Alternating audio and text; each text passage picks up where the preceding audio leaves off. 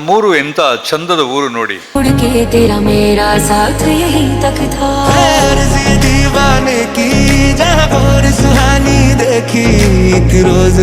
ಇವರು ನೈಜ ಧರ್ಮವನ್ನ, ನೈಜ ದೇವರನ್ನ ಪ್ರೀತಿಸುವವರು. ಮತ್ತು ಯಾರು ನಿಜವಾಗೂ ದೇವರನ್ನು ಪ್ರೀತಿಸ್ತಾರೋ ಮತ್ತು ಯಾರಿಗೆ ನಿಜವಾಗೂ ದೇವರು ಅನ್ನೋದು ಅವರ ಕರ್ತವ್ಯ, ಕರ್ಮ, ಡ್ಯೂಟಿ ಅನ್ನೋದು ಗೊತ್ತಾಗುತ್ತೋ ಅವರಿಗೆ ಮಾತ್ರ ಈ ಕೆಲಸ ಮಾಡೋಕ್ಕಾಗೋದು.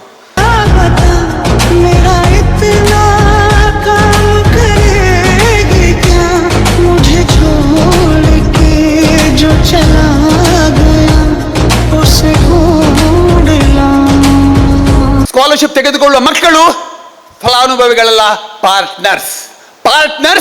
ನೀವು ಭಾರತ್ ಸೋಷಿಯಲ್ ವೆಲ್ಫೇರ್ ಟ್ರಸ್ಟ್ ಮತ್ತು ಭಾರತ ಕಟ್ಟುವುದಕ್ಕೆ ನೀವು ಪಾರ್ಟ್ನರ್ಸ್ ಆಗಬೇಕು.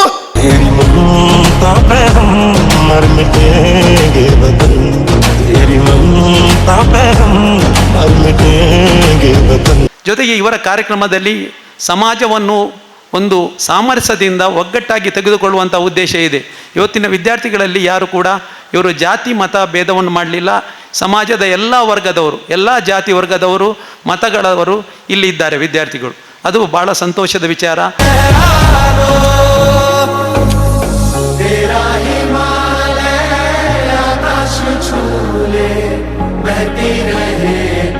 ದೇವರು ಮಾಡುವ ಕೆಲಸವನ್ನ, ಸರ್ಕಾರ ಮಾಡುವ ಕೆಲಸವನ್ನು, ಅದಕ್ಕೆ ಭಾರತ್ ಅಂತ ಹೆಸರಿಟ್ಕೊಂಡಿದ್ದಾರೆ.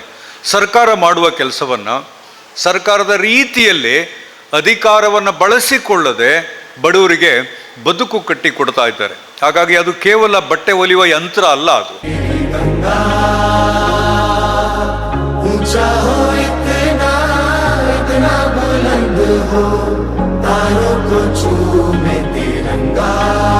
ಎಲ್ಲರನ್ನ ಸೇರಿಸಿದಾರಲ್ಲ ಇಲ್ಲಿ ಹಿಂದೂಗಳು, ಮುಸ್ಲಿಮ್ಸು ಇತ್ಯಾದಿ ಎಲ್ಲ ಧರ್ಮ, ಜಾತಿ, ಮತದವರು, ಪಂಥದವರು ನಾವೆಲ್ಲರೂ ಇಲ್ಲಿ ಸೇರಿ ಇದರ ಫಲಾನುಭವಿಗಳಾಗಿದ್ದೇವೆ. ಭಾರತ ಕೂಡ ಹಾಗೇನೆ. हर रिश्ते से पहले वतन को रखने वाले, वतन की खातिर चिता पे वतन को रखने वाले. ಕೃತಜ್ಞರಾಗಬೇಕಂದ್ರೆ ಹೇಳುವುದಿಲ್ಲ ನಾನು. ನಿಮ್ಮ ಜವಾಬ್ದಾರಿ ಗೊತ್ತಿದ್ರೆ ಸಾಕಾಗ್ತದೆ. ನಮ್ಮ ವೈಯಕ್ತಿಕವಾದಂತಹ ಜವಾಬ್ದಾರಿ ನಮಗೆ ಗೊತ್ತಿರಬೇಕು.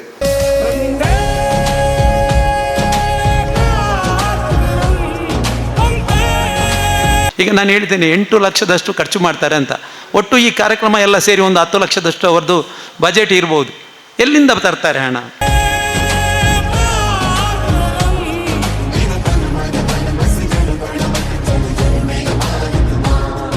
ಈ ಸಮಾಜವನ್ನು ಶಸ್ತ್ರಚಿಕಿತ್ಸೆ ಮಾಡಲಿಕ್ಕೆ ಡಾಕ್ಟರ್ಗಳ ಥರ, ಆಪರೇಷನ್ ಮಾಡಲಿಕ್ಕೆ, ಸರ್ಜರಿ ಮಾಡಲಿಕ್ಕೆ ಡಾಕ್ಟರ್ಗಳ ಥರ ನಮ್ಮ ಅಮೀನ್ ಬಾಯಿ ಮತ್ತು ತಂಡದವರು ದೇವರ ಸಲಹೆ ಮುಖಾಂತರ ಬಂದಿದ್ದಾರೆ ಅಂತ ನಾನು ತಿಳ್ಕೊಂಡಿದ್ದೇನೆ.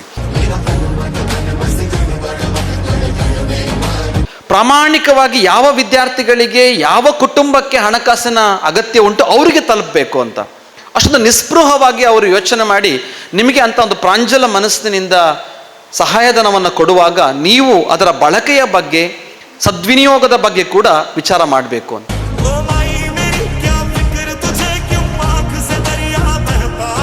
ಯಾವುದಾದ್ರೂ ಒಂದು ಸಂದರ್ಭದಲ್ಲಿ ದೇವರು ನನಗೆ ಅವಕಾಶ ಕೊಟ್ಟರೆ ನಿಮ್ಮ ಜೊತೆ ನಾನು ಕೂಡ ಕೈ ಸೇರಿಸ್ಕೊಳ್ತಾನೆ, ಯಾವತ್ತೂ ನಿಮ್ಮ ಜೊತೆಗಿರ್ತಾನೆ, ಬದುಕಿದ್ರೆ ನಿಮ್ಮ ಜೊತೆಗೆ ಯಾವತ್ತೂ ನಾನು ಸೇರಿಕೊಳ್ತೇನೆ ಅಂತ ಹೇಳ್ತಾ, ನಾನು ಪುಟ್ಟ ಕಾರ್ಯಕ್ರಮ ಮಾತ್ರ ಅಂತ ಹೇಳುವುದಿಲ್ಲ, ಇದೊಂದು ಪುಣ್ಯ ಕಾರ್ಯಕ್ರಮ ಅಂತ ಸಹ ಹೇಳ್ತೇನೆ.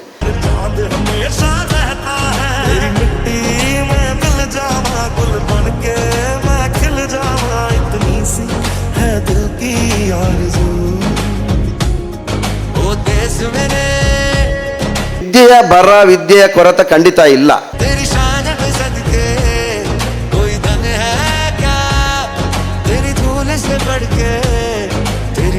ಈ ಕಾರ್ಯಕ್ರಮ ಮಹಾತ್ಮ ಗಾಂಧೀಜಿಯವರು, ಅಂಬೇಡ್ಕರ್ ಅವರು, ಅಬ್ದುಲ್ ಕಲಾಂ ಸರ್, ವಿವೇಕಾನಂದ ತತ್ವಾದರ್ಶಗಳನ್ನು ಇಟ್ಟುಕೊಂಡಂತ ಈ ಸಂಸ್ಥೆಯ ಕಾರ್ಯಕ್ರಮ 10 ಅಲ್ಲ 100 ಸಾವಿರಾರು ವರ್ಷ ಮುಂದೆ ಹೋಗುತ್ತೆ. ಯಾಕಂದ್ರೆ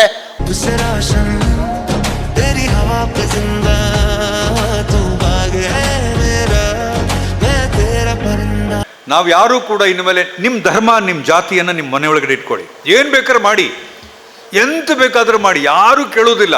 ತಲೆ ಕೆಳಗಡೆ ಆದ್ರೆ ಅದನ್ನ ಮಾಡ್ಕೊಂಡು ಏನಾದರೂ ಮಾಡ್ತಾ ಇರಿ. ನೀವು ತಲೆ ಮೇಲೆ ನಿಂತ್ಕೊಳ್ಳಿ, ಯು ಡೂ ಎನಿಥಿಂಗ್. ಮನೆಯಿಂದ ಹೊರಗಡೆ ಬಂದರೆ ನಾವೆಲ್ಲರೂ ಭಾರತೀಯರು.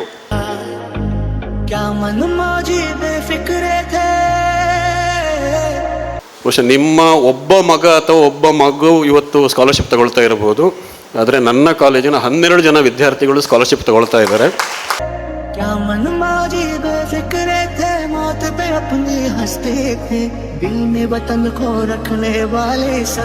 ಇಂಥ ಕಾರ್ಯಕ್ರಮಗಳು ನಿಮಗೆ ಕಟ್ಟಿಕೊಡುವಂಥದ್ದು ಕೇವಲ ಒಂದು ಸ್ಕಾಲರ್ಶಿಪ್ ಮಾತ್ರ ಅಲ್ಲ, ಅದರ ಆಚೆಗೆ ಬದುಕುವ ರೀತಿಯನ್ನ, ಶೈಕ್ಷಣಿಕವಾಗಿ ನಾವು ಮುಂದೆ ಹೋಗ್ಬೇಕಂತ ರೀತಿಯನ್ನ ಬಹಳ ಸ್ಪಷ್ಟವಾಗಿ ಈ ಕಾರ್ಯಕ್ರಮ ನಿಮ್ಗೆ ಕಟ್ಟಿಕೊಡುತ್ತೆ. ಆ ದೃಷ್ಟಿಯಲ್ಲಿ ಇವತ್ತು ನೀವೆಲ್ಲ ಇವತ್ತಿನ ಕಾಲಘಟ್ಟದ ಏನೊಂದು ನಾಗಾಲೋಟದಲ್ಲಿ ನಾವೆಲ್ಲ ಇದ್ದೇವೆ, ಆ ನಾಗಾಲೋಟದಲ್ಲಿ ಕೂಡ ಹೆಜ್ಜೆ ತಪ್ಪದಾಗಿ ನೋಡಬೇಕು ಅಂತ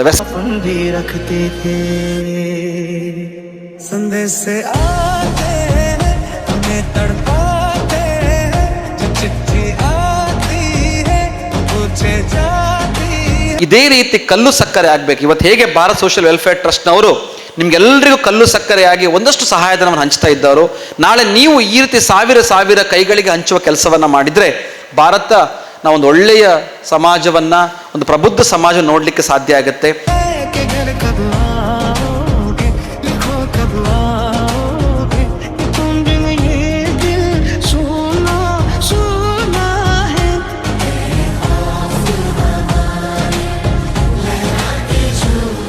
ಭಾರತ ಅಂತ ಹೇಳುವಂಥದ್ದು ಅದು ಒಂದು ಕಂಬದ ಮೇಲೆ ನಿಂತಂಥ ಡೇರೆ ಅಲ್ಲ.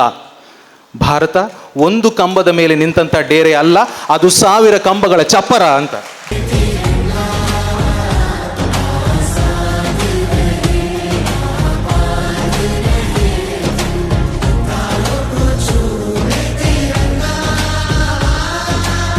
ನಿಮಗೆ ಉಪಯೋಗಕ್ಕೆ ಬೀಳುವುದಂತೆ ಹೇಳಿದರೆ ನೀವು ಮಾಡಿದಂಥ ಶಾಶ್ವತವಾದ ದಾನ.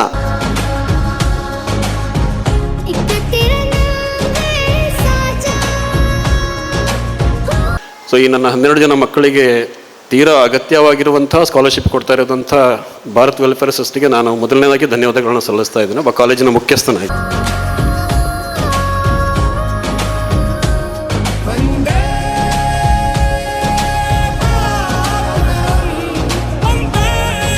ಬಹುಶಃ ತಾವು ಮಾಡ್ತಾ ಇರುವಂತಹ ಏನು 10 ವರ್ಷಗಳ ಈ ಅಮೂಲ್ಯ ಸೇವೆ ಯಾರಿಗೂ ಗೊತ್ತಾಗದ ಹಾಗೆ ಮಾಡ್ತಾ ಇರುವಂತಹ ಭಾರತ್ ಸೇವಾ ಏನು ಟ್ರಸ್ಟ್ ಇದೆ, ಬಹುಶಃ ಇಂಥ ಟ್ರಸ್ಟ್ ನಮಗೆ ಬೇಕಾಗಿದೆ ಇವತ್ತು ಅಂತ ಹೇಳ್ತಾ,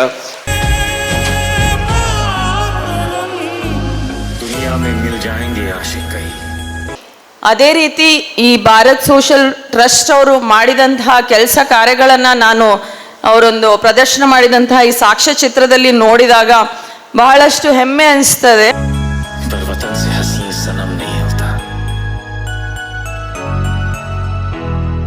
ಯಾವ ಅಕ್ಷರಾಭ್ಯಾಸ, ತಾಳ್ಮೆ ಮತ್ತು ವಿವೇಚನೆಯನ್ನು ಕಲಿಸಬೇಕಿತ್ತು ಅದೀಗ ಗಳಿಕೆ ಆಧಾರಿತವಾಗಿ ಪರಿವರ್ತಿತವಾಗಿದೆ.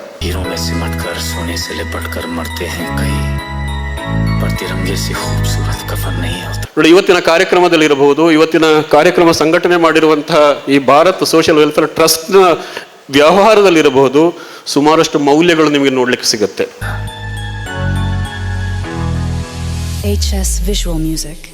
ಉತ್ತಮ ಶ್ರೇಣಿಯಲ್ಲಿ ನೀವು ತೇರ್ಗಡೆ ಆಗಿರುವುದರನ್ನ ಗುರುತಿಸಿಕೊಂಡು ಈ ಒಂದು ವಿದ್ಯಾರ್ಥಿ ಪ್ರೋತ್ಸಾಹ ಧನವನ್ನ ನೀಡ್ತಾ ಇದ್ದಾರೆ.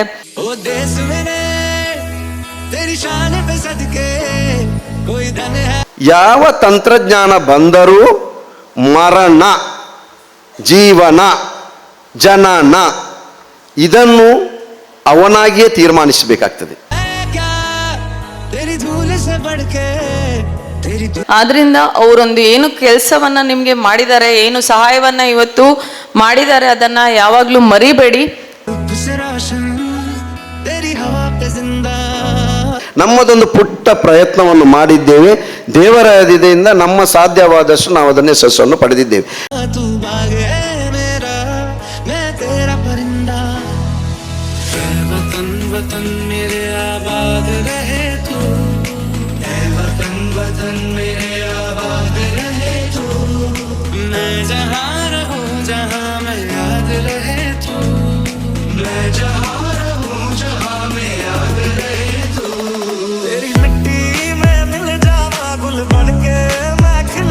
ಆದರೆ ಈ ಸಂದರ್ಭದಲ್ಲಿ ನಾನು ಅದನ್ನೊಂದು ಸ್ವೀಕರಿಸಲಿಕ್ಕೆ ನಾನು ಅರ್ಹತೆ ಉಂಟಾ ಇಲ್ಲೋ ಅಂತ ನನಗೆ ಒಂದು ಪ್ರಶ್ನೆ. ಬಟ್ ನನ್ನನ್ನು ಗುರುತಿಸಿದ್ದಕ್ಕಾಗಿ ಸಂಘಟಕರನ್ನು ನಾನು ಮೊದಲಾಗಿ ಅಭಿನಂದಿಸ್ತೇನೆ. ಮಾತ್ರ ಅಲ್ಲ, ನಾನು ಅವರಿಗೆ ಯಾವತ್ತೂ ಆಭಾರಿಯಾಗುತ್ತೇನೆ. इतनी सी है दिल की आरज़ू, तेरी नदियों में बह जावा, तेरे खेतों में लहरावा, इतनी सी. ಇದಕ್ಕಿಂತ ಹೆಚ್ಚಿಗೆ ನನಗೆ ಈ ಭಾಗ್ಯ ನನಗೆ ಈ ವೇದಿಕೆಯ ಮೇಲೆ ದೊರಕಿದ್ದು ಅದಕ್ಕಿಂತ ಇನ್ನು ಯಾವುದೋ ಇದು ನನ್ನ ಪೂರ್ವಜನ್ಮದ ಪುಣ್ಯವಾಯಿನ ಅಲ್ಲಿವರೆಗೆ ಆಗಿದೆ ನನಗೆ. की आरज़ू, शान तेरी न कम होने देंगे वतन, नाम ले लेके तेरा जिएंगे वतन, तेरी ममता पे हम मर मिटेंगे वतन, तेरी ममता. ಎಲ್ರಿಗೂ ನಮಸ್ಕಾರ, ಶುಭ ಮಧ್ಯಾಹ್ನ. BSWT Bharat social and welfare ಟ್ರಸ್ಟ್ನ ಈ ವಾರ್ಷಿಕೋತ್ಸವದ ಕಾರ್ಯಕ್ರಮಕ್ಕೆ ನಿಮಗೆಲ್ರಿಗೂ ಸ್ವಾಗತ. ಇಲ್ಲಿ ಸಾಕಷ್ಟು ಮಂದಿ ವಿದ್ಯಾರ್ಥಿಗಳು ಸ್ಕಾಲರ್ಶಿಪ್ ಪಡೆಯೋದಕ್ಕೆ, ಜೊತೆಗೆ ಪೋಷಕರೆಲ್ಲರೂ ಕೂಡ ಬಂದಿದ್ದೀರಿ. ಸರಿಯಾಗಿ 3 ಗಂಟೆ ಆಗಿದೆ, ನಮ್ಮ ಕಾರ್ಯಕ್ರಮ ಆರಂಭಗೊಳ್ತಾ ಇದೆ. ಈ ಕಾರ್ಯಕ್ರಮವನ್ನು ಒಂದು ಸುಂದರ ಗೀತೆಯೊಂದಿಗೆ ಆರಂಭ ಮಾಡಬೇಕು ಅನ್ನೋದು ಟ್ರಸ್ಟ್ನ ಅಧ್ಯಕ್ಷರು ಮತ್ತು ಎಲ್ಲ ಸದಸ್ಯರ ಇರಾದೆ ಆಗಿದೆ. ಹಾಗಾಗಿ ರಾಷ್ಟ್ರಕವಿ ಕುವೆಂಪು ಅವರ ರಚನೆಯ ಒಂದು ಸುಂದರವಾದಂಥ ಗೀತೆಯೊಂದಿಗೆ ನಮ್ಮ ಇವತ್ತಿನ ಕಾರ್ಯಕ್ರಮ ಆರಂಭಗೊಳ್ಳುತ್ತೆ. ಈ ಹಾಡನ್ನು ನಮ್ಮ ಮುಂದೆ ಪ್ರಸ್ತುತಪಡಿಸೋದಕ್ಕೆ ಇದೇ ಕಾಲೇಜಿನ 5 ಮಂದಿ ವಿದ್ಯಾರ್ಥಿನಿಯರು ಬರ್ತಾ ಇದ್ದಾರೆ. ನೀವೆಲ್ಲರೂ ಚಪ್ಪಾಳೆ ತಟ್ಟಿ ಅವರನ್ನು ಸ್ವಾಗತಿಸಬಹುದೇ?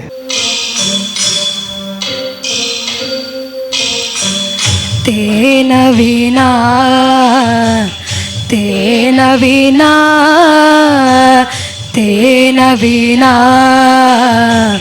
ತೇನ ವಿನಾ ತೃಣಮಪಿ ನ ಚಲತಿ, ತೇನ ವಿನಾ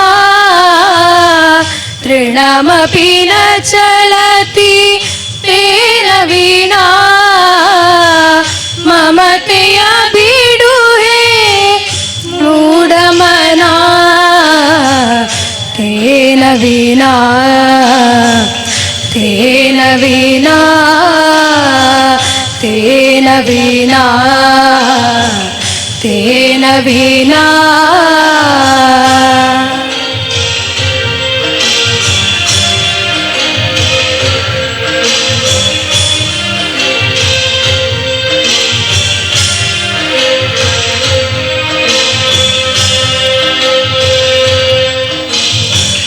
ರವಿಗಿಲ್ಲದ ಭಯ, ಶಶಿಗಿಲ್ಲದ ಭಯ, ತಾರಾನಿ ಬಹಕೆ ಇರದ ಭಯ, ತಾರಾನಿ ಬಹಕೆ ಇರದ ಭಯ, ನಿನಗೆ ತಕೆ ಬಿಡು ಆಡು ಶ್ರದ್ಧೆಯ ನೀಡು, ನಿನಗೆ ತಕೆ ಬಿಡು ಆಡು ಶ್ರದ್ಧೆಯ ನೀಡು, ನಿನ್ನನೆ ನೈವೇದ್ಯವ ನೀಡು, ನಿನ್ನನೆ ನೈವೇದ್ಯವ ನೀಡು, ತೇನ ವಿನಾ ತೇನ ವಿನಾ ತೇನ ವಿನಾ ತೇನ ವಿನಾ.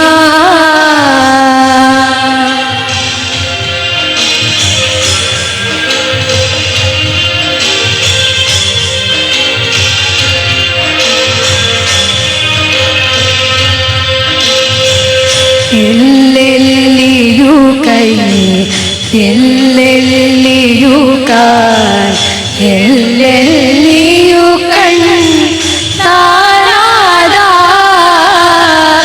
ಎಲ್ಲೆಲ್ಲಿಯೂ ಕಣ್ ತಾರಾದ, ಸುಕೃಷಿತು ಶಕ್ತಿಯ ಆನಂದವಿರಲ್, ಸುಕೃಷಿತು ಶಕ್ತಿಯ ಆನಂದವಿರಲ್, ಬಿಡು ಏತಕ್ಕೆ ನಿನಗೆ ವಿಷಾದ, ಬಿಡು ಏತಕ್ಕೆ ನಿನಗೆ ವಿಷಾದ, ತೇನ ವಿನಾ ತೇನ ವಿನಾ ತೇನ ವಿನಾ ತೇನ ವಿನಾ ತೃಣಮಪಿ ನ ಚಲತಿ.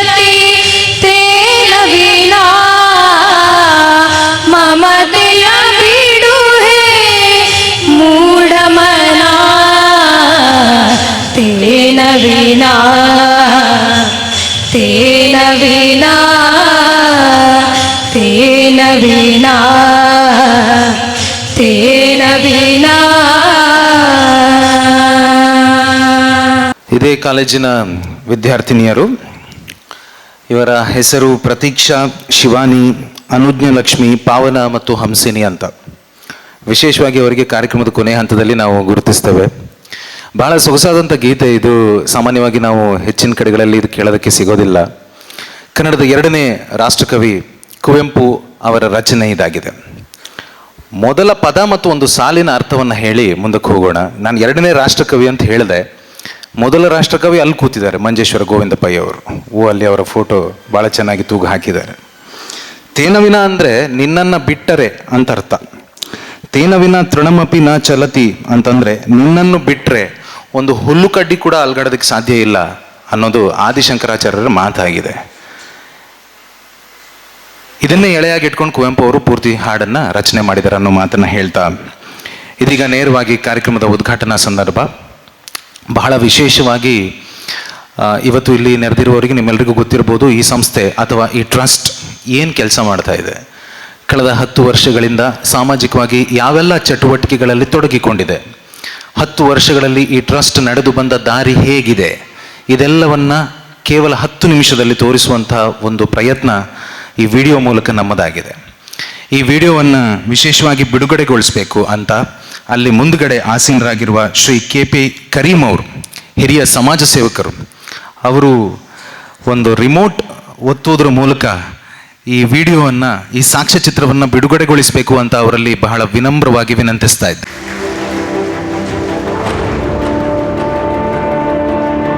ಹೊಲಿಗೆ ತರಬೇತಿಯನ್ನು ಕಲಿತಿದ್ದೆ. ಏನಂದರೆ ನಾನು ಈಗ ಎಷ್ಟು ಏಜ್ ಆಯಿತು ನನಗೆ ನನ್ನ ಮಕ್ಕಳೊಂದು ಸ್ಟಿಚ್ ಮಾತ್ರ ಕಲಿಸಿ ಕೊಟ್ಟಿದ್ದಾರೆ. ಮತ್ತು ನನಗೆ ಕಲಿಬಹುದಂತ ಮನಸ್ಸಿನಲ್ಲಿ ಹೋಗಲೇ ಇಲ್ಲ. ನಾವು ಈ ನೀರೋದು 3 ದಿವಸ ಒಳಿತು ಮಾಡು ಮನ್ಸ, ನೀರೋದು 3 ದಿವಸ ಒಳಿತು ಮಾಡು ಮನ್ಸ. Bharat social and welfare trust, Mangaluru. ಸರ್ವರಿಗೂ ದಶಮಾನೋತ್ಸವ ಸಮಾರೋಪದ ಶುಭಾಶಯಗಳು. ಟ್ರಸ್ಟ್ ನಡೆದು ಬಂದಂತಹ ದಾರಿಯ ಕಡೆಗೆ ಹಿನ್ನೋಟ. ಟ್ರಸ್ಟ್ ಒಂದು ಲಾಂಛನವನ್ನು ಪಾಲಿಸಿಕೊಂಡು ಬಂದಿದೆ. ಕೆಳಗಡೆ ಆಶ್ರಯವಾಗಿ ಆಧಾರವಾಗಿಟ್ಟುಕೊಂಡಿರುವ 2 ಕೈಗಳು. ಅದು ಯಾವ ಬಣ್ಣದಲ್ಲಿದೆ? ಮಣ್ಣಿನ ಬಣ್ಣದಲ್ಲಿದೆ, ಕಾಂಡದ ಬಣ್ಣದಲ್ಲಿದೆ. ಅದು ಆಧಾರ. ಅದರ ಮೇಲೆ ಚಿಗುರಿ ನಿಂತದ್ದು ಭಾರತ. ಅದು ಸಮನ್ವಯತೆಯ, ಸಾಹೋದಾರ್ಯದ, ಪಾರಸ್ಪರ್ಯಗಳಿರುವ ತ್ರಿವರ್ಣ ಭಾರತ. ಅದರ ಮೇಲೆ ಒಂದಷ್ಟು ಎಲೆಗಳಿವೆ. ಕೆಲವು ಎಲೆಗಳು ನಸು ಬಣ್ಣದ ಹಸಿರು, ಕೆಲವು ಎಲೆಗಳು ಕಡು ಬಣ್ಣದ ಹಸಿರು. ಕಡು ಬಣ್ಣದ ಹಸಿರು ಬೆಳೆದ ಮನಸ್ಥಿತಿ, ನಸು ಬಣ್ಣದ ಹಸಿರು ಬೆಳೆಯಬೇಕಾದ ಮನಸ್ಥಿತಿ. ಹಾಗಾಗಿ ಇವೆಲ್ಲ ಸಮಗ್ರವಾಗಿ ನಿಲ್ಲುವಂಥದ್ದು ನಮ್ಮೆಲ್ಲರ ಪರಸ್ಪರ ಕೈಜೋಡಿಸುವಿಕೆಯ ಮೇಲೆ ಎಂಬುದು ಆ ಚಿಹ್ನೆ ಬಹಳ ಸ್ಪಷ್ಟವಾಗಿ ಹೇಳ್ತಾ ಉಂಟು. ಕೊನೆಯಲ್ಲಿ ಹೇಳಿದ್ದೆ ಜರ್ನಿ ಟು ಎಕ್ಸಲೆನ್ಸ್, ಉತ್ಕರ್ಷದ ಕಡೆಗೆ ಪ್ರಯಾಣ. ಭಾರತ್ ಸೋಷಿಯಲ್ ವೆಲ್ಫೇರ್ ಟ್ರಸ್ಟ್ ಇದರ 3 ಮುಖ್ಯ ವಿಷಯವನ್ನು ಆಯ್ದುಕೊಂಡಿದೆ: ಶಿಕ್ಷಣ, ಉದ್ಯೋಗ, ಆರೋಗ್ಯ. ಒಬ್ಬ ಮನುಷ್ಯನ ಬದುಕು ಸರಿಯಾಗಬೇಕಾದರೆ ಹಸಿವು, ಈ ಹಸಿವು ಅದರ ಮೂಲ ಬೇರಿನ ಸಮೇತ ಕಿತ್ತು ಹೋಗಬೇಕಾದರೆ ಆತನಲ್ಲಿ ಒಳ್ಳೆಯ ಶಿಕ್ಷಣ ಕೊಡಬೇಕಾಗ್ತದೆ.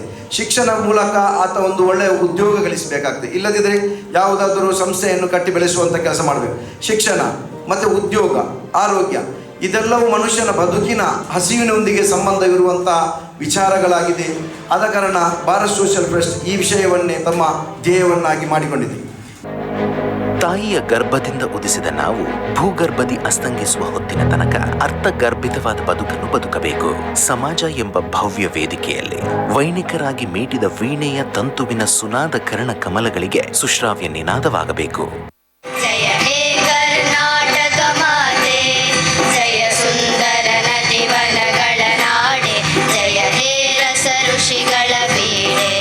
ಹುಟ್ಟು ಭಗವಂತನ ಭಿಕ್ಷೆ. ಜಗತ್ತನ್ನು ಬೆಳಗಿಸುವುದು ಮೌಲ್ಯಯುತ ಮನುಷ್ಯರ ಮೂಲತತ್ವ.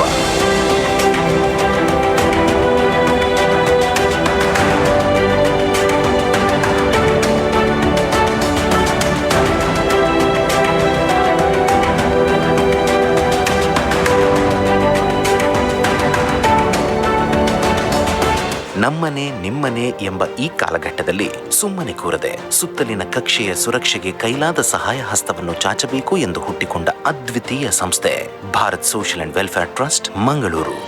ನಮ್ಮ ಈ ಪರಿಸರದ ಅತ್ಯಂತ ವಿಶಿಷ್ಟವಾದ ಒಂದು ಸಂಘಟನೆ. ಬಹುಶಃ ನಿಮಗೆ ಹೆಚ್ಚಿನವರಿಗೆ ಗೊತ್ತಿರಲಿಕ್ಕಿಲ್ಲ.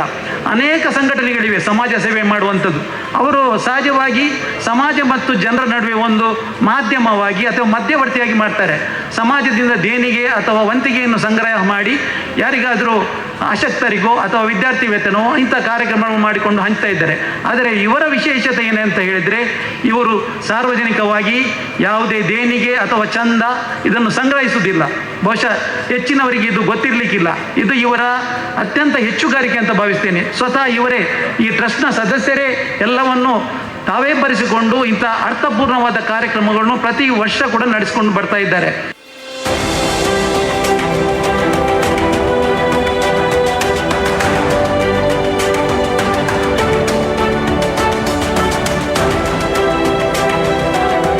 ಸರಿಸುಮಾರು 2015ರಲ್ಲಿ ಒಂದಷ್ಟು ಸಮಾನ ಮನಸ್ಕರ ತಂಡ ಸ್ವಾವಲಂಬನೆ ಮತ್ತು ಸ್ವಾಭಿಮಾನ ಎಂಬ ಧ್ಯೇಯಕ್ಕೆ ಧೈರ್ಯವಾಗಿ ಸುತ್ತಲಿನ ಸಮಾಜಕ್ಕೆ ವಿಧೇಯರಾಗಿ ಬಡತನ ರೇಖೆಗಿಂತ ಕೆಳಗಿರುವ ಕುಟುಂಬಗಳಿಗೆ ಸಹಕಾರದ ಹೊನ್ನೊಳೆಯನ್ನು ಹರಿಸಿ ಭರವಸೆಯ ಬದುಕನ್ನು ಕಟ್ಟಿ ಬಾಳಲು ಮುನ್ನುಡಿಯನ್ನು ಬರೆದರು. ನಾನು ಎಲ್ಲಿ ಹೋದರೂ ನಾವು ಹೋದಲ್ಲಿ ಸಮಯಕ್ಕೆ ಸಮಯಕ್ಕೆ ಸರಿಯಾದಂಥ ಕಾರ್ಯಕ್ರಮ ಬಹಳ ಕಮ್ಮಿ. ಹೋದ ನಂತರ ಹೇಳೋದು ನಾವು ನಮ್ಮ ಬಾಯಲ್ಲೊಂದು 3-4 ಸಲ ಬರಲಿಕ್ಕೆ ಉಂಟು. ಹೆಚ್ಚು ಸಾವು ಮಾರೆ ಸಾವು, ಇಲ್ಲಿ ಒಂದು ಕೂಡ ಸಾವು ಬರಲೇ ಇಲ್ಲ. ಯಾಕೆಂತ ಹೇಳಿದರೆ ಭಾರತ್ ಸೋಷಿಯಲ್ ವೆಲ್ಫೇರ್ ಟ್ರಸ್ಟ್ ಹಾಗೆ ಇದೆ ಕಾಣಬೇಕು. ಒಳಗೆ ಬರುವಾಗ ಮತ್ತು ವಿಚಿತ್ರ, ಗಂಡಸರು ಬೇರೆ ಹೆಂಗಸರು ಬೇರೆ. ಭಾಳ ಆ ಶಿಸ್ತನ್ನು ನೀವು ಇಷ್ಟು ವರ್ಷದಿಂದ ಮಾಡ್ಕೊಂಡು ಬಂದಿದ್ದೀರಿ. 7 ವರ್ಷ ಆಯಿತು, ಇದು 8ನೇ ವರ್ಷ. ಅದರಿಂದ ಮತ್ತು ನಿಮ್ಮ ಆ ಕಾರ್ಯ ನೀವು ಮಾಡ್ತಾ ಇರುವಂಥ ಕೆಲಸವನ್ನು ನೋಡುವಾಗ ನಮಗೆ ಆಗ್ತದೆ, ಎಲ್ಲರೂ ಯಾವಾಗಲೂ ನಮ್ಮದನ್ನು ನಾವು ನೋಡ್ಕೊಳ್ಬೇಕು, ಇನ್ನೊಬ್ಬರದನ್ನು ಯಾಕೆ ನೋಡಬೇಕು ಅಂತ ಹೇಳುವಂಥ ಈ ಸಮಯದಲ್ಲಿ ಇಂಥ ಒಂದು ಟ್ರಸ್ಟ್ ನಿಜವಾಗ್ಲೂ ಬೇಕೇ ಬೇಕು. ನನಗೆ ತುಂಬ ಇಷ್ಟ ಆಯಿತು. ಇಂಥ ಟ್ರಸ್ಟ್ಗಳು ಅಲ್ಲೆಲ್ಲಿ ಆಗ್ತಾ ಇರಬೇಕು. ಯಾಕೆಂತ ಹೇಳಿದರೆ ಇದರಲ್ಲಿ ಜಾತಿ ಮತ ಭೇದ ಯಾವುದೂ ಇಲ್ಲ.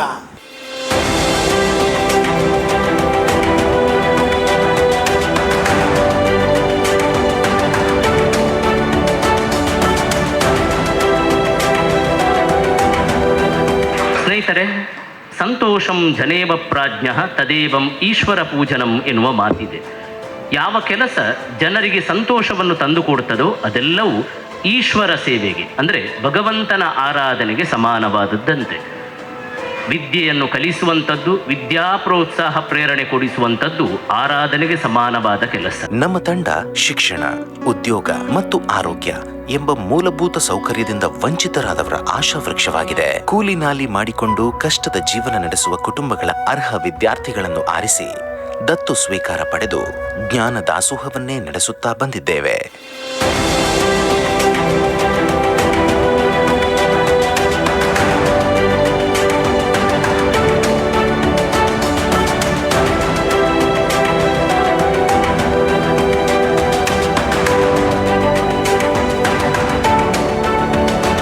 ಸ್ವಾವಲಂಬಿ ಬದುಕು ಕಟ್ಟಿಕೊಳ್ಳಲು ಉಚಿತ ಟೈಲರಿಂಗ್ ತರಬೇತಿಯನ್ನು ನೀಡಿ, ಸಾಲ ರೂಪದಲ್ಲಿ ಉದ್ಯೋಗ ತೆರೆಯಲು ಧನ ಸಹಾಯ ನೀಡಿ, ಮರುಪಾವತಿಗೆ ಅನುಕೂಲವಾಗುವಂತೆ ವ್ಯವಸ್ಥೆ ಕಲ್ಪಿಸಿ ಸ್ವಾಭಿಮಾನದ ಬದುಕನ್ನು ಬದುಕಲು ಕಲಿಸಿಕೊಟ್ಟಿದ್ದೇವೆ.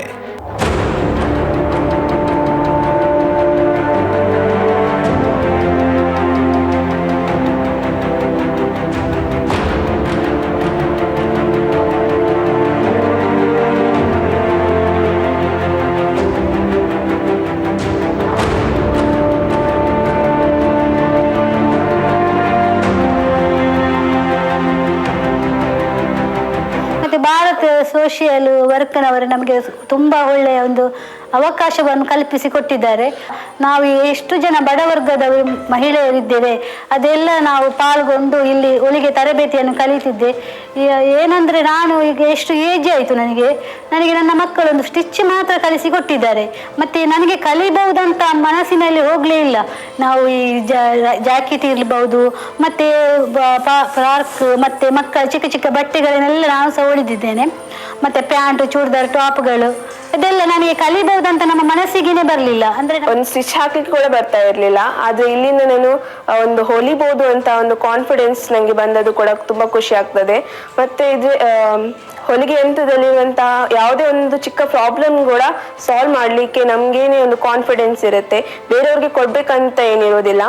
ಮತ್ತೆ ಸೋಷಿಯಲ್ ವೆಲ್ಫೇರ್ ಟ್ರಸ್ಟ್ ನವರಿಗೆ ಕೂಡ ಧನ್ಯವಾದಗಳನ್ನು ಅವರಿಗೆ ಅಂದ್ರೆ Bharat social and welfare trust ಅವರಿಗೆ ನಾನು ತುಂಬಾ ಧನ್ಯವಾದ ಹೇಳಲಿಕ್ಕೆ ಇಷ್ಟಪಡ್ತೇನೆ. ಅಂತ ಹೇಳಿದ್ರೆ ಮನೆಯಲ್ಲಿ ಒಂದು ಇರುವವರಿಗೆ ಒಂದು ಅವಕಾಶ ಮಾಡಿಕೊಟ್ಟಿದ್ದಾರೆ. ಅಂದ್ರೆ ಸ್ವಂತ ಉದ್ಯೋಗ ಒಂದು ಮಾಡ್ಕೊಳ್ಲಿಕ್ಕೆ ಅವರ ಬೇರೆ ಅಲ್ಲದಿದ್ದರು ಅವರ ಬಟ್ಟೆ ಆದ್ರೂ ಕೂಡ ಅವರೇ ಒಂದು ಹೊಲಿದು ಹಾಕುವಂತ ಅವಕಾಶಕ್ಕಾಗಿ ಮಾಡಿಕೊಟ್ಟಿದ್ದಾರೆ. ಅವರಿಗೆ ಧನ್ಯವಾದ ಹೇಳಲಿಕ್ಕೆ ಇಷ್ಟಪಡ್ತೇನೆ. ಆರೋಗ್ಯ ಸಮಸ್ಯೆಯಿಂದ ಬಳಲುತ್ತಿರುವವರಿಗೆ ತುರ್ತು ಅಥವಾ ಇತರೆ ಸಂದರ್ಭಗಳಲ್ಲಿ ಹಣಕಾಸಿನ ಖರ್ಚು ವೆಚ್ಚಗಳನ್ನು ನೀಡಿ ನೆರವಾಗಿದ್ದೇವೆ.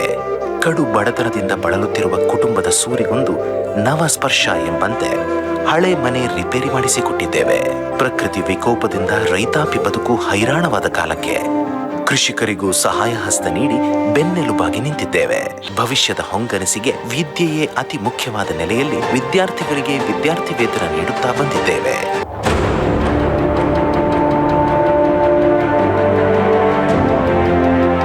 ಎಲ್ಲರೂ ಸಾಧ್ಯವಾದಷ್ಟು ನಮ್ಮ ಕೊಡವನ್ನು ತುಂಬಿಸ್ಕೊಳ್ಳೋಣ. ಸಾಧ್ಯವಾದರೆ ಬೇರೆಯವರ ಕೊಡವನ್ನು ಕೂಡ ತೂತು ಕೊರೆದು ಕದ್ದು ಕನ್ನ ಕೊರೆದು ನಮ್ಮನೆ ನೀರು ತುಂಬಿಸ್ಕೊಳ್ಳೋಣ ಅಂತ ಇಂಥ ಸಂದರ್ಭದಲ್ಲಿ, ಇಂಥ ಒಂದು ಪರಿಸ್ಥಿತಿಯಲ್ಲಿ ಇಲ್ಲೊಂದು 4 ಜನ ನಮ್ಮ ಸಾಮಾನ್ಯ ಭಾಷೆಯಲ್ಲಿ ಹುಚ್ಚರು ಅಂತೇಳಿ ಕರಿಬೇಕು ನಾನು, ಅಂಥ ಒಂದು ಹುಚ್ಚರ ಸಂಘ ತಾವು ದುಡಿದಿದ್ದರಲ್ಲಿ ಸ್ವಲ್ಪವನ್ನು ನಿಮಗೋಸ್ಕರ ಕೊಡ್ತಾ ಇದ್ದಾರೆ, ಸಮಾಜಕ್ಕೋಸ್ಕರ ಮೀಸಲಿಡ್ತಾ ಇದ್ದಾರೆ. ಸೊ ಅದನ್ನು ನೀವು ಸ್ವೀಕರಿಸ್ತಾ ಇದ್ದೀರಿ. ಇದರ ಮಹತ್ವ ಒಬ್ಬ ಸರ್ಕಾರಿ ಕಾಲೇಜಿನ ಪ್ರಾಂಶುಪಾಲನಾಗಿ ನನಗೆ ಗೊತ್ತಿದೆ. ಅದು ಏನು ಅವರು ಹನಿ ಚೆಲ್ತಾ ಇದ್ದಾರಲ್ವ, ಆ ಹನಿ ನಿಮಗೆಷ್ಟು ಪ್ರಮುಖವಾದದ್ದು, ಎಷ್ಟು ಮಹತ್ವವಾಗಿದ್ದು ಅನ್ನೋದು ನನಗೆ ಗೊತ್ತಿದೆ. ಯಾಕೆಂತ ಹೇಳಿದ್ರೆ ಒಂದು 500 ರೂಪಾಯಿ 600 ರೂಪಾಯಿ ಫೀಸ್ ಕಟ್ಟೋದಕ್ಕೂ ಕೂಡ ಕಷ್ಟಪಡುವಂಥ ವಿದ್ಯಾರ್ಥಿಗಳ ಸಮೂಹ ನಮ್ಮ ಮಧ್ಯೆ ಸಾಕಷ್ಟಿದೆ. ನಾಗಾಲೋಟದ ದಿನಚರಿಯ ನಡುವೆ ಸಮಾಜ ಸೇವಕರನ್ನು, ಕಲಾವಿದರನ್ನು, ಸಾಧನೆಯ ಶಿಖರವೇರಿದಂತಹ ಮಹಾನ್ ಸಾಧಕರನ್ನು ವರ್ಷಂಪ್ರತಿ ತುಂಬು ಹೃದಯದಿಂದ ಗುರುತಿಸಿ ಗೌರವಿಸಿ ಸನ್ಮಾನಿಸಿದ್ದೇವೆ. ಭಾರತ್ ವೆಲ್ಫೇರ್ ಅಸೋಸಿಯೇಷನ್ ಇದೇನಿದೆ ನಿಜವಾಗ್ಲೂ ಕೂಡ ಒಳ್ಳೆ ಕೆಲಸವನ್ನು ಮಾಡ್ತಿದೆ. ಒಳ್ಳೆಯವರ ಕೈಯಲ್ಲಿ ಇಂಥ ಒಂದು ಸನ್ಮಾನವನ್ನು ಸ್ವೀಕರಿಸಬೇಕಾದ್ರೆ ಅದು ನಮ್ಮ ಪುಣ್ಯ ಅಂತಲೇ ಹೇಳಬೇಕು. ಈ ಪ್ರಶಸ್ತಿ ನನಗೆ ಯಾವ ರೀತಿ ಅಂದರೆ ಒಂದೊಂದು ಸಲ ಸಾಕಪ್ಪ ಅಂತ ಅನಿಸ್ಬಿಡುತ್ತೆ. ಸಾಕು, ಒಮ್ಮೊಮ್ಮೆ ಈ ಥ್ಯಾಂಕ್ಲೆಸ್ ಸೊಸೈಟಿಗೆ ನಾವಿನ್ನೆಷ್ಟು ಕೊಟ್ಟರು ಅಷ್ಟೇ, ಬೇಡ ಇನ್ನು ವಿಮುಖರಾಗೋಣ ಅನ್ನುವಂಥ ಒಂದು ಮನೋಭಾವ ನಮ್ಮದಾಗ್ತಾ ಇರುತ್ತೆ. ಅದು ನ್ಯಾಚುರಲಿ ಈ ಹೋರಾಟ ಮಾಡ್ತಿರುವಾಗ ಎಷ್ಟು ಮಾಡಿದ್ರು ಅಷ್ಟೇ ಅಲ್ಲ, ಎಷ್ಟು ಮಾಡಿದ್ರು ಅಷ್ಟೇ ಸುಮ್ಮನೆ ಕೇಸ್ ಹಾಕ್ತಾರೆ, ಸುಮ್ಮನೆ ನಮ್ಮನ್ನು ಹಿಂದಕ್ಕೆ ದೂಡ್ತಾ ಇರ್ತಾರೆ, ಬೇಡ ಬಿಟ್ಬಿಡೋಣ ಅಂತ ಅನ್ನಿಸ್ಬಿಡುತ್ತೆ. ಒಮ್ಮೊಮ್ಮೆ ಮನಸ್ಸು ಕುಗ್ಗಿ ಹೋಗುತ್ತೆ. ಅಂಥ ಸಂದರ್ಭದಲ್ಲಿ ಇಂಥ ಪ್ರಶಸ್ತಿಗಳು ನಮ್ಮಲ್ಲಿ ಇನ್ನಷ್ಟು ಸ್ಪಿರಿಟ್ ತುಂಬಿಸ್ತಾ ಇರ್ತವೆ. ಒಂಥರ ನಮ್ಮಲ್ಲಿ ಮತ್ತೆ ಹೋರಾಟ ಮಾಡಬೇಕು, ಮತ್ತೆ ಯಾಕೆ ನಾವು ಸುಮ್ಮನಾಗಬಾರ್ದು, ಇನ್ನಷ್ಟು ಎಲ್ಲರೂ ಸುಮ್ಮನಿದ್ದಾಗ ನಾನು ಯಾಕೆ ಸುಮ್ಮನಿರಬೇಕು ಅನ್ನುವಂಥ ಒಂದು ಸ್ಪಿರಿಟನ್ನು ತುಂಬಿಸುತ್ತೆ. ಆ ಸ್ಪಿರಿಟನ್ನು ಈ ಕ್ಷಣದಲ್ಲಿ ಅಗತ್ಯ ಇತ್ತು ನನಗೆ ಆ್ಯಕ್ಚುಲಿ. ವಸುದೈವ ಕುಟುಂಬಕಂ, ಭೂಮಿಯಲ್ಲಿ ಹುಟ್ಟಿದಂತಹ ಎಲ್ಲ ಜೀವಿಗಳು ಒಂದೇ ಕುಟುಂಬದಂತೆ ಎಂಬ ನುಡಿ ತೋರಣ ಬದುಕಿನ ಭವಿಷ್ಯತ್ತಿಗೆ ಪೂರ್ಣವಾಯಿತು. ಎಲ್ಲರನ್ನು ಒಳಗೊಂಡಿರುವ ಸಮಾಜ ಅಂದರೆ ಇನ್ಕ್ಲೂಸಿವ್ ಸೊಸೈಟಿ ಅಂತ ನಾವು ಏನು ಹೇಳ್ತೀವೋ ಆ ಇನ್ಕ್ಲೂಸಿವ್ ಸೊಸೈಟಿಯನ್ನು ಕೂಡ ಕಟ್ಟಲಿಕ್ಕೆ ಭಾಳಷ್ಟು ಹೆಲ್ಪ್ಫುಲ್ ಆದಂಥ ಒಂದು ಇದು ಕ್ರಮ ಇದು. ಈ ಟ್ರಸ್ಟ್ ಯಾವುದೇ ರೀತಿಯ ಯಾವುದೇ ಸ್ಟೂಡೆಂಟ್ಸ್ಗಳ ಅವರ ಜಾತಿ ಅಥವಾ ಧರ್ಮಗಳನ್ನು ಆ್ಯಕ್ಚುಲಿ ನೋಡ್ಕೊಂಡಿಲ್ಲ. ಎಲ್ಲ ಸಮಾಜದ ಎಲ್ಲ ವರ್ಗಗಳಿಗೆ, ಎಲ್ಲ ರಿಲಿಜನ್ ಹೊಂದಿದಂಥ ಎಲ್ಲರಿಗೂ ಕೂಡ ಸಪೋರ್ಟ್ ಮಾಡ್ತಾರೆ. ಈ ಥರದ ಒಂದು ಕಾರ್ಯಕ್ರಮಗಳು ಭಾಳಷ್ಟು ಆ್ಯಕ್ಚುಲಿ ಮುಖ್ಯ. ಅದರ ಜೊತೆಯಲ್ಲಿ ಬಹುಶಃ ಅಮೀನ್ ಅವರು ತಂಡವನ್ನು ಇವತ್ತು ಬಹುಶಃ ತಮ್ಮ ಭಾರತ ಸೋಷಿಯಲ್ ಆ್ಯಂಡ್ ವೆಲ್ಫೇರ್ ಟ್ರಸ್ಟ್ನ ಮುಖಾಂತರ ವಿವಿಧ ಕೆಲಸ ಹಲವಾರು ಸಾಮಾಜಿಕವಾದ, ಶೈಕ್ಷಣಿಕವಾದ, ಧಾರ್ಮಿಕವಾದ, ಸಾಂಸ್ಕೃತಿಕವಾದ ಮತ್ತು ಕ್ರೀಡಾ ಚಟುವಟಿಕೆಯಲ್ಲಿ ಈಗ ಅವತಾರ ಕೊಡುಗೆ ಬೇರೆ ಬೇರೆ ಲೆಕ್ಕದಲ್ಲಿ ಕೊಟ್ಟಿರ್ತಾರೆ. ಒಬ್ಬ ಮನುಷ್ಯ ಅವನ ವ್ಯಕ್ತಿತ್ವ ರೂಪಿಸಿಕೊಂಡು ತನ್ನ ದುಡಿಮೆ ಜೊತೆಯಲ್ಲಿ ಸಾಮಾಜಿಕವಾದ ಚಿಂತನೆಯಲ್ಲಿ ಸಮಾಜ ಮತ್ತು ದೇಶಕ್ಕೆ ತಮ್ಮ ಕೊಡುಗೆ ಕೊಡಬೇಕಾದ ಇಚ್ಛೆ ಇಟ್ಟುಕೊಂಡು ಈ ರೀತಿಯ ಕಾರ್ಯಕ್ರಮ ಹಮ್ಮಿಕೊಂಡು ಕೂಡ ಅವರನ್ನು ನಾನು ವಿಶೇಷವಾಗಿ ಶ್ಲಾಘಿಸಿ ಅವರ ವಿಶೇಷ ಅಭಿನಂದನೆ ಸಲ್ಲಿಸಿಕೊಂಡು ತಾವು ಕೊಡುವಂಥ ಎಲ್ಲ ಈ ಸಹಕಾರ ಏನಿದೆಯಲ್ಲ ಅದು ಮುಂದಿನ ದಿನಗಳಲ್ಲಿ ದೇವರು ನಿಮಗೆ, ನಿಮ್ಮ ಕುಟುಂಬಸ್ಥರು ನಿಮಗೆ ಖಂಡಿತವಾಗಿ ಕೊಟ್ಟೇ ಕೊಡ್ತಾರೆ ಎಂಬ ವಿಶ್ವಾಸ ನಮಗೆಲ್ಲರಿಗೂ ಕೂಡ ಇದೆ ಅಂತ ಹೇಳಲಿಕ್ಕೆ ಇಚ್ಛಿಸ್ತೇನೆ. ದಶಕ ಸಂಭ್ರಮದ ಹೊಸ್ತಿಲಲ್ಲಿರುವ ನಾವುಗಳು ಬೆಳ್ಳಿ ಬೆಳಕಿನ ಯಾನದತ್ತ ಮುಖ ಮಾಡಿ ಹೊರಟಿದ್ದೇವೆ. ನಿಲ್ಲದ ಪಯಣದ ತುಂಬೆಲ್ಲ ಹೊಚ್ಚ ಹೊಸ ಕಲ್ಪನೆಯ ಕಲರವಗಳನ್ನು ಕಟ್ಟಿಕೊಂಡಿದ್ದೇವೆ. ಮಹಿಳಾ ಸ್ವಾವಲಂಬನೆಗಾಗಿ ಉಚಿತ ಹೊಲಿಗೆ ತರಬೇತಿ, ಎಂಡೋಸಲ್ಫಾನ್ ಸಂತ್ರಸ್ತರಿಗೆ ಪರಿಹಾರ, ಕೃಷಿ ಸಹಾಯ ಮತ್ತು ಉಚಿತ ಗಿಡಗಳ ವಿತರಣೆ, ಸಮಾಜದ ವಿಭಿನ್ನ ಕ್ಷೇತ್ರಗಳಲ್ಲಿ ಸೇವೆ ನೀಡಿದ 10 ಸಮಾಜ ಸೇವಕರನ್ನು ಗುರುತಿಸುವುದು, ಜನಜಾಗೃತಿ ಡಾಕ್ಯುಮೆಂಟರಿ ನಿರ್ಮಾಣ, ವಿಶೇಷ ಚೇತನ ಮಕ್ಕಳಿಗೆ ಬ್ರೈಲ್ ಲಿಪಿ ಮತ್ತು ವೀಲ್ಚೇರ್ ದಾನ, ಆರೋಗ್ಯ ಸೇವೆ, ಸ್ವಾವಲಂಬಿ ಕರಕೌಶಲ್ಯ ಕಾರ್ಮಿಕರಿಗೆ ಸಲಕರಣೆಗಳ ವಿತರಣೆ ಮತ್ತು ಪ್ರೋತ್ಸಾಹ ಧನ ಎಂಬಂತಹ ಮಹತ್ತರ ಕನಸುಗಳ ಗೂಡಾಗಿದ್ದೇವೆ. ಇಲ್ಲಿ ನಾನು ನಾವು ಎಂಬುದು ಇಲ್ಲ. ಆ ಸೃಷ್ಟಿಕರ್ತ ನಮ್ಮನ್ನು ಈ ಪುಣ್ಯ ಕಾರ್ಯಕ್ಕೆ ಆಯ್ಕೆ ಮಾಡಿ ಅನುಗ್ರಹಿಸಿದ್ದಾನೆ ಎಂಬ ಧನ್ಯತಾ ಭಾವನೆ ಬಿಟ್ಟರೆ ಬೇರೇನೂ ಇಲ್ಲ. ನಿಮ್ಮ ಪ್ರಾರ್ಥನೆಯಲ್ಲಿ ನಮ್ಮನ್ನೂ ಸೇರಿಸಿ ಹಾರೈಸಿ. Bharat social and welfare trust, Mangaluru.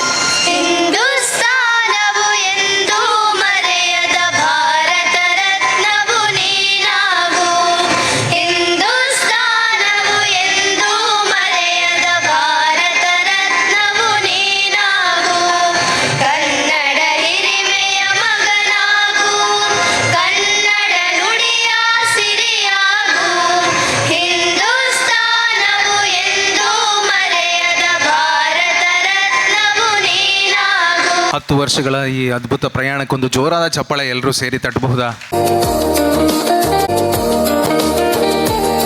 ಡಾಕ್ಯುಮೆಂಟರಿಯನ್ನು ಬಿಡುಗಡೆಗೊಳಿಸಿದ ಹಿರಿಯ ಸಮಾಜ ಸೇವಕರಾದ ಶ್ರೀ KP ಕರೀಂ ಅವರು ಕೂಡ ಇದ್ದಾರೆ. 90 ಕಾರ್ಯಕ್ರಮ 3 ಗಂಟೆಗೆ ಆರಂಭ. ಅವರು 2 ಗಂಟೆಗೆ ಬಂದು ಇಲ್ಲಿ ಕೂತು ಏನೇನೆಲ್ಲ ತಯಾರಿ ನಡೆಸ್ತಾ ಇದ್ದಾರೆ ಅಂತ ನೋಡ್ತಾ ಕೂತಿದ್ರು ಅವರು. ಅಲ್ಲಿ ಮಧ್ಯೆ ಒಂದು ಬೈಟ್ ಬರುತ್ತೆ, ಒಬ್ಬರು ವೈಟ್ ಶರ್ಟ್ ಹಾಕಿ ಮಾತನಾಡ್ತಾರೆ.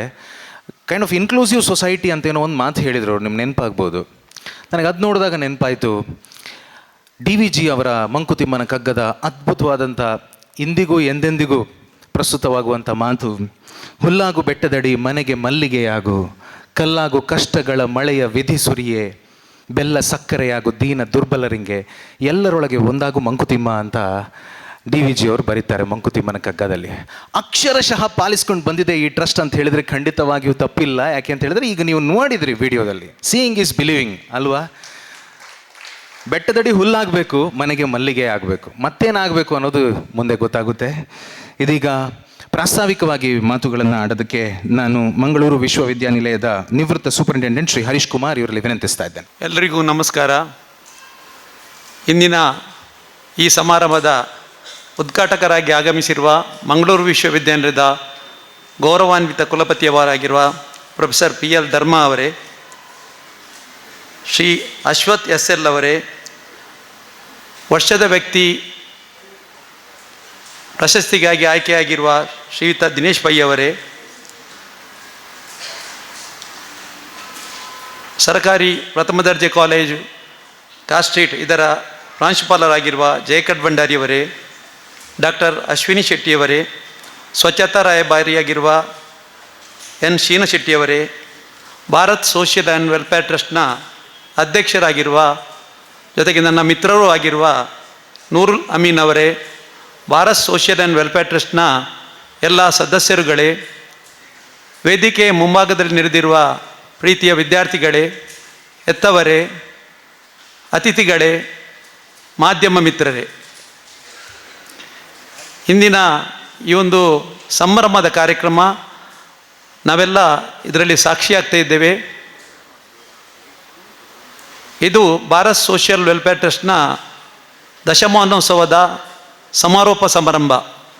ಕಳೆದ 10 ವರ್ಷಗಳಲ್ಲಿ Bharat and social welfare trust Dakshina Kannada ಹಾಗೂ ಉಡುಪಿ ಜಿಲ್ಲೆಯಾದ್ಯಂತ ನಡೆಸಿರುವಂಥ ಹಲವು ಕಾರ್ಯಕ್ರಮಗಳ ಬೇರೆ ಬೇರೆ ವಿವರಗಳನ್ನು ಒಳಗೊಂಡ ಸಾಕ್ಷ್ಯಚಿತ್ರವನ್ನು ನಾವು ಈಗಾಗಲೇ ನೋಡಿದ್ದೇವೆ. ಅವರ ಕಾರ್ಯಕ್ರಮ ಯಾವ ರೀತಿಯೆಲ್ಲ ಮಾಡಿದ್ದಾರೆ ಅಂತ ಅವರು ಹೇಳಿದರು. ಶಿಕ್ಷಣ, ಆರೋಗ್ಯ, ಉದ್ಯೋಗ ಈ ಗುರಿಗಳನ್ನು ಇಟ್ಟುಕೊಂಡು ಕಳೆದ 10 ವರ್ಷಗಳಿಂದ ಭಾಳ ಸಕ್ರಿಯವಾಗಿ ಜಿಲ್ಲೆಯಾದ್ಯಂತ ಅನೇಕ ಕಾರ್ಯಕ್ರಮವನ್ನು ಕೊಟ್ಟಿದ್ದಾರೆ. ಸಾಮಾನ್ಯವಾಗಿ ಪ್ರಾಸ್ತಾವಿಕ ಮಾತುಗಳನ್ನು ಯಾವುದೇ ಸಂಘಟನೆಯ ಮುಖ್ಯಸ್ಥರು ಅಥವಾ ಆ ಸಂಘಟನೆಗೆ ಸೇರಿದ ಸದಸ್ಯರು ಹೇಳುವಂಥ ಪದ್ಧತಿಯನ್ನು ನಾವು ಅನುಸರಿಸ್ತಾ ಇದ್ದೇವೆ. ಆದರೆ ಈ ಟ್ರಸ್ಟ್ನೊಂದಿಗೆ ಕಳೆದ 6-7 ಅಥವಾ 7-8 ವರ್ಷಗಳಿಂದ ನಾನು ಅತ್ಯಂತ ನಿಕಟ ಸಂಪರ್ಕದಲ್ಲಿದ್ದ ಕಾರಣ ಈ ಪ್ರಾಸ್ತಾವಿಕ ನುಡಿಗಳನ್ನಾಡಲು ನನ್ನನ್ನು ಅವರು ವಿನಂತಿಸಿದರು. ಇದು ನನಗೆ ದೊರೆತ ಒಂದು ಅವಕಾಶ ಅಂತ ಹೇಳ್ತೇನೆ. ಹಾಗೆ ನನ್ನ ಮೇಲೆ ಅವರಿಟ್ಟಿರುವಂಥ ಪ್ರೀತಿ ಅಭಿಮಾನದ ಒಂದು ದ್ಯೋತಕ ಅಂತ ಕೂಡ ನಾನು ಭಾವಿಸ್ತೇನೆ. ಈ ಟ್ರಸ್ಟ್ನೊಟ್ಟಿಗೆ ನನಗೆ ಸುಮಾರು 7-8 ವರ್ಷಗಳ ಒಡನಾಟವಿದೆ. ಪ್ರತಿಯೊಂದು ಕಾರ್ಯಕ್ರಮಕ್ಕೂ ನನ್ನನ್ನು ಅವರು ಬರಲೇಬೇಕು ಅಂತ ಒತ್ತಾಯ ಮಾಡಿ ಆಹ್ವಾನಿಸ್ತಾ ಇದ್ದಾರೆ. ಸಾಧಾರಣ ಈ ವರ್ಷಗಳಲ್ಲಿ ನಾನು ಅನೇಕ ಕಾರ್ಯಕ್ರಮಗಳಲ್ಲಿ ಭಾಗವಹಿಸಿದ್ದೇನೆ. ಅವರ ಈ ತಂಡದ ಪರಿಚಯ ಕೂಡ ನನಗಾಗಿದೆ. Bharat and social welfare trust ಒಂದು ವಿಶಿಷ್ಟವಾದ ಒಂದು ಸಂಘಟನೆ. ಇದರಲ್ಲಿ ಈ ಸಂಘಟನೆಯ ಸದಸ್ಯರೆಲ್ಲರೂ ಭಾಳ ಸರಳ ಸಜ್ಜನಿಕೆಯ ಸಭ್ಯ ಹುಡುಗರು. ಅವರ ಮಾತಾಗಲಿ ಅವರ ನಡೆನುಡಿಯಾಗಲಿ ನಮಗೆ ಒಂದು ಮಾದರಿ. ವಿನಯಪೂರ್ವಕವಾಗಿ ಮಾತಾಡ್ತಾರೆ. ಪ್ರತಿಯೊಬ್ಬರ ಅತಿಥಿಗಳನ್ನು ಹಾಗೂ ಇಲ್ಲಿ ಬಂದಿರುವಂಥ ಎಲ್ಲ ಅತಿಥಿಗಳನ್ನು ಅತ್ಯಂತ ಸೌಜನ್ಯಯುತವಾಗಿ ಮಾತಾಡುವಂಥ ಒಂದು ಗುಣ ಅವರಲ್ಲಿದೆ. ನಾವು ಯಾರೇ ವ್ಯಕ್ತಿಗೆ ಆಗಲಿ ಅವರಲ್ಲಿರುವ ಗುಣಕ್ಕೆ ನಾವು ಮಾರು ಹೋಗ್ತೇವೆ, ಅಥವಾ ಅವರಲ್ಲಿರುವಂಥ ಸಂಪತ್ತಾಗಲಿ ಅಧಿಕಾರ ಆಗಲಿ ನಮಗೆ ಎರಡನೇ ವಿಷಯ. ಮೊದಲಾಗಿ ನಮ್ಮನ್ನು ಆಕರ್ಷಣೆ ಮಾಡೋದು ಅವರ ಗುಣ. ಹೀಗಾಗಿ ಈ ಯುವಕರನ್ನು ನಾನು ಭಾಳ ನಿಕಟವಾಗಿ ಬರಲಿ. ಇವರಲ್ಲಿ ಈ ಚಟುವಟಿಕೆಗಳನ್ನು ಮಾಡಬೇಕಾದ್ರೆ ಅದರಲ್ಲಿ ಒಂದು ಲಾಭ ಪಡೆಯಬೇಕಂತ ಉದ್ದೇಶ ಇಲ್ಲ, ನಿಸ್ವಾರ್ಥವಾದ ಚಟುವಟಿಕೆ. ಮೊದಲು ನಾನು ಈ ಸಂಘಟನೆಯಲ್ಲಿ ಸಮಾರಂಭದಲ್ಲಿ ಭಾಗವಹಿಸುವುದು ನನ್ನ ಊರಲ್ಲೇ. ಜೊತೆಗೆ ಇದು ಅಧ್ಯಕ್ಷರ ಊರು ಕೂಡ ಹೌದು. ಪಕ್ಕಲಡ್ಕ ಪರಿಸರದ ಸಮಾಜ ಸೇವಕ, ಬಹುಶಃ ನೀವು ಹೆಸರು ಕೇಳಿದ್ದೀರಾ ಇಲ್ವೋ ಅಂತ ಗೊತ್ತಿಲ್ಲ, ಮಂಗಳೂರು ಮಹಾನಗರ ಪಾಲಿಕೆಯ 2 ಅವಧಿಗೆ ಸದಸ್ಯರಾಗಿರುವ ಶ್ರೀಯುತ ಬಿ ವಿಶ್ವನಾಥ್ ಇವರು ವರ್ಷದ ವ್ಯಕ್ತಿ ಅಂತ ಪ್ರಶಸ್ತಿಗಾಗಿ ಆಯ್ಕೆ ಮಾಡಿದ್ದರು. ಅವರು ನಿಜಕ್ಕೂ ಯೋಗ್ಯವಾದ ವ್ಯಕ್ತಿ. ಯಾವುದೇ ಪ್ರಚಾರಕ್ಕೆ ಬಲಿ ಬೀಳದೆ ತಮ್ಮ ಸೇವೆಯನ್ನೇ ಮಾಡಿಕೊಂಡಿದ್ದಾರೆ. ಇವತ್ತು ಕೂಡ ಒಂದು ಹಳೆಯ ಮನೆಯಲ್ಲಿ ವಾಸ ಮಾಡ್ತಾ ಇದ್ದಾರೆ. ಬೆಳಗ್ಗೆ ನಾನು ಅವರ ಹತ್ರ ಮಾತಾಡಿದೆ. ಅವರು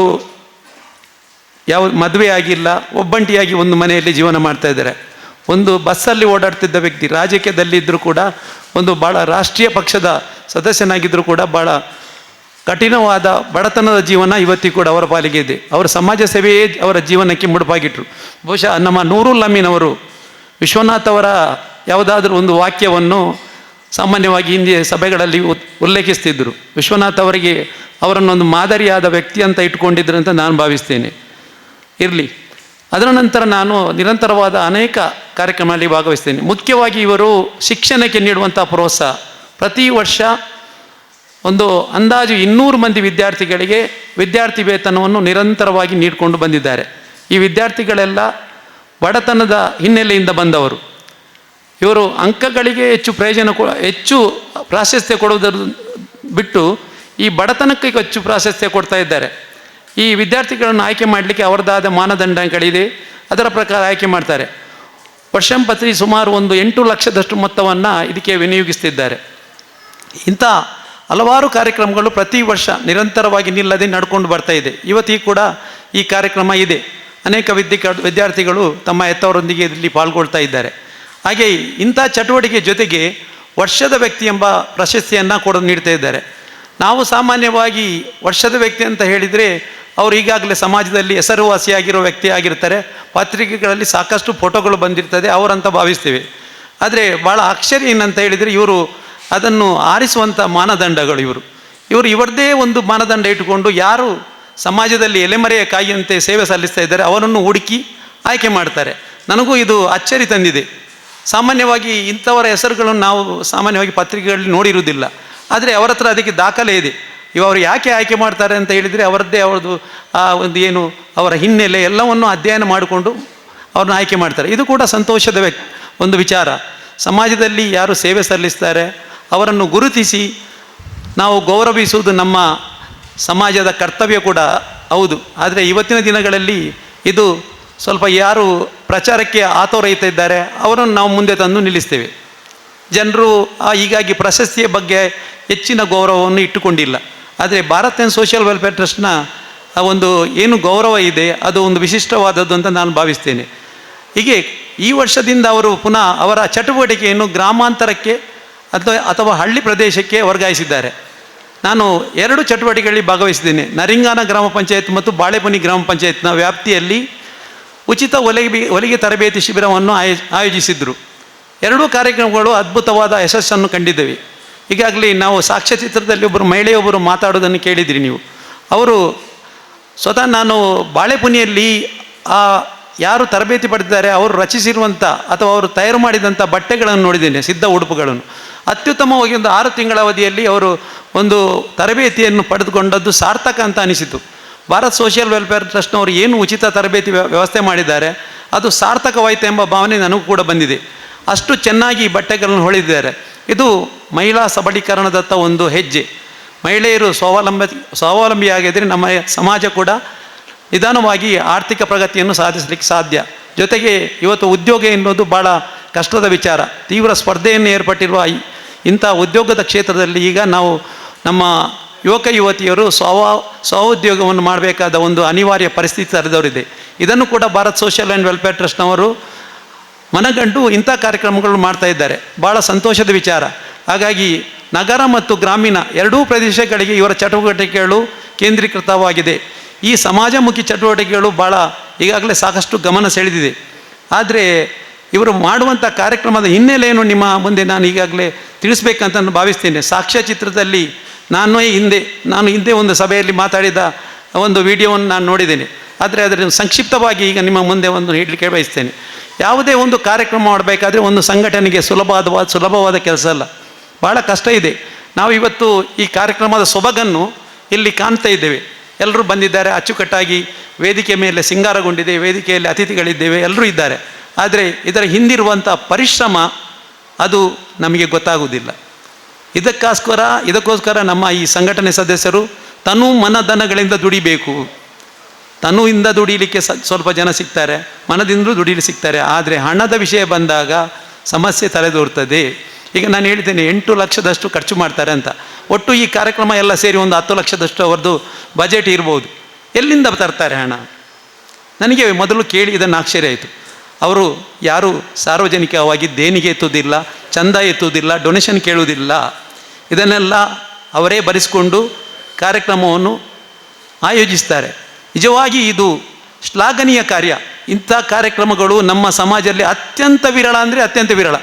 ಹೆಚ್ಚಾಗಿ ಏನು ಮಾಡ್ತೇವೆ ನಾವು, ಡೊನೇಷನ್ ಇಟ್ಕೊಂಡು ಅದನ್ನು ಸಂಗ್ರಹ ಮಾಡಿ ಬೇರೆಯವರಿಗೆ ಕೊಡ್ತಾರೆ. ಇದು ತಪ್ಪಂತ ನಾನು ಹೇಳುವುದಿಲ್ಲ, ಆದರೆ ಇದು ಭಾಳ ಶ್ರೇಷ್ಠವಾದ ಕಾರ್ಯ ಅಂತ ನಾನು ಇದನ್ನು ಒತ್ತಿ ಹೇಳಲಿಕ್ಕೆ ಬಯಸ್ತೇನೆ.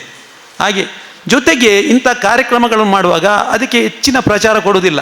ನಾನು 1-2 ಸಂದರ್ಭದಲ್ಲಿ ಅವರಿಗೆ ಸೂಕ್ಷ್ಮವಾಗಿ ಹೇಳಿದ್ದೇನೆ, ನಿಮಗೆ ಪ್ರಚಾರ ಅಗತ್ಯ ಇಲ್ಲದಿರ್ಬೋದು, ನೀವು ಒಂದು ಬಲಗೈಯಲ್ಲಿ ಕೊಟ್ಟದ್ದು ಎಡಗೈ ಗೊತ್ತಾಗದೆ ಇರುವಂಥ ಒಂದು ಉದಾತ್ತವಾದ ಆದರ್ಶವನ್ನು ನೀವು ಪಾಲಿಸ್ತಾ ಇರ್ಬೋದು. ಆದರೆ ಸಮಾಜದ ಹಿತದೃಷ್ಟಿಯಿಂದ ಇದು ಪ್ರಚಾರಕ್ಕೆ ಬರುವುದು ಭಾಳ ಅವಶ್ಯ ಎಂದು ನಾನು ಭಾವಿಸ್ತೇನೆ. ದಯವಿಟ್ಟು ಇದಕ್ಕೆ ಪತ್ರಿಕೆಗಳಲ್ಲಿ ಮತ್ತು ಸಾಮಾಜಿಕ ಮಾಧ್ಯಮಗಳಲ್ಲಿ ಅಥವಾ ಎಲ್ಲ ಕ್ಷೇತ್ರದಲ್ಲಿ ಒಂದು ಸ್ವಲ್ಪ ಮಟ್ಟಿನ ಪ್ರಚಾರವಾದರೂ ಕೊಡಿ. ಇದರಿಂದ ಪ್ರೇರಿತರಾದ ನಮ್ಮ ಬೇರೆ ಸಂಘಟನೆಯವರು ಇದನ್ನು ಅನುಸರಿಸಬಹುದು. ಇದರಿಂದ ನಮಗೆ ಸಮಾಜಕ್ಕೆ ಹೆಚ್ಚಿನ ಪ್ರಯೋಜನ ಇದೆ ಅಂತ ಹೇಳಿದ ನಂತರ ಪತ್ರಿಕೆಗಳಲ್ಲಿ ಒಂದು ಭಾಳ ಸಣ್ಣ ಮಟ್ಟದ ಪ್ರಚಾರ ಕೊಡ್ತಾ ಇದ್ದಾರೆ. ಆದರೆ ದುರದೃಷ್ಟವಶಾತ್ ನಮ್ಮ ಪತ್ರಿಕೆಗಳು ಕೂಡ ಅದನ್ನು ಇವತ್ತು ಹೈಲೈಟ್ ಮಾಡ್ತಾ ಇಲ್ಲ. ಇದು ಒಂದು ಪರಿಸ್ಥಿತಿ. ಆದರೆ ಅವರಿಗೆ ಪ್ರಚಾರ ಬೇಡ, ಅವರು ಪ್ರಚಾರವನ್ನು ಬಯಸುವುದೇ ಇಲ್ಲ. ಹಿಂದೆ ಒಂದು ಕಾರ್ಯಕ್ರಮದಲ್ಲಿ ಹೇಳಿದ್ದೇನೆ, ನಮ್ಮ ಯಾರು ನಮ್ಮ ಜನಪ್ರತಿನಿಧಿಗಳಿದ್ದ ಕಾರ್ಯಕ್ರಮದಲ್ಲಿ ಅವರ ಸಂಘಟನೆಗೆ ಒಂದು ಯೋಗ್ಯವಾದ ಪ್ರಶಸ್ತಿಯನ್ನಾದರೂ ನೀವು ಶಿಫಾರಸು ಮಾಡಿ ಅಂತ. ಆದರೆ ಅವರು ಮಾಡ್ತೇನೆ ಅಂತ ಹೇಳಿದರು, ಬಟ್ ಇವರಿಗೆ ಪ್ರಶಸ್ತಿ ಸಿಕ್ಕಿದಾಗೆ ನನಗೆ ಕಾಣುವುದಿಲ್ಲ. ಆದರೆ ಮುಂದಿನ ದಿನಗಳಲ್ಲಾದರೂ ಇಂಥ ಪ್ರಶಸ್ತಿ ಇವರ ಪಾಲಿಗೆ ಬರಲಿ. ಇದನ್ನು ಅವರು ಬಯಸಲಾರರು, ಆದರೆ ಸಮಾಜದ ಹಿತದೃಷ್ಟಿಯಿಂದಾಗಿ ಇದು ಅಗತ್ಯ ಎಂದು ನಾನು ದೃಢವಾಗಿ ಹೇಳಬಲ್ಲೆ. ಜೊತೆಗೆ ಇವರ ಕಾರ್ಯಕ್ರಮದಲ್ಲಿ ಸಮಾಜವನ್ನು ಒಂದು ಸಾಮರಸ್ಯದಿಂದ ಒಗ್ಗಟ್ಟಾಗಿ ತೆಗೆದುಕೊಳ್ಳುವಂಥ ಉದ್ದೇಶ ಇದೆ. ಇವತ್ತಿನ ವಿದ್ಯಾರ್ಥಿಗಳಲ್ಲಿ ಯಾರು ಕೂಡ ಇವರು ಜಾತಿ ಮತ ಭೇದವನ್ನು ಮಾಡಲಿಲ್ಲ. ಸಮಾಜದ ಎಲ್ಲ ವರ್ಗದವರು, ಎಲ್ಲ ಜಾತಿ ವರ್ಗದವರು, ಮತಗಳವರು ಇಲ್ಲಿ ಇದ್ದಾರೆ ವಿದ್ಯಾರ್ಥಿಗಳು. ಅದು ಭಾಳ ಸಂತೋಷದ ವಿಚಾರ. ಸಮಾಜದ ಸಾಮರಸ್ಯ ಇದ್ದರೆ ನಾವು ಅದ್ಭುತವಾದ ಸಾಧನೆಯನ್ನು ಮಾಡಲಿಕ್ಕೆ ಸಾಧ್ಯ ಉಂಟು.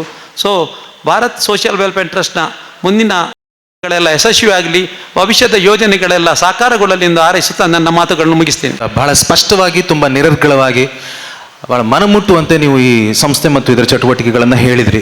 ನಿಮ್ಮ ಮಾತುಗಳನ್ನು ಕೇಳಿದ ನನಗೆ ಅನಿಸಿದ್ದು ಏನಂತಂದರೆ, ಇವರು ಮತ್ತು ಇವರ ಚಟುವಟಿಕೆ ನಿಮ್ಮೊಳಗೆ ಎಷ್ಟು ಹಾಸುಹೊಕ್ಕಾಗಿದೆ ಅಂತ. ಇಲ್ದಿದ್ರದ್ದು ಹಾಗೆ ಬರೋದಕ್ಕೆ ಸಾಧ್ಯನೇ ಇಲ್ಲ. ಇಷ್ಟು ಹೇಳಿ ಅಮೀನ್ ಸರ್ ಅವ್ರ ಜೊತೆ ಮಾತನಾಡ್ತಿರ್ಬೇಕಾದ್ರೆ ಹೇಳಿದರು, ನಾವು ಫಸ್ಟ್ ಸ್ಟಾರ್ಟ್ ಮಾಡೋದು ಒಳ್ಳೆ ಕೆಲಸ ಮಾಡೋದು, ಮತ್ತೆ ನೆಕ್ಸ್ಟ್ ಇಯರ್ ಆಗ್ತದ ಆಗ ಮಾಡೋದು, ಇಲ್ದಿದ್ರೆ ಬಿಡುದು, ಕೈ ಬಿಡುದು ಅಂತ. ಹಾಗೆ ಮಾಡ್ತಾ ಮಾಡ್ತಾ ಅದೇ ಮನಸ್ಥಿತಿಯಿಂದ 10 ಹೆಜ್ಜೆಗಳನ್ನ ಇಟ್ಟಿದ್ದಾರೆ. ಇನ್ನು ಮುಂದೆ ಅದು ನಡ್ಕೊಂಡು ಹೋಗ್ತದೆ. ದಿನೇಶ್ ಪೈ ಅವರ ಡಾಕ್ಯುಮೆಂಟ್ರಿಯಲ್ಲಿ ನೀವೊಂದು ಮಾತು ಕೇಳಿದ್ರಿ, 10 ಆಗುವುದು ನಿನ್ನಿಂದ, ಮತ್ತಾಗುವುದು ನನ್ನಿಂದ ಅಂತ. 10 ನೀವು ಮಾಡೋದು, ಮತ್ತೆ ಮುಂದೆ ದೇವರು ಮಾಡೋದು ಅಷ್ಟೇ. ಈ ಮಾತುಗಳನ್ನು ಹೇಳ್ತಾ ಇದೀಗ ಕಾರ್ಯಕ್ರಮದ ಉದ್ಘಾಟನೆ ಉಪಕುಲಪತಿಗಳು ನೆರವೇರಿಸ್ತಾರೆ. ಒಂದು ಗಿಡಕ್ಕೆ ನೀರು ಉಣಿಸುವುದರ ಮೂಲಕ ದಯವಿಟ್ಟು ಎಲ್ಲ ಅತಿಥಿಗಳು ಸೇರಬೇಕು ಅಂತ ನಾನು ವಿನಂತಿಸ್ತೇನೆ. ಪ್ರಾಂಶುಪಾಲರಾದಂಥ ಗಣಪತಿ ಗೌಡ ಇದ್ದಾರೆ, ದಯವಿಟ್ಟು ಸರ್ ನೀವು ವೇದಿಕೆಗೆ ಆಹ್ವಾನಿಸಬೇಕು ಅಂತ ನಿಮ್ಮಲ್ಲಿ ವಿನಂತಿಸ್ತಾ ಇದ್ದೇನೆ. Ganapati Gowda sir, please come.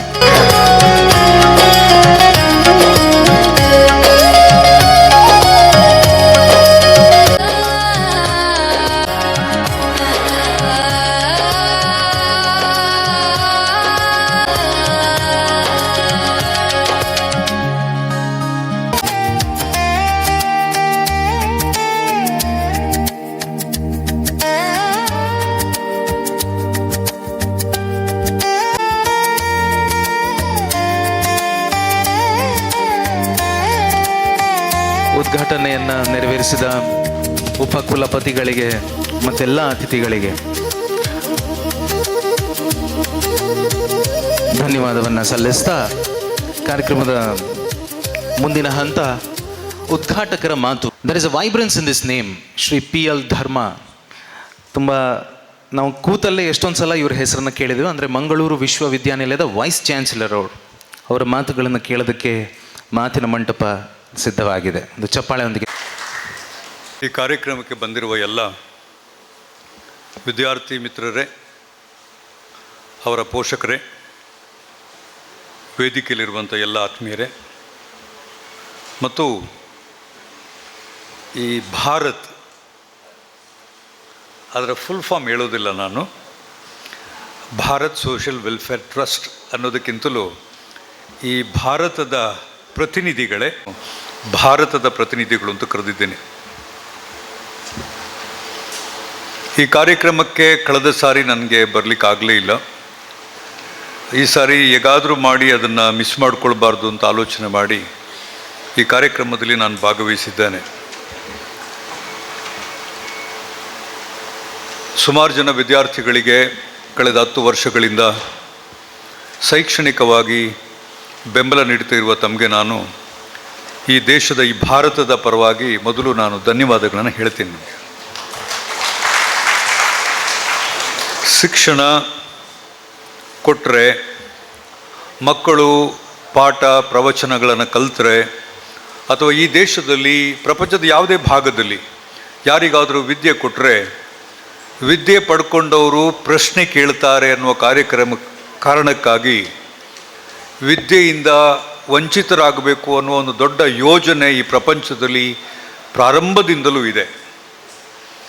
ಯಾರಿಗೆಲ್ಲ ವಿದ್ಯೆ ಸಿಗ್ತದೋ ಅವರೆಲ್ಲರೂ ಈ ವ್ಯವಸ್ಥೆಯನ್ನು ಪ್ರಶ್ನೆ ಮಾಡ್ತಾರೆ ಅನ್ನುವ ಕಾರಣಕ್ಕಾಗಿ ವಿದ್ಯೆಯಿಂದ ವಂಚಿತರನ್ನಾಗಿ ಮಾಡಿದ್ರೆ ಬೇರೆ ಯಾರೂ ನಮಗೆ ತೊಂದರೆ ಕೊಡೋದಿಲ್ಲ ಅಂತ ಹೇಳ್ತಾ ಒಂದು ಯೋಜನೆಯನ್ನು ಹಾಕ್ಕೊಂಡಂಥ ಒಂದು ದೊಡ್ಡ ಗುಂಪು ಈ ಪ್ರಪಂಚದಲ್ಲಿ ಇದೆ.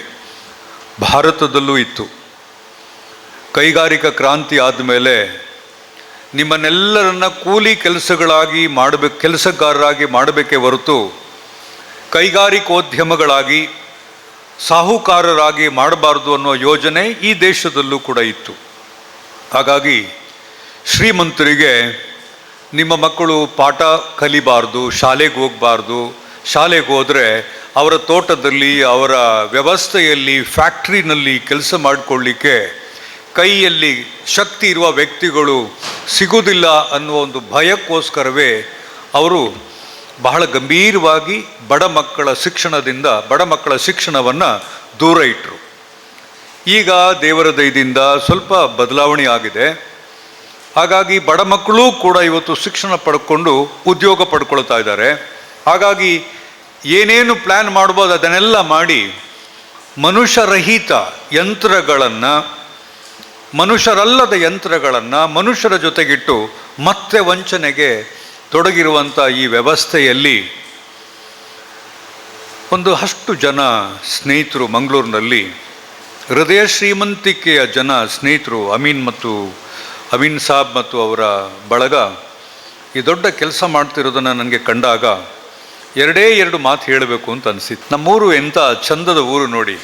ಈ ಊರಿನಲ್ಲಿ ಉರೂಸ್ಗೆ ಕೊರತೆ ಇಲ್ಲ, ಈ ಊರಿನಲ್ಲಿ ಹಬ್ಬ ಹರಿದಿನಗಳಿಗೆ ಕೊರತೆ ಇಲ್ಲ, ದೇವಸ್ಥಾನಗಳಿಗೆ ಚರ್ಚ್ಗಳಿಗೆ ಕೊರತೆ ಇಲ್ಲ.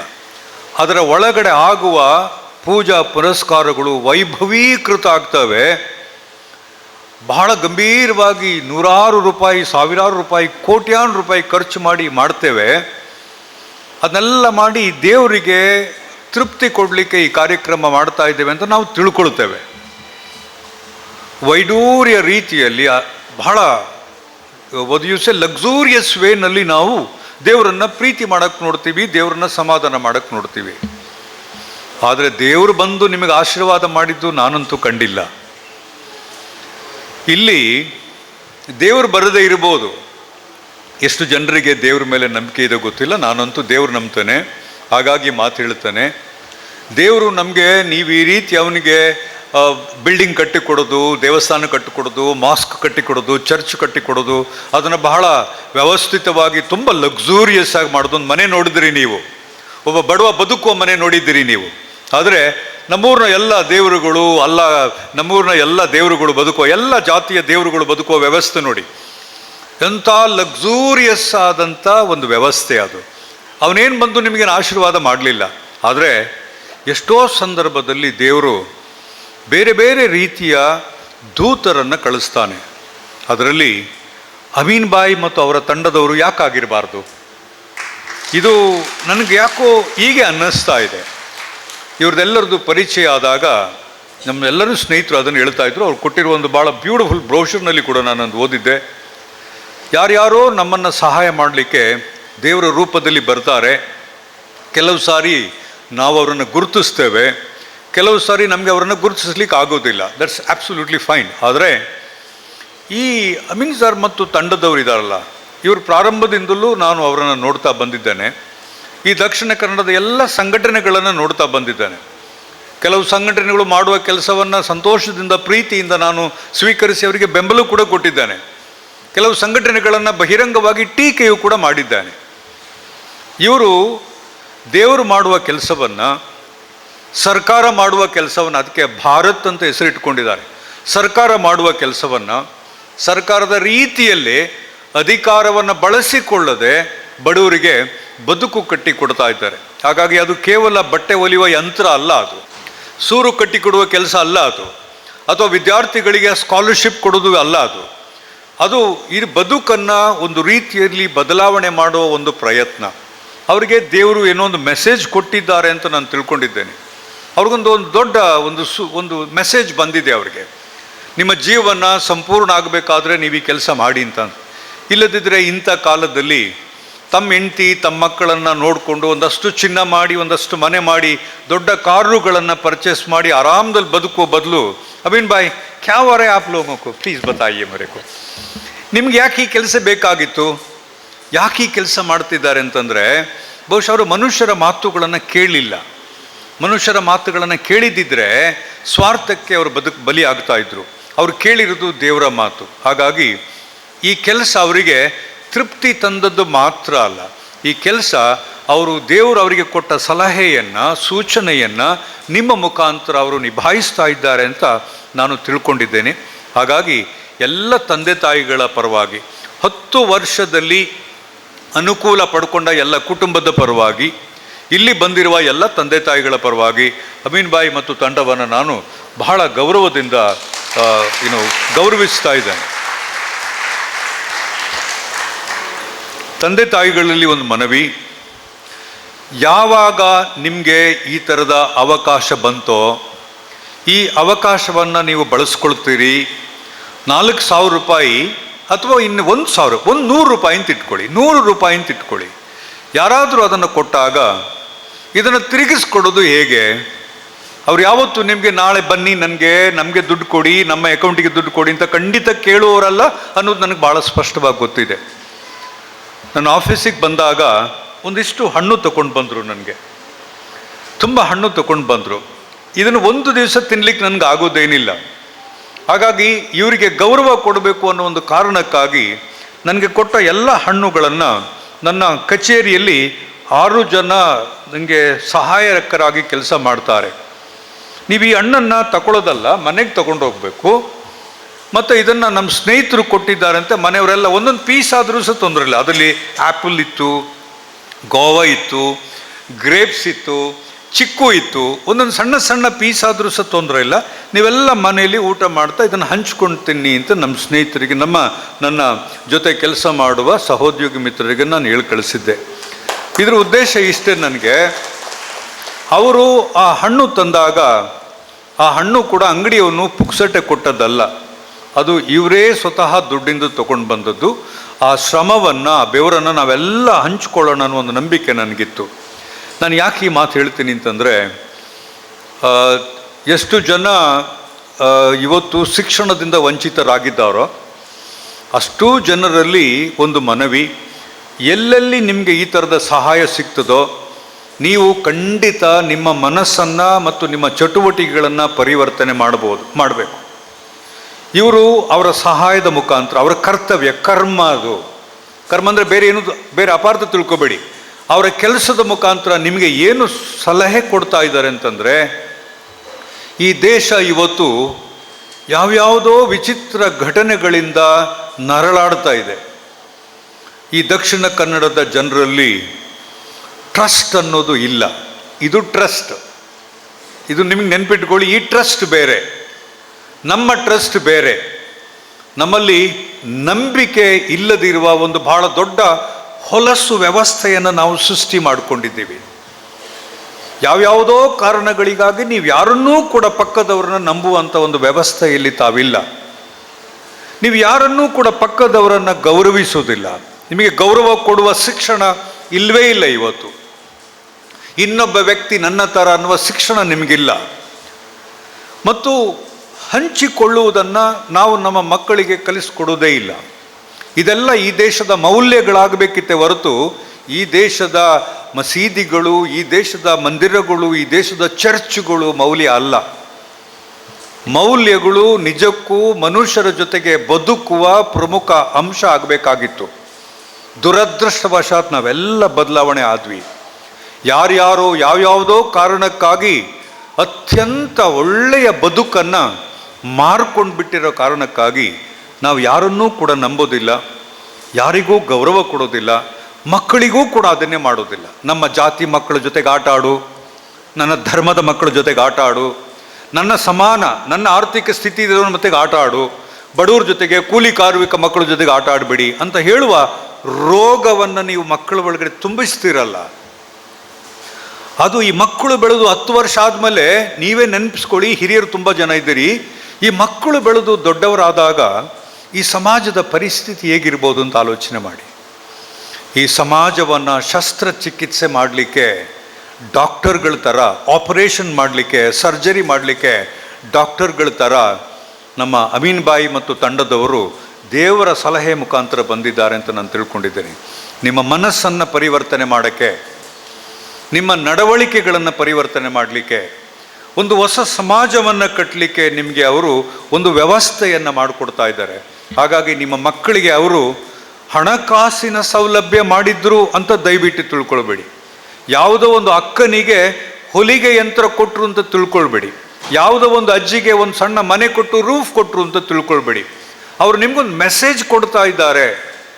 ಇನ್ನು ಮೇಲೆ ಜಾತಿಯನ್ನು, ಧರ್ಮವನ್ನು, ವರ್ಗವನ್ನು ಯಾವ್ಯಾವ ಕುಹಕ ವ್ಯಕ್ತಿಗಳು ಬಳಸ್ಕೊಳ್ತಾರೋ ಅದಕ್ಕೆ ನೀವು ಬಲಿಯಾಗಬೇಡಿ ಅಂತ ಹೇಳ್ಕೊಳ್ತಾ ನಿಮಗೊಂದು ಒಳ್ಳೆಯ ಮಾನವೀಯ ಮೌಲ್ಯಗಳನ್ನು, ಧರ್ಮದ ಕುರುಹುಗಳಿರುವ, ಧರ್ಮದ ಸೆಂಟ್ರಲ್ ಆರ್ಗ್ಯುಮೆಂಟ್ ಇರುವ ಮೌಲ್ಯಗಳನ್ನು ನಿಮ್ಮ ಜೊತೆಗೆ ಹೇಳ್ತಾ ಇದ್ದಾರೆ. ಯಾಕೋ ನನಗೆ ನಿಮ್ಮ ಜೊತೆಗೆ ಇಲ್ಲಿಯ ನಡೆದಂಥ ಪ್ರತಿ ಘಟನೆಗಳನ್ನು ಹೇಳಿ ನಿಮ್ಮ ಮನಸ್ಸನ್ನು ಟಚ್ ಮಾಡಬೇಕು ಅಂತ ನನಗೆ ಅನ್ನಿಸ್ತದೆ. ಆದರೆ ವೇದಿಕೆಯಲ್ಲಿ ನಿಂತು ಈ ಊರಿನಲ್ಲಿ ಮಾತನಾಡುವ ಎಲ್ಲ ಮಾತುಗಳು ಒಬ್ಬರಿಗೊಬ್ಬರಿಗೂ ವಿರೋಧ ಆಗೋಗ್ಬಿಡ್ತದೆ. ನೀವು ಒಬ್ಬರ ಬಗ್ಗೆ ಮಾತಾಡಿ ಅವರು ಅದನ್ನು ಹೃದಯಕ್ಕೆ ತಗೊಳ್ಳೋದಿಲ್ಲ, ಅದನ್ನು ಮನಸ್ಸಿನಲ್ಲಿಟ್ಟು ಹೌದಾ ನಾನು ತಪ್ಪು ಮಾಡಿದ್ದೇನೆ ಅಂತ ಹೇಳೋದಿಲ್ಲ. ಅದರ ಬದಲು ಆ ಎನ್ನ ವಿರುದ್ಧ ಪಾತೇರಿಯೇ, ಎನ್ನ ಧರ್ಮದ ವಿರುದ್ಧ ಪಾತೇರಿಯೇ, ಆ ಧರ್ಮ ವಿರೋಧಿ ಅಂತ ಪಟ್ಟ ಕಟ್ತೀರಲ್ಲ, ಅದಕ್ಕೋಸ್ಕರ ಅವುಗಳನ್ನು ಹೇಳೋದೆಲ್ಲ ಭಾಳ ಕಷ್ಟ ಆಗುತ್ತೆ. ಇಷ್ಟೇ ನಿಮ್ಮ ಹತ್ರ ಹೇಳ್ತಾ ಇರೋದು. ಇದೇ ಥರ ನನಗೆ ನಾನು ಓದುವಾಗ ಯಾರಾದರೂ ಸ್ಕಾಲರ್ಶಿಪ್ ಕೊಟ್ಬಿಟ್ಟಿದ್ದಿದ್ರೆ ನಾನು ಎಷ್ಟು ಸಂತೋಷ ಪಡ್ತಿದ್ದೆ. ನಾನು ಓದುವಾಗ ಈ ಥರ ಸ್ಕಾಲರ್ಶಿಪ್ ಕೊಟ್ಟಿದ್ರೆ ನಾನು ಕೂಡ ಒಂದು ಒಳ್ಳೆ ಅಂಗಿ, ಒಂದು ಒಳ್ಳೆ ಪ್ಯಾಂಟನ್ನು ಬಳಸ್ಕೊಳ್ಬೋದಿತ್ತು, ಹೊಲಿಸ್ಕೊಳ್ಬೋದಿತ್ತು ಆ ಸಂದರ್ಭದಲ್ಲಿ. ಅಮೀನ್ ಬಾಯ್, ನೀವಿರಲಿಲ್ಲ ಆವಾಗ. ನೋಡಿ, ದೇವ್ರು ನಿಮಗೆ ಈ ಟೈಮ್ನಲ್ಲಿ ಕಾಲ ಕೊಟ್ಟಿದ್ದಾರೆ. ನನಗೆ ಗೊತ್ತಿದ್ದರೆ ಬಹುಶಃ ನನಗೂ ನೀವು ಅದನ್ನು ಬೆಂಬಲ ಕೊಡ್ತಾ ಇದ್ರಿ ಅಂತ ನಾನು ತಿಳ್ಕೊಂಡಿದ್ದೇನೆ. ಕಷ್ಟದಲ್ಲಿದ್ದವ್ರಿಗೆ ಮಾತ್ರ ಕಷ್ಟದಲ್ಲಿರುವ ಜನರದು ಕಷ್ಟ ಅರ್ಥ ಆಗುತ್ತೆ ಅಂತ ನನಗೆ ಗೊತ್ತು. ಅಮೀನ್ ಬಾಯಿ ಮತ್ತು ತಂಡದವರಿಗೆ ದೇವರು ಸುಖ ಸಂಪತ್ತು, ಬಹಳ ದೊಡ್ಡ ಅಗರ್ಭ ಶ್ರೀಮಂತರ ಥರ ವ್ಯವಸ್ಥೆ ಕೊಡಲಿಲ್ಲ. ಅವ್ರ ಇಡೀ ವ್ಯವಸ್ಥೆಯನ್ನು ನಾನು ತಿಳ್ಕೊಂಡೆ. ಅವ್ರು ಯಾರು ಏನೇನು. ನನ್ನೊಬ್ಬ ಹೆಂಗೆ ಸಹೋದರ ಒಬ್ಬ ಇದ್ದಾನೆ, ಅಲ್ಲಿಂದ ನೋಡಿ, ಅವನು ಸ್ಕೂಲ್ ಟೀಚರ್. ಇಡೀ ಅವನ ಎಲ್ಲ ಚರಿತ್ರೆ ತಿಳ್ಕೊಂಡೆ. ಅವನ ಮುಖಾಂತರ ನಮ್ಮೆಲ್ಲ ಸದಸ್ಯರ ಚರಿತ್ರೆಯನ್ನು ತಿಳ್ಕೊಂಡೆ. ಯಾರು ಅಗರ್ಭ ಶ್ರೀಮಂತರೇನಲ್ಲ. ಮತ್ತು ಅಗರ್ಭ ಶ್ರೀಮಂತರಿಗೆ ಈ ಊರಿನಲ್ಲಿ ಕಣ್ಣು ಕಾಣೋದಿಲ್ಲ, ಅವರಿಗೆ ಕಣ್ಣು ಕಾಣೋದಿಲ್ಲ ಮತ್ತು ಕಿವಿ ಕೂಡ ಕೇಳೋದಿಲ್ಲ. ಇದು ಈ ರೋಗ ಅಂತ ಇದಕ್ಕೆ ನಾನು ಹೇಳಿದ್ದು. ಇದು ರೋಗ. ಇದು ಯಾವ ಡಾಕ್ಟರುಗಳು ಚಿಕಿತ್ಸೆಯಲ್ಲಿ ಸರಿ ಮಾಡಲಿಕ್ಕೆ ಆಗೋದೇ ಇಲ್ಲ. ಇವರು ನೈಜ ಧರ್ಮವನ್ನು, ನೈಜ ದೇವರನ್ನು ಪ್ರೀತಿಸುವವರು. ಮತ್ತು ಯಾರು ನಿಜವಾಗೂ ದೇವರನ್ನು ಪ್ರೀತಿಸ್ತಾರೋ ಮತ್ತು ಯಾರಿಗೆ ನಿಜವಾಗೂ ದೇವರು ಅನ್ನೋದು ಅವರ ಕರ್ತವ್ಯ, ಕರ್ಮ, ಡ್ಯೂಟಿ ಅನ್ನೋದು ಗೊತ್ತಾಗುತ್ತೋ ಅವರಿಗೆ ಮಾತ್ರ ಈ ಕೆಲಸ ಮಾಡೋಕ್ಕಾಗೋದು. ದೇವರನ್ನು ಒಂದು ವಸ್ತುವಾಗಿ ಬಳಸ್ಕೊಂಡ್ರೆ, ದೇವರನ್ನು ಒಂದು ಇನ್ಸ್ಟ್ರೂಮೆಂಟ್ ಆಗಿ ಬಳಸ್ಕೊಳ್ಳಿ ಯಾರ್ಯಾರಿದ್ದಾರೋ ಅವಾಗ ಈ ರೀತಿ ಕೆಲಸ ಮಾಡಬೇಕು ಅಂತ ಗೊತ್ತಾಗಲ್ಲ. ಹರೀಶ್ ಅವರು ಮಾತನಾಡ್ತಾ ಒಂದು ಮಾನದಂಡ ಹಾಕ್ಕೊಂಡಿದ್ದಾರೆ ಬಡವರನ್ನು ಐಡೆಂಟಿಫೈ ಮಾಡೋಕ್ಕೆ ಅಂತಂದರು. ಇದೇ ಇವ್ರಿಗೇನು ಮಾನದಂಡ ಅಂತಂದರೆ, ಇವರಿಗೆ ದೇವರು ಏನೋ ಕಣ್ಣು ಮುಚ್ಕೊಂಡ್ರೆ ಇಂತಿಂಥವ್ರಿಗೆ ಕೊಡಿ ಅಂತ ಒಂದು ತೀರ್ಮಾನ ಮಾಡಿರ್ತಾರೆ. ಹೆಚ್ಚಿನ ವಿಷಯಗಳು ದೇವರಿಗಾಗಲೇ ನಿರ್ಧಾರ ಮಾಡಿದ್ದಾರೆ, ನನ್ನ ಹಣೆ ಬರ ಅಂತ ಹೇಳಿದ್ದಾರೆ. ನೀವು ನಂಬ್ತಿರೋ ಗೊತ್ತಿಲ್ಲ, ನಾನಂತೂ ಅದ್ರಲ್ಲಿ ನಂಬ್ತೀನಿ. ಇದು ಹಾಗೆ ಆಗಿರೋದು ಮತ್ತು ಹಾಗೆ ಆಗಿರೋದು. ಈ ಹಿನ್ನೆಲೆಯಲ್ಲಿ ಯಾರ್ಯಾರು ಇವರ ಕೈಯಿಂದ ಮತ್ತು ಈ ಸಂಸ್ಥೆಯಿಂದ, ಈ ಟ್ರಸ್ಟಿಂದ ಇವತ್ತು ಸೌಲಭ್ಯ ಪಡ್ಕೊಳ್ತಾ ಇದ್ದಾರೋ, ನೀವು ಮಾಡಬೇಕಾದ 3 ಕೆಲಸವನ್ನು ಹೇಳಿ ನನ್ನ ಮಾತುಗಳನ್ನು ಮುಗಿಸ್ತಾನೆ. ಒಂದನೇದು, ಯಾವುದೇ ಸಂದರ್ಭದಲ್ಲಿ ಯಾರೇ ಬಂದು ಇನ್ನೊಬ್ಬರ ವಿರುದ್ಧ ನಿಮ್ಮ ಜೊತೆ ಮಾತಾಡಬೇಕು, ಅವರ ಮನೆ ಹಾಳು ಮಾಡಬೇಕು, ಅವರ ಧರ್ಮದ ವಿರುದ್ಧ ಮಾತಾಡಿ, ಅವರ ಜಾತಿ ವಿರುದ್ಧ ಮಾತಾಡಿ ಅಂತ ಯಾರೇ ಹೇಳಿದರೂ ಅವರು ನಿಮ್ಮ ಬದುಕನ್ನು ಹಾಳು ಮಾಡ್ತಾರೆ, ನಿಮ್ಮ ತಂದೆ ತಾಯಿಗಳ ನಂಬಿಕೆಯನ್ನು ಹಾಳು ಮಾಡ್ತಾರೆ ಅನ್ನೋದನ್ನು ನೀವು ಅವರ ಅರ್ಥ ಮಾಡಿಕೊಂಡು ನೀವು ಅವರ ಸಲಹೆಯನ್ನು ತಿರಸ್ಕಾರ ಮಾಡಬೇಕು. ಜನ ಎಲ್ಲಿ ನಮ್ಮ ವೀಕ್ನೆಸ್ ಇದೆಯೋ ಅಲ್ಲಿ ನಮ್ಮನ್ನು ಬಳಸ್ಕೊಳ್ಳೋಕೆ ನೋಡ್ತಿರ್ತಾರೆ. ನಾವೆಲ್ಲ ಅವರಿಗೆ ಬಲಿಪಶುಗಳಾಗ್ತೇವೆ. ಒಂದು. ಎರಡನೇದು, ಎಷ್ಟೇ ಕಷ್ಟ ಬರಲಿ, ಮೈ ನೋವಾಗಲಿ, ಮನಸ್ಸಿಗೆ ನೋವಾಗಲಿ, ಮದ್ಯಪಾನ, ಡ್ರಗ್ಸ್ ಔಷಧಿ ಆಗಬಾರ್ದು ನಿಮಗೆ.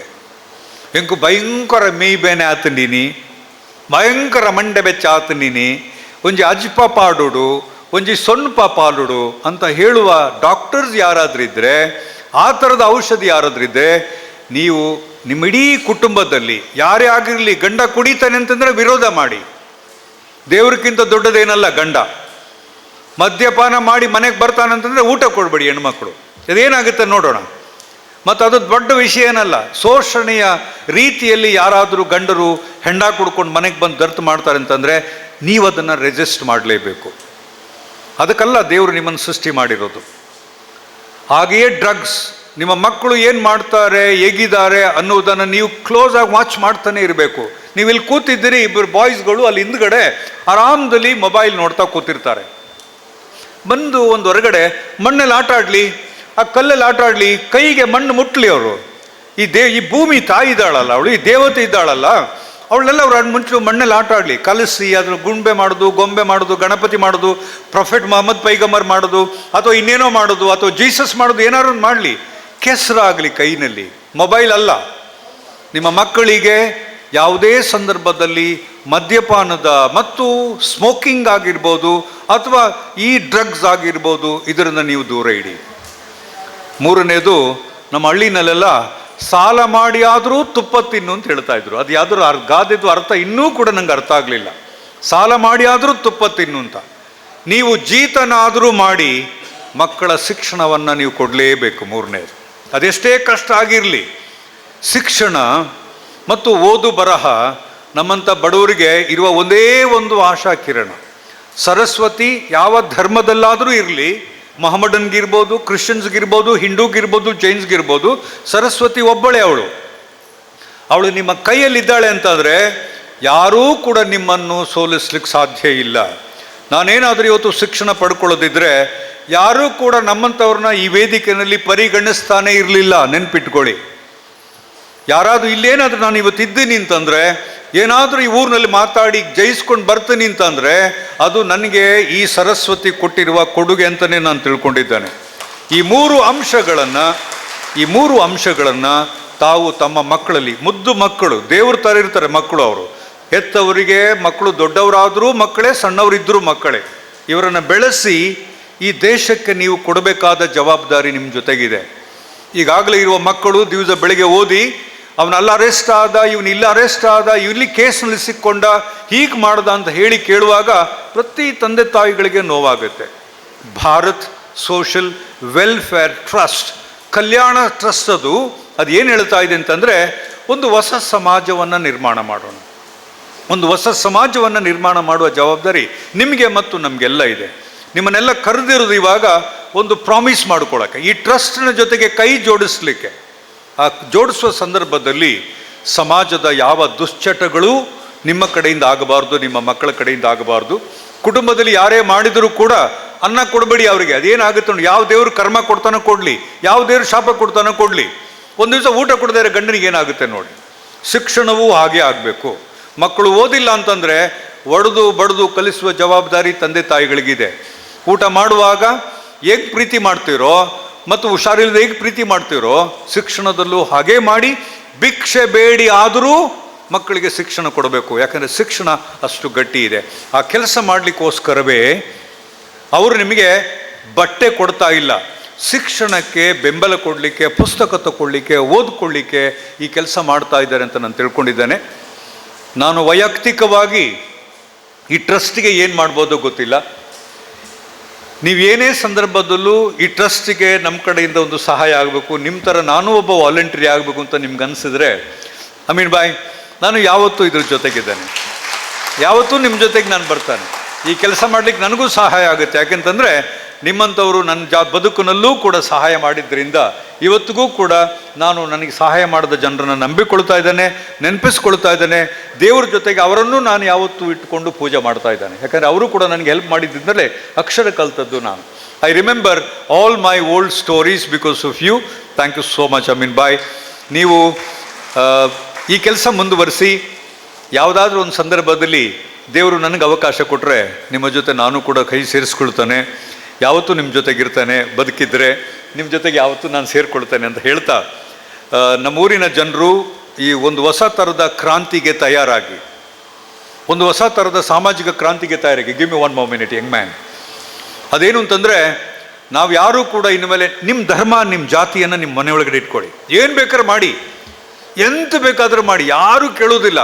ತಲೆ ಕೆಳಗಡೆ ಆದ್ರೆ ಅದು ಮಾಡ್ಕೊಂಡು ಏನಾದರೂ ಮಾಡ್ತಾ ಇರಿ. ನೀವು ತಲೆ ಮೇಲೆ ನಿಂತ್ಕೊಳ್ಳಿ, ಯು ಡೂ ಎನಿಥಿಂಗ್.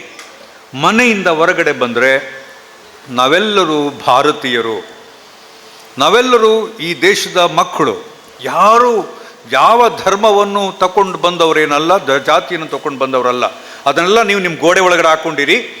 ನೀವು ಹೊರಗಡೆ ಬಂದಾಗ ನಾವೆಲ್ಲ ಒಟ್ಟಿಗೆ ಇರ್ತೇವೆ ಅಂತ ಹೇಳುವ ಒಂದು ಶಪಥವನ್ನು ಮಾಡಿ ಈ ಕಾರ್ಯಕ್ರಮಕ್ಕೆ ಚಾಲನೆ ಕೊಡಲಿಕ್ಕೆ ಬಹಳ ಸಂತೋಷ ಆಗಿದೆ. ಬಂದಿರುವ ಎಲ್ಲ ಹಿರಿಯರಿಗೆ, ಕಿರಿಯ ಮಿತ್ರರಿಗೆ ದೇವರು ಒಳ್ಳೇದು ಮಾಡಲಿ ಅಂತ ಪ್ರಾರ್ಥನೆ ಮಾಡ್ತಾ, ನಮ್ಮ ಅಮೀನ್ ಬಾಯಿ ಮತ್ತು ಅವರ ಕುಟುಂಬ, ಅವರೆಲ್ಲ ಕುಟುಂಬದವರಿಗೆ ನೀವೆಲ್ಲರೂ ಪ್ರಾರ್ಥನೆ ಮಾಡಬೇಕು. ನಿಮ್ಮ ಪ್ರಾರ್ಥನೆಯಲ್ಲಿ ಅವ್ರನ್ನ ಸೇರಿಸ್ಕೊಳ್ಳಿ. ಅವರಿಗೆ ಒಳ್ಳೆ ಆರೋಗ್ಯ ಕೊಡಲಿ, ಅವ್ರ ತಂದೆ ತಾಯಿಗಳಿಗೆ ಒಳ್ಳೆ ಆರೋಗ್ಯ ಕೊಡಲಿ, ಅವ್ರ ಮಕ್ಕಳಿಗೆ ಒಳ್ಳೆ ಆರೋಗ್ಯ ಕೊಡಲಿ, ಮತ್ತು ಅವರಿಂದ ಈ ಸಮಾಜಕ್ಕೆ ಮತ್ತಷ್ಟು ದೊಡ್ಡ ಕೊಡುಗೆ ಸಿಗಲಿ ಅಂತ ಅವ್ರಿಗೋಸ್ಕರ ನಿಮ್ಮ ಪ್ರಾರ್ಥನೆಯಲ್ಲಿ ಅವರೆಲ್ಲರನ್ನ ಸೇರಿಸ್ಕೊಳ್ಳಿ ಅಂತ ನಿಮ್ಮಲ್ಲಿ ಮನವಿ ಮಾಡಿಕೊಳ್ತಾ ನನ್ನ ಮಾತುಗಳನ್ನು ಮುಗಿಸ್ತಾನೆ. ಜೈ ಹಿಂದ್. ಕುಲಪತಿಗಳೇ, that was really vibrant, powerful ಮೆಸೇಜನ್ನು ಕೊಟ್ಟಿದ್ದಾರೆ.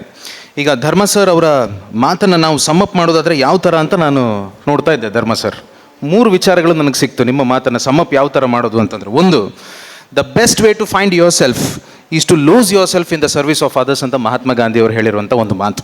ಅಂದರೆ ನಿಮ್ಮದೇ ಮಾತಿನ ಒಂದು ತಾತ್ಪರ್ಯ ಹೇಳ್ತಿರೋದು ನಾನು ಅಷ್ಟೇ. ಇನ್ನೊಂದು ಕಡೆಯಲ್ಲಿ ನಾನು ಓದಿದ್ದೆ, ಪ್ರಾರ್ಥಿಸುವ ತುಟಿಗಳಿಗಿಂತ ಸೇವೆ ಮಾಡುವ ಕೈಗಳೇ ಶ್ರೇಷ್ಠ ಅಂತ. ಇವರ ನಿಜಕ್ಕೂ ಇವರ ಮಾತುಗಳಲ್ಲಿ 2-3 ಸಲ ಕರ್ಮ ಕರ್ಮ ಕರ್ಮ ಅಂತ ಬಂತು. ಆ ಕರ್ಮದ ವಿಚಾರ ನೋಡಿ ಇಲ್ಲಿ ಎಷ್ಟು ಚೆನ್ನಾಗಿ ಭಗವದ್ಗೀತೆಯಲ್ಲಿ ಶ್ರೀಕೃಷ್ಣ ಹೇಳಿರೋದು, ನಾನಲ್ಲ. ಇಲ್ಲಿ ನೋಡಿ ಶ್ರೀಕೃಷ್ಣ ಏನು ಹೇಳ್ತಾನಂತಂದ್ರೆ, ಯಜ್ಞ ಅಂತಂದ್ರೆ ಏನು, ಕರ್ಮ ಅಂದ್ರೆ ಏನು, ಯಜ್ಞ ಅಂತಂದ್ರೆ ಏನು. ಯಜ್ಞ ಅಂದ್ರೆ ಪುರೋಹಿತರನ್ನ ಕರೆಸಿ ಮಾಡುವಂತಹ ದೇವತಾ ಕಾರ್ಯ, ಯಾಗ ಮಾತ್ರ ಯಜ್ಞ ಆಗೋದಿಲ್ಲ. ಇದನ್ನು ಕೇಳಿ, ಒಬ್ಬ ಮಾನವ ತನ್ನ ಸ್ವಾರ್ಥಕ್ಕಲ್ಲದೆ ಜನಹಿತಕ್ಕಾಗಿ, ಲೋಕ ಕಲ್ಯಾಣಕ್ಕಾಗಿ ತನ್ನ ದೇಹವನ್ನು ದಂಡಿಸಿ ಮಾಡುವ ಕೆಲಸವೂ ಕೂಡ ಯಜ್ಞ ಎಂದೆನಿಸಿಕೊಳ್ಳುತ್ತದೆ ಅಂತ ಶ್ರೀಕೃಷ್ಣ ಪರಮಾತ್ಮ ಭಗವದ್ಗೀತೆಯಲ್ಲಿ ಹೇಳಿರೋ ಪುಸ್ತಕ ಇದು. ಸರ್, ಇಲ್ಲಿ ಕೈಯಲ್ಲೇ ಇದೆ ನೋಡಿ ಪುಸ್ತಕ. This is the beauty of it. Thank you very much for the powerful message ಅಂತ ಹೇಳ್ತಾ, ಇದೀಗ ನಾವು ವರ್ಷದ ವ್ಯಕ್ತಿ ಪ್ರಶಸ್ತಿ ಪ್ರದಾನ ಸಮಾರಂಭಕ್ಕೆ ಶ್ರೀಮಾನ್ ದಿನೇಶ್ ಪೈ ಅವರನ್ನ ಆಯ್ಕೆ ಮಾಡಿದ್ದೇವೆ. ಅವರು ದಯವಿಟ್ಟು ಇಲ್ಲಿ ಮುಂದುಗಡೆ ಈಗ ನಾವು ಅವರಿಗಾಗಿ ಇಡುವಂತಹ ಆಸನವನ್ನು ಸ್ವೀಕರಿಸಬೇಕು. ಮಹಾನ್ ಧರ್ಮ ಎಂಬ ನಂಬಿಕೆಯನ್ನು ಜೀವನದ ಉಸಿರಾಗಿಸಿಕೊಂಡು service to man is service to God ಎಂಬ ಸ್ವಾಮಿ ವಿವೇಕಾನಂದರ ಅಮೂಲ್ಯ ಬೋಧನೆಯನ್ನು ತಮ್ಮ ದೈನಂದಿನ ಬದುಕಿನಲ್ಲಿ ಸಾಕ್ಷಾತ್ಕಾರಗೊಳಿಸಿದ ಉಡುಪಿ ಜಿಲ್ಲೆಯ ಹಿರಿಯ ಸಮಾಜ ಸೇವಕ, 75 ವರ್ಷ ಆಗಿದೆ ಅವರಿಗೆ, ಸಮಾಜ ಸೇವಕರಾದ ಶ್ರೀ ದಿನೇಶ್ ಪೈ ಅವರು ಕಳೆದ ಹಲವಾರು ವರ್ಷಗಳಿಂದ ಸಮಾಜದ ಅತಿ ಹಿಂದುಳಿದ ವರ್ಗಗಳ ಜೀವನದಲ್ಲಿ ಬೆಳಕು ತುಂಬುವ ಕಾರ್ಯವನ್ನು ನಿಸ್ವಾರ್ಥವಾಗಿ ಹಾಗೂ ಅಚಲವಾಗಿ ನಿರ್ವಹಿಸುತ್ತಿದ್ದಾರೆ. 2008ರಲ್ಲಿ ಸಮಾಜ ಸೇವೆಯ ಪಯಣವನ್ನು ಆರಂಭಿಸಿದ ಪೈ ಅವರು ತಮ್ಮ ಸ್ವಾರ್ಥವನ್ನೆಲ್ಲ ಮರೆತು ಮಾನವೀಯತೆಯ ಧರ್ಮ ಎಂಬ ಭಾವನೆಯೊಂದಿಗೆ ಸೇವೆಯಲ್ಲಿ ತೊಡಗಿಸಿಕೊಂಡಿದ್ದಾರೆ. ಸರ್ಕಾರದ ಸಹಾಯಧನ ಹಾಗೂ ದಾನಿಗಳ ನೆರವಿನಿಂದ ಗ್ರಾಮಾಂತರ ಪ್ರದೇಶದಲ್ಲಿಯೂ ಕೂಡ ಹಾಗೂ ನಗರಸಭಾ ವ್ಯಾಪ್ತಿಯಲ್ಲಿಯೂ ಅರ್ಹರಿಗೆ ಮನೆಗಳನ್ನು ನಿರ್ಮಿಸಿಕೊಡುವುದು, ನಿರಾಶ್ರಿತರಿಗೆ ಆಶ್ರಯ ಕಲ್ಪಿಸುವುದು ಅವರ ಸೇವಾ ಮನೋಭಾವದ ಜೀವಂತ ಸಾಕ್ಷಿಯಾಗಿದೆ. ಕೇವಲ ಆಶ್ರಯವಷ್ಟೇ ಅಲ್ಲದೆ ಶಿಕ್ಷಣವೇ ಸಮಾಜದ ಬೆಳವಣಿಗೆಯ ಮೂಲ ಎಂಬ ದೃಢ ನಂಬಿಕೆಯಿಂದ, ಧರ್ಮ ಸರ್ ನಿಮ್ಮ ಮಾತು ಬಂತಿಲ್ಲಿ, ಕಳೆದ 18 ವರ್ಷಗಳಿಂದ ಸುಮಾರು 700 ಮಕ್ಕಳಿಗೆ ಪುಸ್ತಕಗಳನ್ನು ವಿತರಿಸಿ ಶಿಕ್ಷಣದ ದಾರಿಯಲ್ಲಿ ಅವರ ಹೆಜ್ಜೆಗಳನ್ನು ಬಲಪಡಿಸಿದ್ದಾರೆ. ಕಡು ಬಡವರು, ವಿಶಿಷ್ಟ ಚೇತನರು, ವೃದ್ಧೆಯರು ಹಾಗೂ ಪರಿಶಿಷ್ಟ ಜಾತಿಯ ಕುಟುಂಬಗಳಿಗೆ ನೀರಿನ ಸಂಪರ್ಕ ಮತ್ತು ಮೂಲಭೂತ ಸೌಲಭ್ಯಗಳನ್ನು ಒದಗಿಸುವಲ್ಲಿ ಅವರು ನಿರಂತರ ಪ್ರಯತ್ನವನ್ನು ಮಾಡುತ್ತಲೇ ಬರುತ್ತಿದ್ದಾರೆ. ಕೊರೋನಾ ಮಹಾಮಾರಿಯಂತಹ ಕಠಿಣ ಸಂದರ್ಭದಲ್ಲೂ ದಾನಿಗಳಿಂದ ಹಣವನ್ನು ಸಂಗ್ರಹಿಸಿ 300ಕ್ಕೂ ಹೆಚ್ಚು ಅರ್ಹ ಕುಟುಂಬಗಳಿಗೆ ಆಹಾರ ಕಿಟ್ಗಳನ್ನು ವಿತರಿಸುವ ಮೂಲಕ 100 ಕುಟುಂಬಗಳಿಗೆ ಧೈರ್ಯ ಮತ್ತು ಆಸರೆಯನ್ನು ನೀಡಿದರು. ತಮ್ಮ ವಾರ್ಡ್ನಲ್ಲಿ ಅಪಘಾತಕ್ಕೊಳಗಾದ ಬಡ ಮತ್ತು ನಿರುದ್ಯೋಗಿಗಳಿಗೆ 15 ದಿನಗಳವರೆಗೆ ಆಹಾರ ಸಾಮಗ್ರಿಗಳನ್ನು ಉಚಿತವಾಗಿ ಒದಗಿಸುವ ಮೂಲಕ ನಿಜವಾದ ಮಾನವೀಯತೆಯನ್ನು ಮೆರೆದಿದ್ದಾರೆ. ಇದುವರೆಗೆ 400ಕ್ಕೂ ಹೆಚ್ಚು ಅರ್ಹರಿಗೆ ID ಕಾರ್ಡ್ಗಳನ್ನು ದೊರಕುವಂತೆ ನೆರವಾಗಿರುವುದು ಅವರ ಸೇವೆಯ ಮತ್ತೊಂದು ಮಹತ್ವದ ಸಾಧನೆಯಾಗಿದೆ. ಇನ್ನೊಂದು ವಿಶಿಷ್ಟ ಸೇವೆ ಅಂತಂದರೆ, ಇದು ನಾನು ಓದಲ್ಲ, ಬಟ್ ನಾನು ಹೀಗೆ ಹೇಳ್ತೀನಿ, ನೀವು ಉಡುಪಿ ನಗರಸಭೆಗೆ ಬೆಳಿಗ್ಗೆ 9:30ಕ್ಕೆ ಬಂದರೆ ಮಧ್ಯಾಹ್ನ 1 ಗಂಟೆ ತನಕ ಎದುರಲ್ಲಿ ನಿಮ್ಗೆ ಯಾವ ಅಧಿಕಾರಿ ಸಿಗ್ತಾರೋ ಇಲ್ಲೋ ಗೊತ್ತಿಲ್ಲ, ಆದರೆ ದಿನೇಶ್ ಪೈ ಅವರು ಸಿಗ್ತಾರೆ. ನಮ್ಮ ಉಡುಪಿಯಲ್ಲಿ 35ಕ್ಕೂ ಹೆಚ್ಚು ವಾರ್ಡ್ಗಳಿವೆ. ಯಾವುದೇ ವಾರ್ಡ್ನಿಂದ ಯಾರೇ ನಗರಸಭೆಗೆ ಕೆಲಸಕ್ಕೆ ಬಂದರೂ ಆ ಎಲ್ಲ ಕೆಲಸಗಳನ್ನು ಮಾಡಿ ಕೊಡುವುದು ಇದೇ ದಿನೇಶ್ ಪೈ ಅವರು, ಮತ್ತು ಆ ಕೆಲಸಗಳಿಗೆ ಇವರು ದುಡ್ಡೇ ತಗೊಳ್ಳೋದಿಲ್ಲ.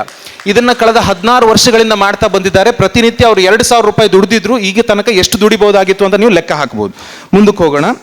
ಇವರ ಶೈಕ್ಷಣಿಕ ಪಯಣವು ಸರಳತೆ ಮತ್ತು ಶಿಸ್ತುಬದ್ಧತೆಯ ಪ್ರತಿಬಿಂಬವಾಗಿದೆ. ಅವರು ತಮ್ಮ ಪ್ರಾಥಮಿಕ ಶಿಕ್ಷಣವನ್ನು ಸರ್ಕಾರಿ ಹಿರಿಯ ಪ್ರಾಥಮಿಕ ಶಾಲೆ ಬೊಮ್ಮರಬೆಟ್ಟುವಿನಲ್ಲಿ ಪೂರ್ತಿಗೊಳಿಸಿ ಪ್ರೌಢ ಶಿಕ್ಷಣವನ್ನು ಬೋರ್ಡ್ ಹೈಸ್ಕೂಲ್ ಹಿರಿಯಡ್ಕದಲ್ಲಿ ಪಡೆದರು. ಬಳಿಕ 1996ರಲ್ಲಿ board higher secondary school ಹಿರಿಯಡ್ಕದಲ್ಲಿ PUC ವಿದ್ಯಾಭ್ಯಾಸವನ್ನು ಯಶಸ್ವಿಯಾಗಿ ಮುಗಿಸಿ ಶಿಕ್ಷಣದ ಮೌಲ್ಯವನ್ನು ಜೀವನದ ಮೂಲ ಧರ್ಮವಾಗಿ ಅಳವಡಿಸಿಕೊಂಡರು. ಅವರ ಈ ಶೈಕ್ಷಣಿಕ ಹಿನ್ನೆಲೆ ಬದುಕಿನ ಪ್ರತಿಯೊಂದು ಹಂತದಲ್ಲೂ ಜ್ಞಾನ, ಶಿಸ್ತು ಮತ್ತು ಸೇವಾ ಮನೋಭಾವನೆಯನ್ನು ರೂಪಿಸಿದೆ.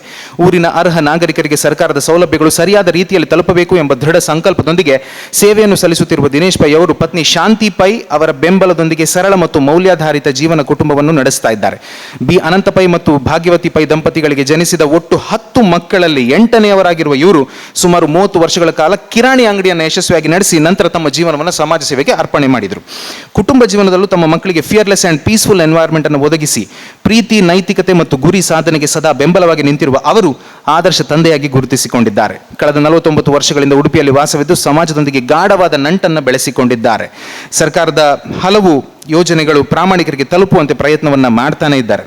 ಇನ್ನೊಂದು ವಿಶೇಷ ಅಂತಂದರೆ, ಕೊನೆ ಮಾತು, ಇವರ ವಾರ್ಡ್ ಗೋಪಾಲ್ಪುರ ಅಂತ ಒಂದು ವಾರ್ಡ್ ಉಡುಪಿಯಲ್ಲಿದೆ.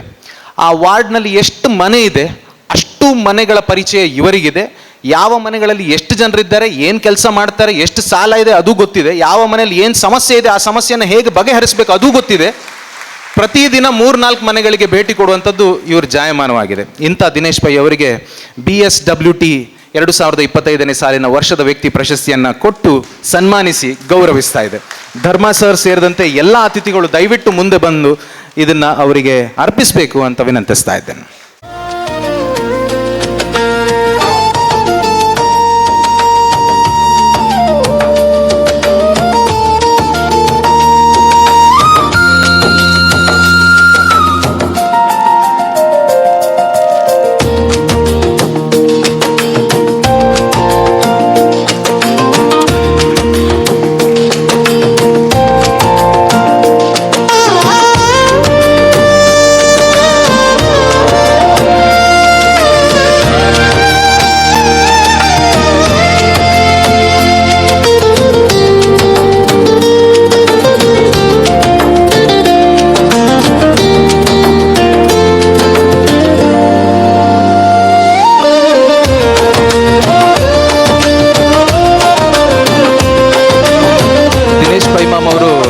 ಒಂದು ಮಾತು ಹೇಳೋದು, ನನಗೆ ಅವ್ರು ವೈಯಕ್ತಿಕವಾಗಿ ಗೊತ್ತಿರೋದ್ರಿಂದ ನಾನು ಹೇಳ್ತಿದ್ದೇನೆ. ಇಲ್ಲಿವರೆಗೆ ನಾನು ಮಾಡಿರುವಂತಹ ಸುಮಾರು 2 ದಶಕಗಳ ಸಮಾಜ ಸೇವೆಯಲ್ಲಿ ಒಂದೇ ಒಂದು ರೂಪಾಯಿಯನ್ನು ನಾನು ಯಾರ ಹತ್ರ ಆದರೂ ಪಡೆದಿದ್ದೇನೆ ಅಂತ ಯಾರಾದರೂ ಸಾಬೀತುಪಡಿಸಿದರೆ ನಾಳೆಯಿಂದ ಸಮಾಜ ಸೇವೆ ಬಿಡ್ತೇನೆ ಅಂತ ಹೇಳ್ತಾರೆ ಅವರು. ಅಂದರೆ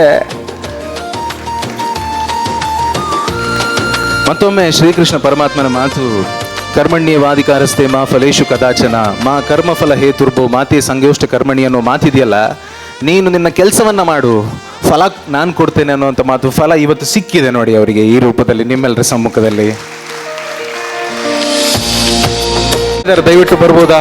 ಅವ್ರ ಮಗಳಿದ್ದಾರೆ, ಮಕ್ಕಳಿಬ್ಬರು ಇದ್ದಾರೆ ಅಂತ ಅನ್ಸುತ್ತೆ. ಅವರ ಸಹೋದರ ಬೆಂಗಳೂರಿಂದ ಬಂದಿದ್ದಾರೆ, ದಯವಿಟ್ಟು ಅವರು ವೇದಿಕೆ ಮೇಲೆ ಬರಬೇಕು.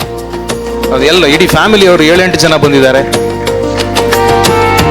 ಆಮೇಲೆ ಯಾರಾದರೂ ಉಡುಪಿಗೆ ಬಂದರೆ ಒಂದ್ಸಲ ಭೇಟಿ ಕೊಡಿ. ಅವರ ಪತ್ನಿಯವರು ಸಖತ್ತಾಗಿ ಒಳ್ಳೆ ಊಟ ತಿಂಡಿ ಕಾಫಿ ಎಲ್ಲ ಚೆನ್ನಾಗಿ ಮಾಡಿ ಹೊಟ್ಟೆ ತುಂಬಿಸಿ ಕಳಿಸ್ತಾರೆ.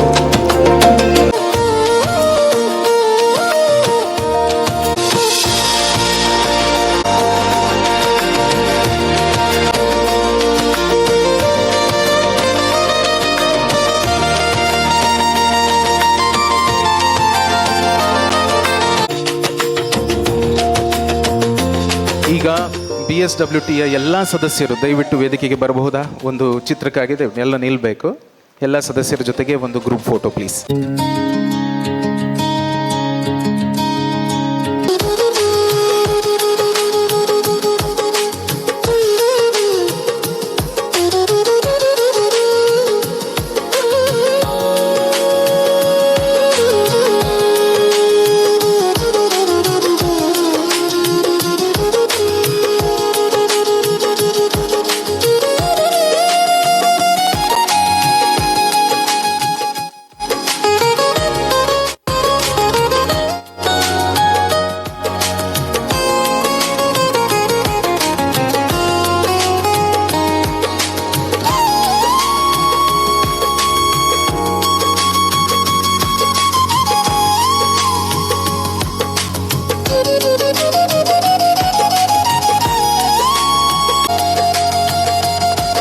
ಸನ್ಮಾನವನ್ನು ವೇದಿಕೆಯ ಮೇಲಿರುವ ಗಣ್ಯರೇ, ಸಮಾರಂಭದ ಸಂಘಟಕರಾದ ಭಾರತ್ ಸೋಷಲ್ ಆ್ಯಂಡ್ ವೆಲ್ಫೇರ್ ಟ್ರಸ್ಟ್ನ ಪದಾಧಿಕಾರಿಗಳೇ ಹಾಗೂ ಸಂಘಟಕರೇ, ಮುಂದೆ ಕುಳಿತಿರುವ ನಮ್ಮ ವಿದ್ಯಾರ್ಥಿ ಮಿತ್ರರೇ, ಪೋಷಕರೇ ಹಾಗೂ ಇತರ ಸಭಿಕರೇ, ಬಹುಶಃ ನನಗೆ ಈ ಸನ್ಮಾನ ನನಗೆ ಸಿಗ್ತದೆ ಅನ್ನೋದು ನಾನು ಕಲ್ಪನೆ ಕೂಡ ಮಾಡಲಿಕ್ಕಿಲ್ಲ. ಯಾಕಂದರೆ ಎತ್ತಣ ಮಾಮರ ಎತ್ತಣ ಕೋಗಿಲೆ, ನಾನು ಎಲ್ಲಿಯ ಒಂದು ಮೂಲೆಯಲ್ಲಿರುವವ, ಇಷ್ಟು ಒಂದು ಜನಪ್ರಿಯ ಸಂಸ್ಥೆ, ಸೇವಾ ಸಂಸ್ಥೆ ಒಂದು ನನ್ನನ್ನು ಗುರುತಿಸಿ ಒಂದು ಇದು ಮಾಡ್ತೇನೆ ಅಂತ ನನ್ನನ್ನು ಒಂದು ಸನ್ಮಾನಿಸ್ತೇನೆ, ವರ್ಷದ ವ್ಯಕ್ತಿ ಅಂತ ಹೇಳಿ ಸನ್ಮಾನಿಸ್ತೇನೆ ಅಂತ ಹೇಳುವಾಗ ನಾನು ಅವರಿಗೆ ಯಾವ ರೀತಿ ನನಗೆ ಒಂದು ರೀತಿಯ ಭಾವುಕತೆ ಉಂಟು. ನಾನು ಏನು ಅದಕ್ಕೆ ಆನ್ಸರ್ ಕೊಡಬೇಕಂತಲೇ ಗೊತ್ತಾಗಿಲ್ಲ. ಆದರೆ ಇವರು ಅವಿನಾಶ್ ಕಾಮತ್ ಹೇಳಿದ ಹಾಗೆ ಅವರು ಹೇಳಿದ ಅಕ್ಷರಶಃ ಮಾತೆಲ್ಲವೂ ಕರೆಕ್ಟೇ, ಅದರಲ್ಲಿ ಮಾತೇ ಇದೇನಿಲ್ಲ. ಬಟ್ ನಾನು ಅದರ ಬಗ್ಗೆ ಬೆನ್ನೆತ್ತಿ ಹೋದವನೇ ಅಲ್ಲ. ನನಗೇನಾದರೂ ಒಂದು ಅದರಲ್ಲಿ ಲಾಭ ಇದೆ ಅದು ಅಂತ ಹೋದವನೇ ಅಲ್ಲ. ಆದರೆ ಈ ಸಂದರ್ಭದಲ್ಲಿ ನಾನು ಅದನ್ನೊಂದು ಸ್ವೀಕರಿಸಲಿಕ್ಕೆ ನಾನು ಅರ್ಹತೆ ಉಂಟಾ ಇಲ್ಲವೋ ಅಂತ ನನಗೆ ಒಂದು ಪ್ರಶ್ನೆ. ಬಟ್ ನನ್ನನ್ನು ಗುರುತಿಸಿದ್ದಕ್ಕಾಗಿ ಸಂಘಟಕರನ್ನು ನಾನು ಮೊದಲಾಗಿ ಅಭಿನಂದಿಸ್ತೇನೆ. ಮಾತ್ರ ಅಲ್ಲ, ನಾನು ಅವರಿಗೆ ಯಾವತ್ತೂ ಆಭಾರಿಯಾಗುತ್ತೇನೆ. ನಾನು ಹೆಚ್ಚಿಗೆ ಭಾಷಣ ಮಾಡಲಿಕ್ಕೆಲ್ಲ ಬಾರಿ ಹಿಂದೆ, ಮಾತು ಕಡಿಮೆ ಹೆಚ್ಚು ದುಡಿಮೆ ನನ್ನ ತತ್ವವೇ ಅದು.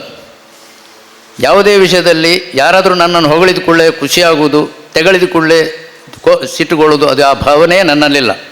ತಾಯಿ ಮಗುವನ್ನು ಸಾಕುವಾಗ ನನಗೆ ಅದರ ಸರ್ಟಿಫಿಕೇಟ್ ಬೇಕಂತ ಯಾವತ್ತೂ ಕೇಳೋದಿಲ್ಲ. ಹಾಗೆ ನನ್ನ ಕೂಡ ಆ ತತ್ವ ಅಂತ ಹೇಳಿದರೆ, ಜನರೊಟ್ಟಿಗೆ ನಾನು ಬೆರೆತು ಜನಸಾಮಾನ್ಯರಲ್ಲಿ ನಾನು ಒಬ್ಬಾಗಿ ಅವರ ಕಷ್ಟ ಸುಖಗಳಲ್ಲಿ ಇದ್ದಾದರೆ ನನಗೆ ಅತ್ಯಂತ ಒಂದು ಸಂತೋಷದ, ನನಗೆ ತುಂಬ ನೆಮ್ಮದಿ. ನಾನು ಈಗ ಒಂದು ಮಾತಿನಲ್ಲಿ ಹೇಳಿದ್ದೇನೆ, ನನಗೆ ಸಿಕ್ಕುವ ನೆಮ್ಮದಿ ನಮ್ಮ ಮುಖೇಶ್ ಅಂಬಾನಿಯವರಿಗೆ ಇರಲಿಕ್ಕಿಲ್ಲ ಅಂತ, ಅಷ್ಟು ಖುಷಿಯಲ್ಲಿದ್ದೇನೆ ನಾನು. ಇದರಲ್ಲಿ ನನ್ನ ಸ್ವಾರ್ಥವೂ ಹೌದು. ಯಾಕಂದರೆ ನನಗೆ ನನ್ನ ನೆಮ್ಮದಿಗಾಗಿ ನಾನು ಈ ಕೆಲಸ ಮಾಡಿರ್ಬೋದು. ಹಾಗಾಗಿ ಈ ಒಂದು ಪ್ರಯತ್ನಕ್ಕೆ ನನ್ನನ್ನು ಇಲ್ಲಿ ಗುರುತಿಸ್ತಾರೆ ಅನ್ನೋ ಕಲ್ಪನೆ ಕೂಡ ನಾನು ಮಾಡಿರಲಿಕ್ಕಿಲ್ಲ. ಅದಕ್ಕಾಗಿ ನಾನು ಅವರಿಗೆ ನನ್ನ ಹೃದಯಾಂತರಾಳದ ಕೃತಜ್ಞತೆಗಳು. ಸಂಘಟಕರಿಗೆ ಇನ್ನು ಹೆಚ್ಚಿಗೆ ಮಾತಾಡಲಿಕ್ಕೆ ಬಯಸುವುದಿಲ್ಲ. ಮೊದಲು ಈ ಸ್ಕಾಲರ್ಶಿಪ್ ತಗೊಳ್ಳುವ ವಿದ್ಯಾರ್ಥಿಗಳಿಗೆ ಒಂದು ಮಾತು, ಕಿವಿ ಮಾತು. ಯಾಕಂದರೆ ಅವರಿಗೆ ಬುದ್ಧಿವಾದ ಹೇಳುವಷ್ಟು ಒಂದು ಪ್ರಬುದ್ಧತೆ ನನ್ನಲ್ಲಿಲ್ಲ.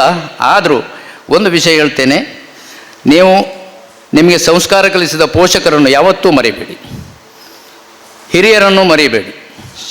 ಕಲಿಸಿದ ಶಾಲೆಯ ಗುರುಗಳನ್ನು ಹಾಗೂ ಶಾಲೆಯನ್ನು ಮರಿಬೇಡಿ. ನಿಮಗೆ ಸಹಾಯ ಮಾಡಿದ ಮಹನೀಯರನ್ನು ಅಥವಾ ಯಾವುದೇ ಒಂದು ಸಂಸ್ಥೆ, ಭಾರತ್ ಸೋಷಲ್ ವೆಲ್ಫೇರ್ ಟ್ರಸ್ಟ್ನಂಥ ಒಂದು ಸಂಸ್ಥೆಯನ್ನು ಮರಿಬೇಡಿ. ಯಾಕಂದರೆ ನಮ್ಮ ಪ್ರತಿಯೊಂದು ಉನ್ನತಿಗೂ ಅವರೂ ಒಂದು ಕಿರುಕಾಣಿಕೆ ಕೊಟ್ಟಿದ್ದಾರೆ ಎನ್ನುವುದನ್ನು ನಾವು ಮರಿಬಾರದು. ದುರಭ್ಯಾಸಗಳಿಗೆ ದಾಸ ಆಗಬೇಡಿ. ಈಗಾಗಲೇ ಕುಲಪತಿಗಳು ಈ ವಿಷಯವನ್ನು ಹೇಳಿದ್ದಾರೆ. ನಾನು ಏನು ಕಲ್ಪನೆ ಮಾಡಿದ್ದೇನೆ ಅದನ್ನು ಅಕ್ಷರಶಃ ಅವರು ನೋಡಿ ಆಗಿದೆ, ಹೇಳಿ ಆಯಿತು. ಇನ್ನು ನಾನೇನು ಸ್ಪೆಷಲ್ ಹೇಳಲಿಕ್ಕಿಲ್ಲ. ಇದಕ್ಕಿಂತ ಹೆಚ್ಚಿಗೆ ನನಗೆ ಈ ಭಾಗ್ಯ ನನಗೆ ಈ ವೇದಿಕೆಯ ಮೇಲೆ ದೊರಕಿದ್ದು ಅದಕ್ಕಿಂತ ಇನ್ನು ಯಾವುದು ಇದು ನನ್ನ ಪೂರ್ವಜನ್ಮದ ಪುಣ್ಯವಾಯಿನ ಅಲ್ಲಿವರೆಗೆ ಆಗಿದೆ ನನಗೆ. ಹಾಗಾಗಿ ದಯಮಾಡಿ ನನ್ನ ಈ 2 ಮಾತನ್ನು ಮುಗಿಸಿ ವಿದ್ಯಾರ್ಥಿಗಳಿಗೆ ಯಾವಾಗಲೂ ಶುಭ ಆಗಲಿ ಅಂತ ಹೇಳಿಯೇ ಸಮಾಜದಿಂದ ಪಡೆದದ್ದನ್ನು ನೀವು ಸಮಾಜಕ್ಕೆ ಸಲ್ಲಿಸುವಂತಾಗಲಿ, ಕೆರೆ ನೀರನ್ನು ಕೆರೆಗೆ ಚೆಲ್ಲಿರೋ, ಇಷ್ಟೇ. ಇದನ್ನು ನೀವು ಅಕ್ಷರಶಃ ಅಳವಡಿಕೊಂಡರೆ ನೀವು ಪೂರ್ಣ ಪ್ರಮಾಣದ ಮನುಷ್ಯರಾಗಬಲ್ಲಿರಿ, ಅಷ್ಟೇ. ಅದಕ್ಕಿಂತ ಹೆಚ್ಚಿಗೆ ನಾನು ಹೇಳಲಿಕ್ಕೆ ಬಯಸುವುದಿಲ್ಲ. ದಯಮಾಡಿ ನನ್ನ 2 ಮಾತನ್ನು ಮುಗಿಸಿ. ಇನ್ನೂ ಪವರ್ಫುಲ್ಲಾಗಿ ಮಾತಾಡ್ತಾರೆ ಅವ್ರು, ಯಾಕೆ ಕಡಿಮೆ ಮಾತಾಡಿದ್ರು ಅಂತ ಗೊತ್ತಾಗಿಲ್ಲ. ಭಾವುಕರಾಗಿ ಸ್ವಲ್ಪ ಹಾಗೆ ಅವ್ರ ಬಗ್ಗೆ ನಾವು ಮಾಡಿರುವಂಥ ವಿಡಿಯೋನ ಆಗ ತೋರಿಸಿದ್ದೇವೆ. ಇನ್ನೊಮ್ಮೆ ಕಾರ್ಯಕ್ರಮ ಮುಗಿದ ನಂತರ ನಾವು ತೋರಿಸಿದ ಹಂತದಲ್ಲಿ ಮುಂದೆ ವಿದ್ಯಾರ್ಥಿಗಳು ಮತ್ತು ಪೋಷಕರನ್ನು ಉದ್ದೇಶಿಸಿ ಮಾತನಾಡಲಿಕ್ಕಿರುವವರು ಶ್ರೀ ಅಶ್ವಥ್ SL ಇವರು. ಕಾರ್ಕಳದಲ್ಲಿ ಕ್ರಿಯೇಟಿವ್ ಕಾಲೇಜ್ ಒಂದಿದೆ, ಅದ್ರ ಬಗ್ಗೆ ನೀವು ಕೇಳಿ ಇರ್ತೀರಾ ಅಥವಾ ಜಾಹೀರಾತನ್ನಾದರೂ ನೋಡಿ ಇರ್ತೀರಾ. 7 ಮಂದಿ ಸಂಸ್ಥಾಪಕರು ಸೇರಿ ಆರಂಭ ಮಾಡಿದಂತಹ ಕ್ರಿಯೇಟಿವ್ ಎಜುಕೇಷನ್ ಫೌಂಡೇಶನ್ ಮೂಡುಬಿದಿರೆಯ ಸಹ ಸಂಸ್ಥಾಪಕರಲ್ಲಿ ಇವರು ಕೂಡ ಒಬ್ಬರು. ಈ ಸಂಸ್ಥೆ BSWTಗೂ ಕ್ರಿಯೇಟಿವ್ಗೂ ಏನು ಕನೆಕ್ಷನ್ ಅಂತಂದರೆ ಅಲ್ಲೂ 7 ಜನ, ಇಲ್ಲೂ 7 ಜನ, ಒಟ್ಟು 7ರಲ್ಲಿ 7ಗೇನೆ ಆಗೋದು ಅಂತ ಒಂದು ಮಾತಿದೆ. ಸೊ ಇವತ್ತು ಅಶ್ವಥ್ ಸರ್ ನಿರಂತರ ಸುಮಾರು 15 ವರ್ಷಗಳಿಂದ ವಿದ್ಯಾರ್ಥಿಗಳ ಜೊತೆ ಒಡನಾಟವನ್ನು ಇಟ್ಕೊಂಡವರು, ಅವರ ಕಷ್ಟ ಸುಖಗಳನ್ನು ಅರಿತವರು ಮತ್ತು ಎಷ್ಟೋ ವಿದ್ಯಾರ್ಥಿಗಳ ಬದುಕಲ್ಲಿ ದಾರಿ ದೀಪವಾದವರು. ಅವರ ಅರಿವಿನ ದಾರಿ ಅನ್ನುವಂಥ ಒಂದು ಕೃತಿಯನ್ನು ನೀವು ಓದಿದರೆ ಫುಲ್ ಶೇಕ್ ಆಗಿಬಿಡ್ತೀರಾ. ಖಂಡಿತ ಅದನ್ನು ನೀವು ಓದಬೇಕು ಅನ್ನೋ ಮಾತನ್ನು ಹೇಳ್ತಾ ಈಗ ಮುಂದೆ ನಮ್ಮನ್ನು ಉದ್ದೇಶಿಸಿ ಮಾತನಾಡಲಿಕ್ಕಿದ್ದಾರೆ ಶ್ರೀ ಅಶ್ವಥ್ SL. ಚಪ್ಪಾಳೆಯೊಂದಿಗೆ ಸ್ವಾಗತ. ಎಲ್ರಿಗೂ ನಮಸ್ಕಾರ. ವೇದಿಕೆ ಮೇಲಿರ್ತಕ್ಕಂಥ ವಿಶ್ವವಿದ್ಯಾಲಯದ ಉಪಕುಲಪತಿಗಳಾಗಿರ್ತಕ್ಕಂಥ PL ಧರ್ಮಾರವರೇ, ಈ ಕಾರ್ಯಕ್ರಮದಲ್ಲಿ ಭಾಗಿಯಾಗಿರ್ತಕ್ಕಂಥ ಎಲ್ಲ ಅಭ್ಯಾಗತರೇ, ಪ್ರೀತಿಯ ವಿದ್ಯಾರ್ಥಿಗಳೇ ಹಾಗೆ ಪಾಲಕರೇ, ಭಾಳಷ್ಟು ಮನಸ್ಸು ತುಂಬಿ ಬರುತ್ತೆ ಈ ಕಾರ್ಯಕ್ರಮದ ಆಪ್ತತೆಯನ್ನು ನೋಡುವಾಗ. ಯಾಕೆ ಅಂತ ಹೇಳಿದರೆ ಇವತ್ತಿನ ಕಾಲಘಟ್ಟದಲ್ಲಿ ಎಲ್ಲರೂ ಕೂಡ ತಾನು, ತನ್ನ ಮನೆ, ನನ್ನ ಉದ್ಯೋಗ, ದುಡಿಮೆ ಅಂತ ಹೇಳಿ ಅವರವರ ದೃಷ್ಟಿಯಲ್ಲಿ ಅವರವರ ಸ್ವಾರ್ಥಪರವಾದಂತಹ ಗಳಿಕೆಯಲ್ಲಿ ಬ್ಯುಸಿ ಇರ್ತಕ್ಕಂಥ ಸಂದರ್ಭದಲ್ಲಿ ಇಂಥೊಂದು ಮನಸ್ಥಿತಿಯನ್ನು ಬೆಳೆಸಿಕೊಂಡಂತಹ ವಿಚಾರ, ನಾನು ಊರಿನ ಹಲವರಿಗೆ ನೆರವಾಗಬೇಕು, ಮುಂದೆ ಈ ಜಗತ್ತನ್ನು, ದೇಶವನ್ನು ಬೆಳಗ್ತಕ್ಕಂತಹ ಹಲವಾರು ವಿದ್ಯಾರ್ಥಿಗಳಿಗೆ ನಾವು ಸಹಾಯಕವಾಗಿ ನಿಲ್ಲಬೇಕು ಅಂತ ಹೇಳುವ ಮನಸ್ಥಿತಿ. ಹೇಗೆ ಒಂದು ಜೀವಿಗೆ ನೀರು, ಗಾಳಿ ಮತ್ತು ಬೆಳಕು 3 ಬಹಳ ಪ್ರಾಮುಖ್ಯವಾದಂತಹ ನ್ಯಾಚುರಲ್ ರಿಸೋರ್ಸ್ ಆಗಿರ್ತದೋ, ಹಾಗೆ ಒಂದು ದೇಶದ ಜೀವಸತ್ವವನ್ನು ಉಳಿಸ್ಕೊಳ್ಬೇಕಾದ್ರೆ ಉದ್ಯೋಗ, ಶಿಕ್ಷಣ ಮತ್ತು ಆರೋಗ್ಯ ಸಮೃದ್ಧವಾಗಿರಬೇಕು. ಅಂತಹ 3 ಮುಖ್ಯ ಧ್ಯೇಯಗಳನ್ನು ಈ ಸಮಾಜಕ್ಕೆ ಹಂಚತಕ್ಕಂಥ ಅತ್ಯಂತ ನಿಸ್ವಾರ್ಥ ಸೇವೆಯನ್ನು Bharat social and welfare trust ಮಾಡ್ತಾ ಇದ್ದಾರೆ. ಆ ಎಲ್ಲ ತಂಡಕ್ಕೆ ಇಂಥೊಂದು ಮನಸ್ಥಿತಿಗೆ ವಿಶೇಷವಾಗಿ 7 ಜನ ಸೇರಿ ಅಂತ ಹೇಳಿದರು. ಹಾಗಾಗಿ ಆ 7 ಬಣ್ಣಗಳು ಈ ಸಮಾಜದ ಒಂದು ಶ್ರೇಯಸ್ಸನ್ನು ಬಳಸಿಕೊಂಡು, ಶ್ರೇಯಸ್ಸನ್ನು ಮನಸ್ಸಿನಲ್ಲಿಟ್ಟುಕೊಂಡು ಪರಿಶುದ್ಧವಾದಂತಹ ಇವತ್ತು ಅವರೇನು ಬಿಳಿ ಬಟ್ಟೆಯನ್ನು ಧರಿಸಿದ್ದಾರೋ ಅಂಥ ಒಂದು ಮನಸ್ಥಿತಿಯಲ್ಲಿ ಸಮಾಜವನ್ನು ಮತ್ತೊಂದು ದೃಷ್ಟಿಯಿಂದ ಕಟ್ಟುವಂಥ ಕೆಲಸವನ್ನು ಮಾಡ್ತಾ ಇದ್ದಾರೆ. ಅವರಿಗೆ ಈ ಸಮಾಜದ ಪರವಾಗಿ, ತಮ್ಮೆಲ್ಲರ ಪರವಾಗಿ ಅತ್ಯಂತ ಪ್ರೀತಿಪೂರ್ವಕವಾದ ಅಭಿನಂದನೆಗಳನ್ನು ಸಲ್ಲಿಸ್ತಾ, ನಾನು ಭಾಳ ಮುಖ್ಯವಾಗಿ ಇವತ್ತು ವಿದ್ಯಾರ್ಥಿಗಳನ್ನು ಮತ್ತು ಪಾಲಕನ ಉದ್ದೇಶಿಸಿಕೊಂಡು ಧನಾತ್ಮಕ ಮತ್ತು ಋಣಾತ್ಮಕವಾದ ಒತ್ತಡಗಳ ಬಗ್ಗೆ ಮಾತನಾಡಲಿಕ್ಕೆ ಹೇಳಿದ್ದಾರೆ.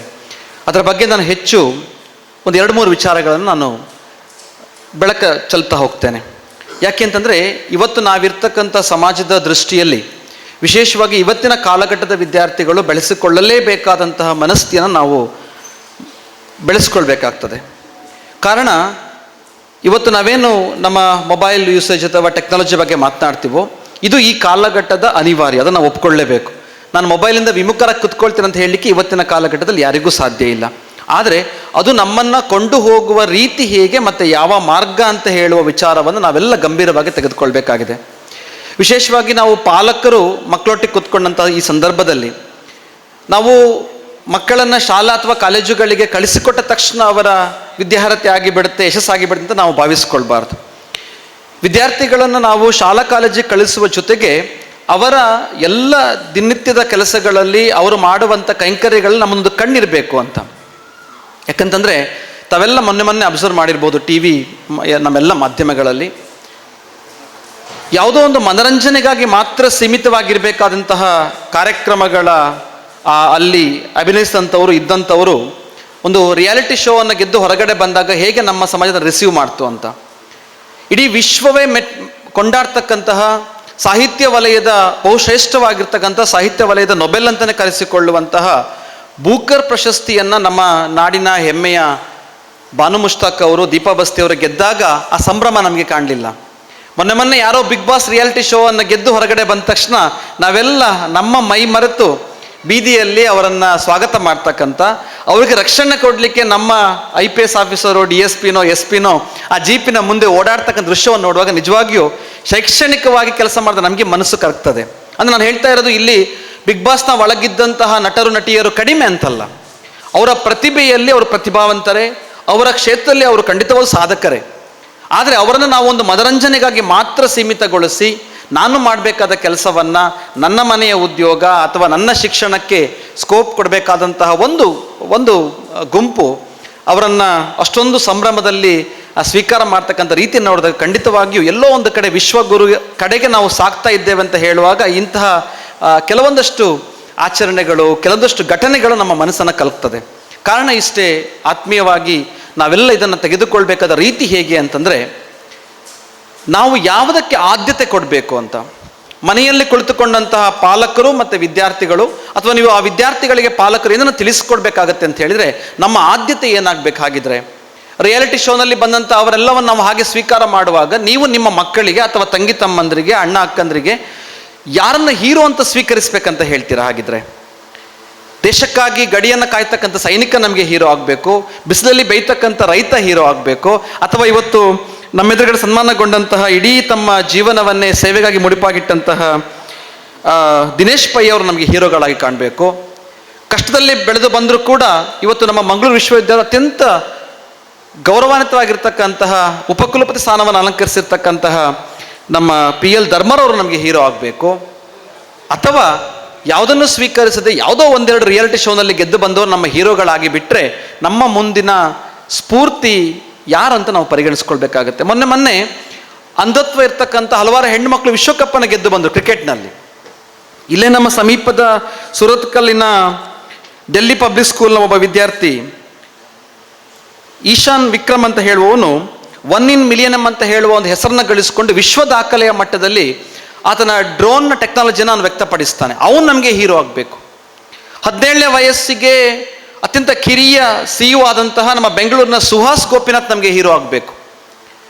ಇವರೆಲ್ಲರ ಸಾಧನೆಗಳನ್ನು ನಾವು ಕಂಡುಕೊಂಡು ಅದನ್ನು ಮನಸ್ಸಿನಲ್ಲಿ ನಾನು ಹಾಗೆ ಆಗಬೇಕಂತ ಭಾವಿಸಿಕೊಳ್ಳುವಂತಹ ಭಾವನೆಯನ್ನು ಪಾಲಕರು ತಮ್ಮ ಮಕ್ಕಳಲ್ಲಿ ಬಿತ್ತುವಂಥ ಕೆಲಸ ಆಗಬೇಕು ಅಂತ. ಅಂದರೆ ಮೊಬೈಲ್ ಫೋನನ್ನು ಫೇಸ್ಬುಕ್ ಮತ್ತು ಇನ್ಸ್ಟಾಗ್ರಾಮನ್ನು ಮಕ್ಕಳು ಬಳಸುವಾಗ, ವಿಶೇಷವಾಗಿ ಇನ್ಸ್ಟಾಗ್ರಾಮ್, ಪಾಲಕರಿಗೆ ಅದರ ಅರಿವಿಲ್ಲ. ನನ್ನ ಮಗುವಿಗೇನೋ ಭಾಳ ಚೆನ್ನಾಗಿ ಬರುತ್ತೆ, ತುಂಬ ಚೆನ್ನಾಗಿ ಯೂಸ್ ಮಾಡ್ತಾನೆ, ನನ್ನ ಮೊಬೈಲ್ ಏನೇ ಟೆಕ್ನಾಲಜಿಲಿ ಹಾಳಾದ್ರೂ ಕೂಡ ಸರಿ ಮಾಡಿ ಕೊಡ್ತಾನೆ ಅಂತ ನಾವು ಹೆಮ್ಮೆಯಿಂದ ಹೇಳ್ತೇವೆ. ತಪ್ಪಲ್ಲ, ಅದು ಆ ಮಕ್ಕಳು ಕಲಿತುಕೊಂಡು ಬಂದಂಥ ಕಲೆ. ಈ ಕಾಲಘಟ್ಟಕ್ಕೆ ಅವರು ಹುಟ್ಟುವಾಗಲೇ ಅವರ ಕೈಯಲ್ಲಿ ಆ ತಂತ್ರಜ್ಞಾನ ಸಿಕ್ಕಿದಾಗ ಸಹಜವಾಗಿ ಅದನ್ನು ಅವರು ತುಂಬ ಎಕ್ಸ್ಪರ್ಟ್ ಆಗಿ ಬಳಸ್ಕೊಳ್ತಾರೆ. ಆದರೆ ಪಾಲಕರು ನಾವೇನು ಯೋಚನೆ ಮಾಡಬೇಕು ಅಂತಂದರೆ, ಆತ ಇನ್ಸ್ಟಾಗ್ರಾಮ್ನಲ್ಲಿ ಮುಂದುವರೆದು ಏನು ಮಾಡ್ತಾನೆ ಅಂತ. ಧನಾತ್ಮಕ ಮತ್ತು ಋಣಾತ್ಮಕ ಒತ್ತಡ ಅಂತ ಹೇಳುವಾಗ ಇದು ನನ್ನ ಬಹಳ ಮೊದಲಿಂದಾಗಿ ತೆಗೆದುಕೊಳ್ತೇನೆ. ಇವತ್ತು ನಾನು ನನ್ನ 15 ವರ್ಷದ ಉಪನ್ಯಾಸಕ ವೃತ್ತಿ ಅನುಭವದಲ್ಲಿ ಒಂದು ಶಿಕ್ಷಣ ಸಂಸ್ಥೆಯನ್ನು ಮಾಡಿ ವಿದ್ಯಾರ್ಥಿಗಳು ಹಾದಿ ತಪ್ಪುವಂಥ ಮೊಟ್ಟ ಮೊದಲ ಯಾವುದಾದ್ರು ಒಂದು ಮಾಧ್ಯಮ ಇದ್ದರೆ ಅದು ಇನ್ಸ್ಟಾಗ್ರಾಮ್. ನೇರವಾಗಿ ಅದು ಬರೀ ಮೊಬೈಲ್ ಮಾತ್ರ ಅಲ್ಲ, ಇದು ಇನ್ಸ್ಟಾಗ್ರಾಮೇ. ಅದು ಒಂದು ಸಣ್ಣ ಹಾಯ್ ಬಾಯಿಂದ ಶುರುವಾಗುವ ಚಾಟ್ ಮತ್ತೆ ಇಡೀ ತನ್ನೆಲ್ಲವನ್ನು ಮರೆತುಕೊಳ್ಳುವ ಪರಿಸ್ಥಿತಿಗೆ ಹೋಗ್ತದೆ.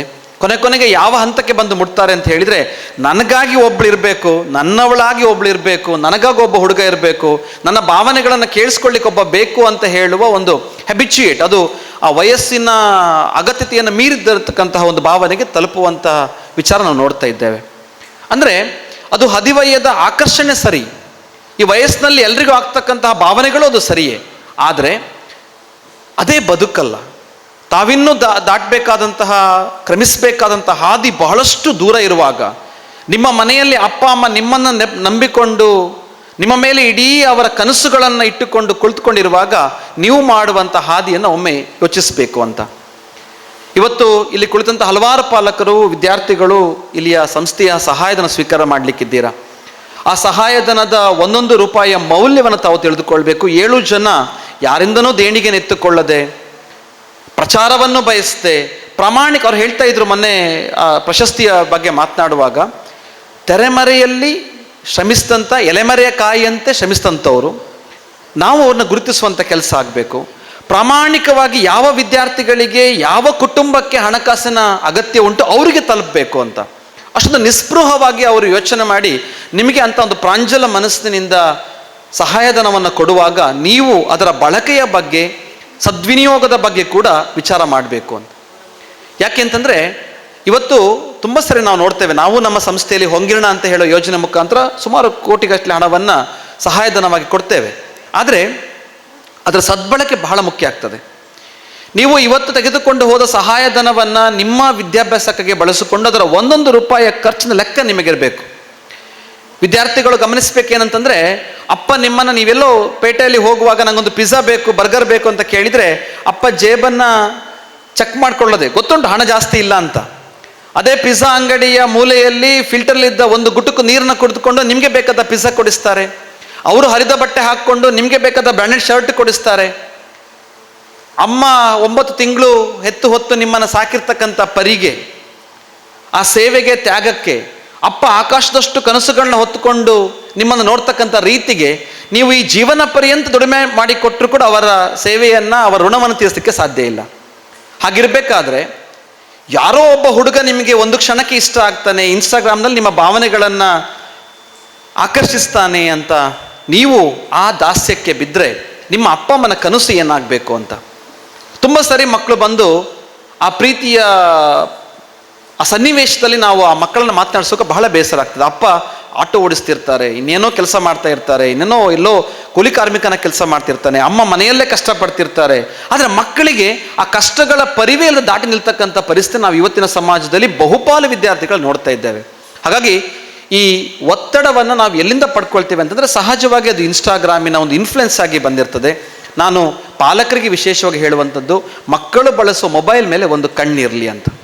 ಎರಡನೇದು ಬಹಳ ಮುಖ್ಯವಾಗಿರ್ತಕ್ಕಂಥ ವಿಚಾರ, ನನ್ನ ಮಕ್ಕಳು ಬಹಳ ಮೊಬೈಲ್ ಯೂಸ್ ಮಾಡ್ತಾರೆ, ಟಿ ವಿ ನೋಡ್ತಾರೆ ಅಂತ ಹೇಳುವಾಗ ಪಾಲಕರಾಗಿ ನಮಗೊಂದು ದೊಡ್ಡ ಜವಾಬ್ದಾರಿ ಇದೆ. ನಾನು ಮೊಬೈಲನ್ನು ಸ್ವಲ್ಪ ಹೊತ್ತು ಬಿಟ್ಟು ಬದಿಗಿಟ್ಟು ನ್ಯೂಸ್ ಪೇಪರನ್ನು, ಸಾಹಿತ್ಯ ಕೃತಿಗಳನ್ನು, ಬೇರೆ ಓದುವ ಅಭ್ಯಾಸ ಮಾಡಿಕೊಂಡ್ರೆ, ನಾನು ಟಿ ವಿಯನ್ನು ಆಫ್ ಮಾಡಿ ಮಕ್ಕಳ ಎದುರುಗಡೆ ಕೂತ್ಕೊಳ್ಳೋ ಅಭ್ಯಾಸವನ್ನು ಮಾಡಿದರೆ, ಖಂಡಿತವಾಗ್ಲೂ ನಿಮ್ಮ ಮಕ್ಕಳು ಮೊಬೈಲನ್ನು ಯೂಸ್ ಮಾಡದೆ ಓದುವ ಅಭ್ಯಾಸಕ್ಕೆ ಬರ್ತಾರೆ. ಅವರಿಗೂ ಮೊಬೈಲನ್ನು ಬದಿಗಿಟ್ಟು ಓದಿ ಅಂತ ಹೇಳಲಿಕ್ಕೆ ಅವಕಾಶ ಆಗುತ್ತೆ.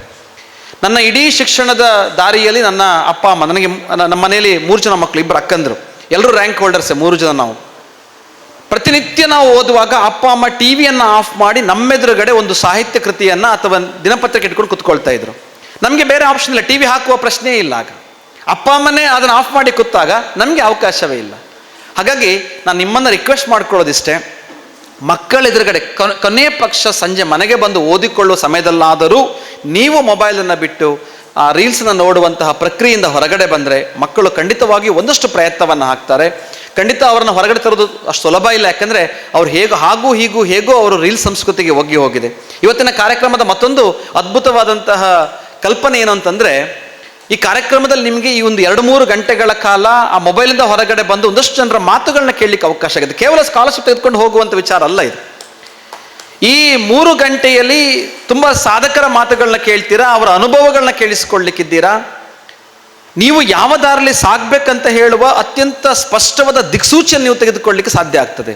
ಇಂಥ ಕಾರ್ಯಕ್ರಮಗಳು ನಿಮಗೆ ಕಟ್ಟಿಕೊಡುವಂಥದ್ದು ಕೇವಲ ಒಂದು ಸ್ಕಾಲರ್ಶಿಪ್ ಮಾತ್ರ ಅಲ್ಲ, ಅದರ ಆಚೆಗೆ ಬದುಕುವ ರೀತಿಯನ್ನು, ಶೈಕ್ಷಣಿಕವಾಗಿ ನಾವು ಮುಂದೆ ಹೋಗ್ಬೇಕಂತ ರೀತಿಯನ್ನು ಭಾಳ ಸ್ಪಷ್ಟವಾಗಿ ಈ ಕಾರ್ಯಕ್ರಮ ನಿಮ್ಗೆ ಕಟ್ಟಿಕೊಡುತ್ತೆ. ಆ ದೃಷ್ಟಿಯಲ್ಲಿ ಇವತ್ತು ನೀವೆಲ್ಲ ಇವತ್ತಿನ ಕಾಲಘಟ್ಟದ ಏನೊಂದು ನಾಗಾಲೋಟದಲ್ಲಿ ನಾವೆಲ್ಲ ಇದ್ದೇವೆ, ಆ ನಾಗಾಲೋಟದಲ್ಲಿ ಕೂಡ ಹೆಜ್ಜೆ ತಪ್ಪದಾಗಿ ನೋಡಬೇಕು ಅಂತ. ವ್ಯಸನಗಳ ಬಗ್ಗೆ ಕೂಡ ಮಾತನಾಡಿದರು. ಯಾರೋ ಒಬ್ಬ ಸ್ನೇಹಿತ ಹೇಳ್ತಾನೆ, ಬಾರಪ್ಪ ಒಂದು ಸಿಗರೇಟ್ ಸೇಯುವ, ತಲೆಬಿಸೆಲ್ಲ ಹೋಗ್ತದೆ ಅಂತ. ಒಂದು ದಿವಸ ಗಮ್ಮತ್ತಿಗಾಗಿ ಎಳಿತಕ್ಕಂಥ ಸಿಗರೇಟು ನಾಳೆ ನಿಮ್ಮ ಬದುಕನ್ನೇ ತಿನ್ನುವಂತಹ ಪ್ರಕ್ರಿಯೆ ಆಗಬಾರ್ದು. ಎಲ್ಲೋ ಒಂದು ದಿವಸ ಖುಷಿ ಕೊಡ್ತಕ್ಕಂಥ, ಮೋಜು ಕೊಡ್ತಕ್ಕಂಥ ಪಾರ್ಟಿ ನಿಮ್ಮ ಇಡೀ ಕುಟುಂಬವನ್ನೇ ಹಾಳು ಮಾಡುವಂಥ ಪ್ರಕ್ರಿಯೆ ಆಗಬಾರ್ದು. ಎಲ್ಲ ದೃಷ್ಟಿಯಲ್ಲಿ ಮೊಟ್ಟ ಮೊದಲ ಶಿಕ್ಷಣವನ್ನು ಕಲಿಸಬೇಕಾದದ್ದು ತಂದೆ ತಾಯಿಯಂದರು. ಹೇಗೆ ಕಲಿಸಬೇಕು ಸರ್ ಅಂತಂದರೆ, ನಿಮಗೆ ಗೊತ್ತಿದ್ರು ಕೂಡ ಆ ನಿಮ್ಮ ಮಕ್ಕಳ ಸ್ನೇಹಿತರ ಮೇಲೆ ಒಂದು ಕಣ್ಣಿಡಿ ಅಂತ. ಯಾವಾಗಲೂ ಯಾಕಂದರೆ ಮಕ್ಕಳ ಸ್ನೇಹಿತರನ್ನು ನೀವು ಅಬ್ಸರ್ವ್ ಮಾಡಿದರೆ ಅವರ ಸಂಘವನ್ನು ಹೇಳಲಿಕ್ಕೆ ಸಾಧ್ಯ ಆಗುತ್ತೆ, ಅವರು ಹೋಗ್ತಕ್ಕಂಥ ರೀತಿಯ ಬಗ್ಗೆ ನಾವು ಅತ್ಯಂತ ಸುಲಭವಾದಂತಹ ಜಡ್ಜ್ಮೆಂಟನ್ನು ಕೊಡಲಿಕ್ಕೆ ಸಾಧ್ಯ ಆಗ್ತದೆ. ಪ್ರೀತಿಯ ಮೋಹಕ್ಕೆ ಬಿದ್ದ ನಂತರ ಆ ಮಕ್ಕಳಿಗೆ ಏನು ಹೇಳಿದ್ರು ಕೇಳಿಸಲ್ಲ. ಒಬ್ಬ ದಾರಿ ತಪ್ಪಿದ ಸಿಗರೇಟ್ ಸೇಯ್ತಕ್ಕಂಥ ಹುಡುಗನಿಗೆ ಅಪ್ಪ ಅಮ್ಮ ಎಷ್ಟು ಹೊಡೆದ್ರು ಬದ್ರು ಬದಲಾಗಲ್ಲ. ಆದರೆ ಅವನೇನಾದ್ರು ಪ್ರೀತಿ ಮಾಡಿದ ಹುಡುಗಿ ಹೇಳಿಬಿಟ್ರೆ 5 ನಿಮಿಷಕ್ಕೆ ಬಿಟ್ಬಿಡ್ತಾನೆ ಸಿಗರೇಟನ್ನು. ಅಂದರೆ ಮಕ್ಕಳು ಹಾದಿ ತಪ್ಪತಕ್ಕಂತಹ ದಾರಿ ಹೇಗಿರ್ತದೆ, ಇನ್ನೊಬ್ಬರಿಗೆ ಪರವಶವಾಗುವಂಥ ರೀತಿ ಹೇಗಿರುತ್ತೆ ಅಂತಂದರೆ ಈ ರೀತಿದಾಗಿರ್ತದೆ. ಆ ಕಾರಣಕ್ಕಾಗಿ ಮಕ್ಕಳನ್ನು ನೀವು ಆಗಾಗ ನಿಮ್ಮ ಕಷ್ಟಗಳ ಅರಿವನ್ನು ಹೇಳಬೇಕು. ನೀವು ಯಾವ ರೀತಿ ಕಷ್ಟಪಟ್ಟ ಮೇಲೆ ಬಂದ್ರಿ ಅಂತ. ತುಂಬ ಸಾರಿ ಯಾರೋ ನನ್ನ ಫ್ರೆಂಡ್ ಮಗನಿಗೆ ಬರ್ಡೇಗೆ ಬೈಕ್ ಗಿಫ್ಟ್ ಕೊಟ್ಟರು ಅಪ್ಪ ಅಂತ ಹೇಳಿ ಮನೆಗೆ ಬಂದು ಪ್ರೆಷರ್ ಆಗ್ತಾರೆ. ನೀವು ಸಾಲ ಸೋಲ ಮಾಡಿ ಭಾಳ ಕಷ್ಟಪಟ್ಟು ಬೈಕ್ ಕೊಡಿಸ್ಲಿಕ್ಕೆ ಹೊರಡ್ತೀರಾ. ಎಲ್ಲಿಯವರೆಗೆ ಮಕ್ಕಳಿಗೆ ಆ ಹಣ ಬಂದಂತಹ ಮೂಲದ ಅರಿವಿರೋದಿಲ್ವೋ ಆಗ ಅವನಿಗೆ ಜೀವದ ಮೇಲೆಯೂ ಅದರ ಮೌಲ್ಯ ಗೊತ್ತಿರೋದಿಲ್ಲ. ಆ ಬೈಕ್ ತೆಗೆದುಕೊಂಡು ಫ್ರೆಂಡ್ಸ್ ಒಟ್ಟಿಗೆ ಹೋಗುವ ಅಭ್ಯಾಸ ಶುರು ಆಗುತ್ತೆ. ಆಮೇಲೆ ಸ್ಪೀಡ್ ಹೋಗ್ಬೇಕಂತ ಅನ್ಸುತ್ತೆ, ಓವರ್ಟೇಕ್ ಮಾಡ್ಬೇಕಂತ ಅನ್ಸುತ್ತೆ, ಇಂದೇನೋ ಸಾಹಸ ಮಾಡ್ಬೇಕಂತ ಅನ್ಸುತ್ತೆ, ರೀಲ್ಸ್ ಮಾಡ್ಬೇಕಂತ ಅನ್ಸುತ್ತೆ. ಯಾವಾಗ ಅದರ ಹಣದ ಮೂಲದ ಅರಿವಿರೋದಿಲ್ವೋ ಆ ಜೀವದ ಮೌಲ್ಯ ಕೂಡ ಗೊತ್ತಿರೋದಿಲ್ಲ. ಆ ಕಾರಣಕ್ಕಾಗಿ ಸುಮ್ಮನೆ ಒಂದು ಗಿಫ್ಟ್ ತೆಗೆದುಕೊಂಡ್ಬಿಟ್ಟು ಅಲ್ಲಿ ಅಪ್ಪ ಅಮ್ಮನ ಆಶೀರ್ವಾದ ಅಂತೇಳಿ ಮೇಲೆ ಹಾಕಿಬಿಟ್ರೆ ಆಗಲಿಲ್ಲ. ನಿಜವಾದ ಅಪ್ಪ ಅಮ್ಮನ ಆಶೀರ್ವಾದವನ್ನು ನೀವೇನಾದರೂ ನೆನಲಿಕ್ಕಿದ್ರೆ ಜೀವನ ಪರ್ಯಂತ ಅದು ಮನಸ್ಸಿನಲ್ಲಿ ಕಾಪಿಟ್ಕೊಂಡು ಮುಂದೆ ಸಾಗಬೇಕು ಅಂತ. ನಾನು MSc ಮ್ಯಾಥಮೆಟಿಕ್ಸನ್ನು ಮುಗಿಸ್ಕೊಂಡು ಆಳ್ವಾಸ್ ಮೂಡಬಿದ್ರೆಯಲ್ಲಿ ಉಪನ್ಯಾಸಕನಾಗಿ ಸೇರಿದಂಥ ಪ್ರಥಮ ದಿವಸಗಳು. ನನಗೊಂದು ಆಗ 12,000 ರೂಪಾಯಿ ಸಂಬಳ ಬರ್ತಾ ಇತ್ತು.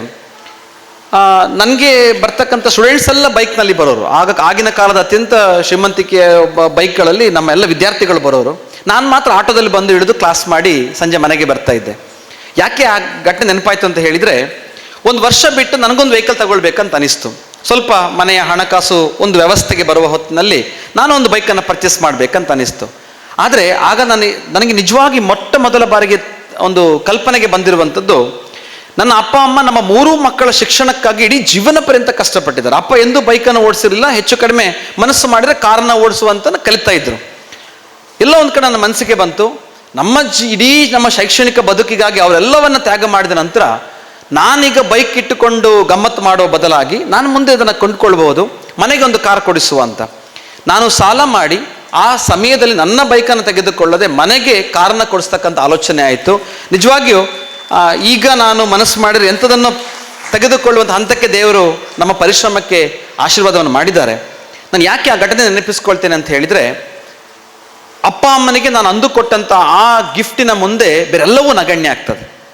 ಅದು ಕಾರು ಅಂತ ಹೇಳುವ ಒಂದು ಯಾವುದೋ ಒಂದು ಅದರ ಹಣದಲ್ಲಿ ನಾವು ಅವ್ಯಾಲ್ಯೂಷನ್ ಮಾಡ್ತಕ್ಕಂಥ ವಿಚಾರ ಅಲ್ಲ. ನಮ್ಮ ಆದ್ಯತೆ, ಪ್ರಿಯಾರಿಟಿ. ನನಗೆ ಕೊಂಡ್ಕೊಳ್ಬೇಕಾದಂತಹ ಮೊಬೈಲ್ ಫೋನ್ ಮುಖ್ಯವೋ, ನನಗೆ ಬೇಕಾದ ಕಾರ್ ಮುಖ್ಯವೋ, ನನ್ನನ್ನು ಇಷ್ಟಪಡ್ತಕ್ಕಂಥ ಹುಡುಗಿಗೆ ನಾನು ಕೊಡಬೇಕಾದ ಗಿಫ್ಟ್ಗಳು ಮುಖ್ಯವೋ, ಅಥವಾ ಜೀವನ ಪರ್ಯಂತ ತ್ಯಾಗ ಮಾಡಿ ಹೋರಾಟ ಮಾಡಿದ ಅಪ್ಪ ಅಮ್ಮನಿಗೆ ಕೊಡಬೇಕಾದಂತಹ ಕೊಡುಗೆ ಮುಖ್ಯವೋ ಅಂತ ಹೇಳೋದನ್ನು ನೀವು ನಿಮ್ಮ ಉದ್ಯೋಗಕ್ಕೆ ಹೋದಂತಹ ಪ್ರಥಮ ದಿವಸಗಳಲ್ಲಿ ಅರ್ಥೈಸ್ಕೊಳ್ತೀರಂತಂದ್ರೆ ನೀವುಗಳೆಲ್ಲ ಪ್ರಬುದ್ಧರಾಗಿ ಬೆಳೆದಿರಾ ಅಂತ ಅರ್ಥ. ನಿಜವಾಗಿ ನಮ್ಮ ಶಿಕ್ಷಣ ಕಟ್ಟಿಕೊಡ್ತಕ್ಕಂಥ ಮೌಲ್ಯ ಕೂಡ ಅದೇನೆ. ಎಲ್ಲಿಯವರೆಗೆ ನಿಮ್ಮ ಅಪ್ಪ ಅಮ್ಮನ ತ್ಯಾಗ ನಿಮಗೆ ಅರ್ಥ ಆಗೋದಿಲ್ವೋ ಅಲ್ಲಿಯವರೆಗೆ ನಿಮಗೆ ಜೀವನ ಮೌಲ್ಯವೂ ಅರ್ಥ ಆಗೋದಿಲ್ಲ. ಹಾಗಾಗಿ ಅಪ್ಪ ಅಮ್ಮನ ತ್ಯಾಗವನ್ನು ಅರ್ಥೈಸ್ಕೊಂಡ್ರೆ ಮಾತ್ರ ಎಲ್ಲ ಕಲಿಸಿಕೊಡ್ತಕ್ಕಂಥ ಶಿಕ್ಷಣಕ್ಕೂ ಒಂದು ಮೌಲ್ಯ ಉಂಟು ಅಂತ ನಾನು ಭಾವಿಸ್ಕೊಳ್ತೇನೆ.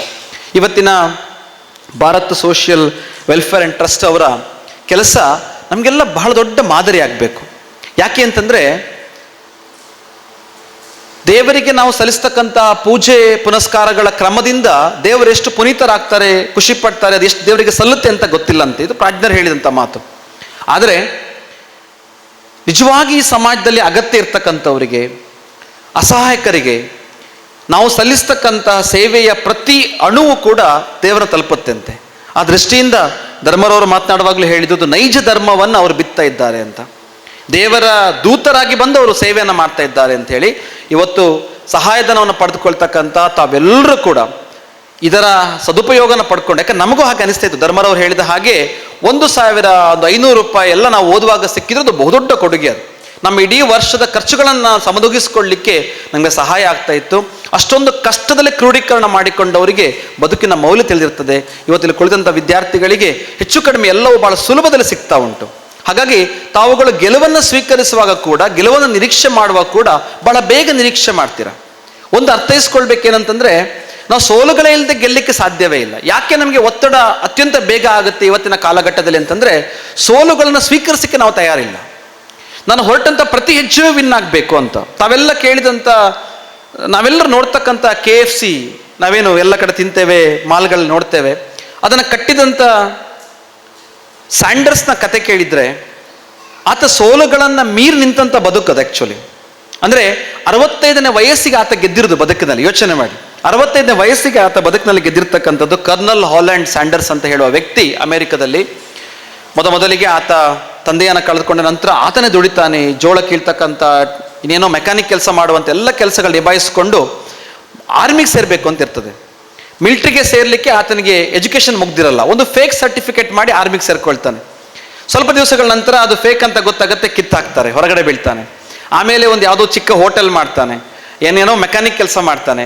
ಆ ಹೋಟೆಲ್ನಲ್ಲಿ ಸ್ವಲ್ಪ ಚೆಂದ ಆಗಿ ಎಲ್ರಿಗೂ ಅವನ ರುಚಿಕರವಾದ ಖಾದ್ಯಗಳು ಇಷ್ಟ ಆಗೋ ಹೊತ್ತಿಗೆ ಅಲ್ಲಿ 1941ನಲ್ಲಿ ನಮ್ಮ ಸೆಕೆಂಡ್ ವರ್ಲ್ಡ್ ವಾರಿಂದಾಗಿ ಎಕನಾಮಿಕ್ ರಿಸೆಷನ್ ಬರ್ತದೆ. ಆ ಎಲ್ಲ ಹೋಟೆಲ್ಗಳು ಆರ್ಥಿಕವಾಗಿ ಕುಗ್ಗುವಂಥ ಪರಿಸ್ಥಿತಿ ಬರುತ್ತೆ, ಮತ್ತೆ ಮುಚ್ಚುತ್ತೆ ಅದು. ಇನ್ನೊಂದು ಸ್ನೇಹಿತನೊಡಗೂಡಿ ಒಂದು ಹೋಟೆಲ್ ತೆರಿತಾನೆ, ಕ್ಲಿಕ್ ಆಗುತ್ತೆ, ಎಲ್ರಿಗೂ ಖುಷಿ ಆಗುತ್ತೆ, ಒಳ್ಳೆ ವ್ಯಾಪಾರ ಆಗ್ತಿರುತ್ತೆ. ಸ್ವಲ್ಪ ದಿವಸಗಳ ಸ್ನೇಹಿತನೊಟ್ಟಿಗೆ ಗಲಾಟೆಯಾಗಿ ಅದನ್ನು ಬಿಟ್ಟು ಹೋಗ್ಬಿಡುತ್ತೆ. ಮತ್ತೆ ಮುಂದುವರೆದುಕೊಂಡು ಹೋಗ್ತಾನೆ, ಒಂದು ಒಳ್ಳೆಯ ಇನ್ನೊಂದು ಹೋಟೆಲ್ ಕಟ್ಟಿಕೊಳ್ತಾನೆ ಕಷ್ಟಪಟ್ಟು. ಹೈವೇ ಅಗಲೀಕರಣ ಬಂದು ಆ ಹೋಟೆಲ್ ಮುಚ್ಚಿ ಹೋಗುತ್ತೆ. ಅಂದರೆ ನೋಡಿ, ಸೋಲುಗಳನ್ನೇ ಆತ ಇಡೀ ಜೀವನ ಪರ್ಯಂತ ಜೀವಿಸಿಕೊಂಡು ಹೋಗ್ತಾನೆ. ಸೋಲುಗಳನ್ನ ಕಂಡು ಧೃತಿಗೆಡದೆ 62ನೇ ವಯಸ್ಸಿನಲ್ಲಿ ಆತನೇ ಒಂದು ಸ್ಪೆಷಲ್ ಆಗಿ ತಯಾರಿಸಿದಂತಹ ಫ್ರೈಡ್ ಚಿಕನ್ನಿನ ಒಂದು ಮಾದರಿಯನ್ನು ತನ್ನ ಕಾರಲ್ಲಿ ಇಟ್ಕೊಂಡು ಪ್ರತಿ ರೆಸ್ಟೋರೆಂಟಿಗೆ ಹೋಗಿ ಅದನ್ನು ಪರಿಚಯಿಸ್ತಕ್ಕಂಥ ಕೆಲಸವನ್ನು ಮಾಡ್ತಾನೆ. 65ನೇ ವಯಸ್ಸಿಗೆ ಬರೋ ಹೊತ್ತಿಗೆ ಅದು ಎಲ್ಲರ ಅಚ್ಚುಮೆಚ್ಚಿನ ಒಂದು ಖಾದ್ಯ ಆಗುತ್ತೆ.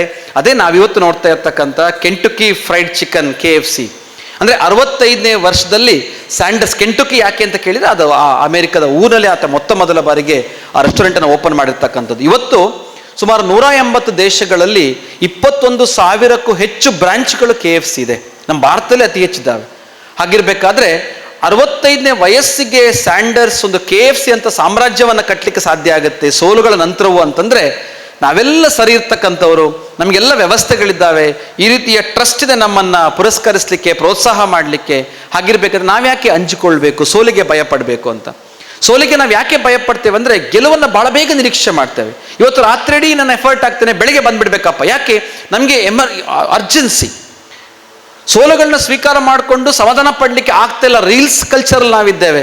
ಇವತ್ತಿನ ಜನ್ರೇಷನ್ ಆಲ್ಫಾದ ತಾಳ್ಮೆ, ಸಹನೆಯ ಸಮಯ ಎಷ್ಟು ಕೇಳಿದರೆ ಕೇವಲ 8 ಸೆಕೆಂಡ್ ಅಂತ. 8 ಸೆಕೆಂಡ್ ಮಾತ್ರ ಅವ್ರಿಗೆ ಗಮನ ಕೊಡಲಿಕ್ಕೆ ಸಾಧ್ಯ ಆಗುತ್ತಂತೆ.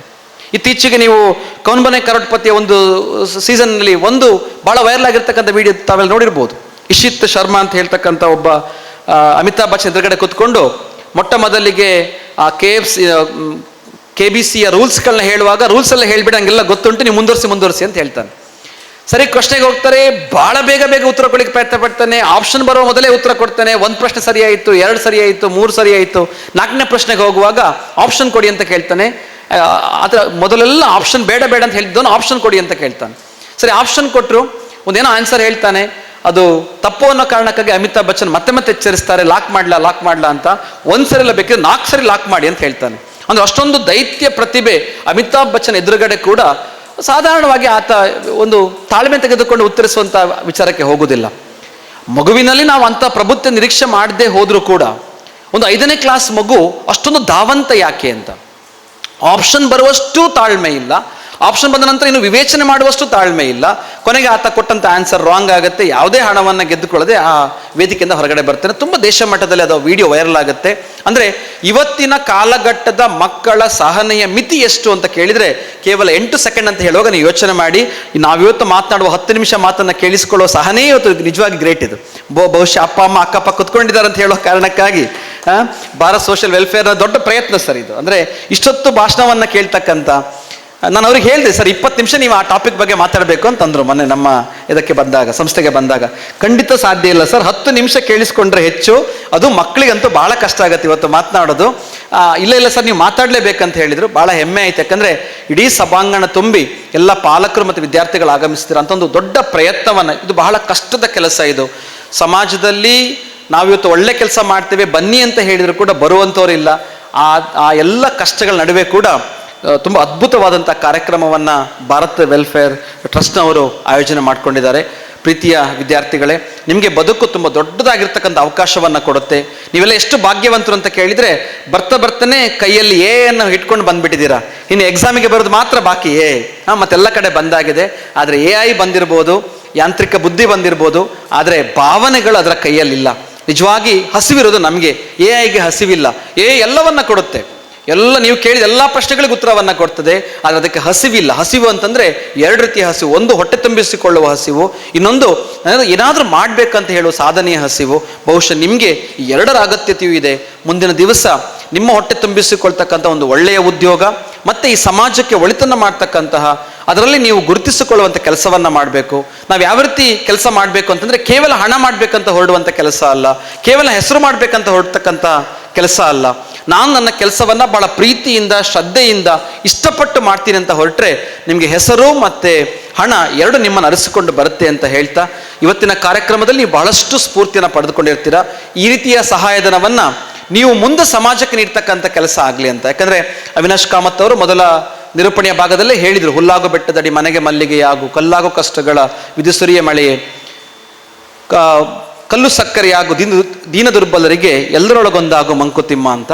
ಬಹುಶಃ ನಾಳೆ ನೀವು ಕೂಡ ಇದೇ ರೀತಿ ಕಲ್ಲು ಸಕ್ಕರೆ ಆಗಬೇಕು. ಇವತ್ತು ಹೇಗೆ ಭಾರತ್ ಸೋಷಿಯಲ್ ವೆಲ್ಫೇರ್ ಟ್ರಸ್ಟ್ನವರು ನಿಮ್ಗೆಲ್ಲರಿಗೂ ಕಲ್ಲು ಸಕ್ಕರೆಯಾಗಿ ಒಂದಷ್ಟು ಸಹಾಯಧನವನ್ನು ಹಂಚ್ತಾ ಇದ್ದವರು, ನಾಳೆ ನೀವು ಈ ರೀತಿ ಸಾವಿರ ಕೈಗಳಿಗೆ ಹಂಚುವ ಕೆಲಸವನ್ನು ಮಾಡಿದರೆ ಭಾರತ ನಾವೊಂದು ಒಳ್ಳೆಯ ಸಮಾಜವನ್ನು, ಒಂದು ಪ್ರಬುದ್ಧ ಸಮಾಜ ನೋಡಲಿಕ್ಕೆ ಸಾಧ್ಯ ಆಗುತ್ತೆ.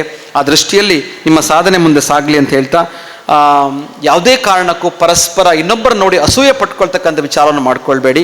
ನಮ್ಮನ್ನು ಯಾವಾಗಲೂ ಋಣಾತ್ಮಕವಾಗಿ ಎಳಿತಕ್ಕಂಥ ಇನ್ನೊಂದು ಬಹಳ ಮುಖ್ಯ ವಿಚಾರ ಏನಂತ ಕೇಳಿದರೆ, ಇನ್ನೊಬ್ಬರ ಸಾಧನೆಯನ್ನು ನೋಡಿ ನಾವು ಅಸೂಯೆ ಪಟ್ಟುಕೊಳ್ಳುವಂಥದ್ದು. ಸೊ ಅಸೂಯೆ ಪಟ್ಟಿಕೊಳ್ಳೋದು ಏನೂ ಪ್ರಯೋಜನ ಇಲ್ಲ. ನಾನು ನನ್ನ ಕೆಲಸವನ್ನು ಪ್ರಾಮಾಣಿಕವಾಗಿ ನಿಭಾಯಿಸ್ತೇನೆ.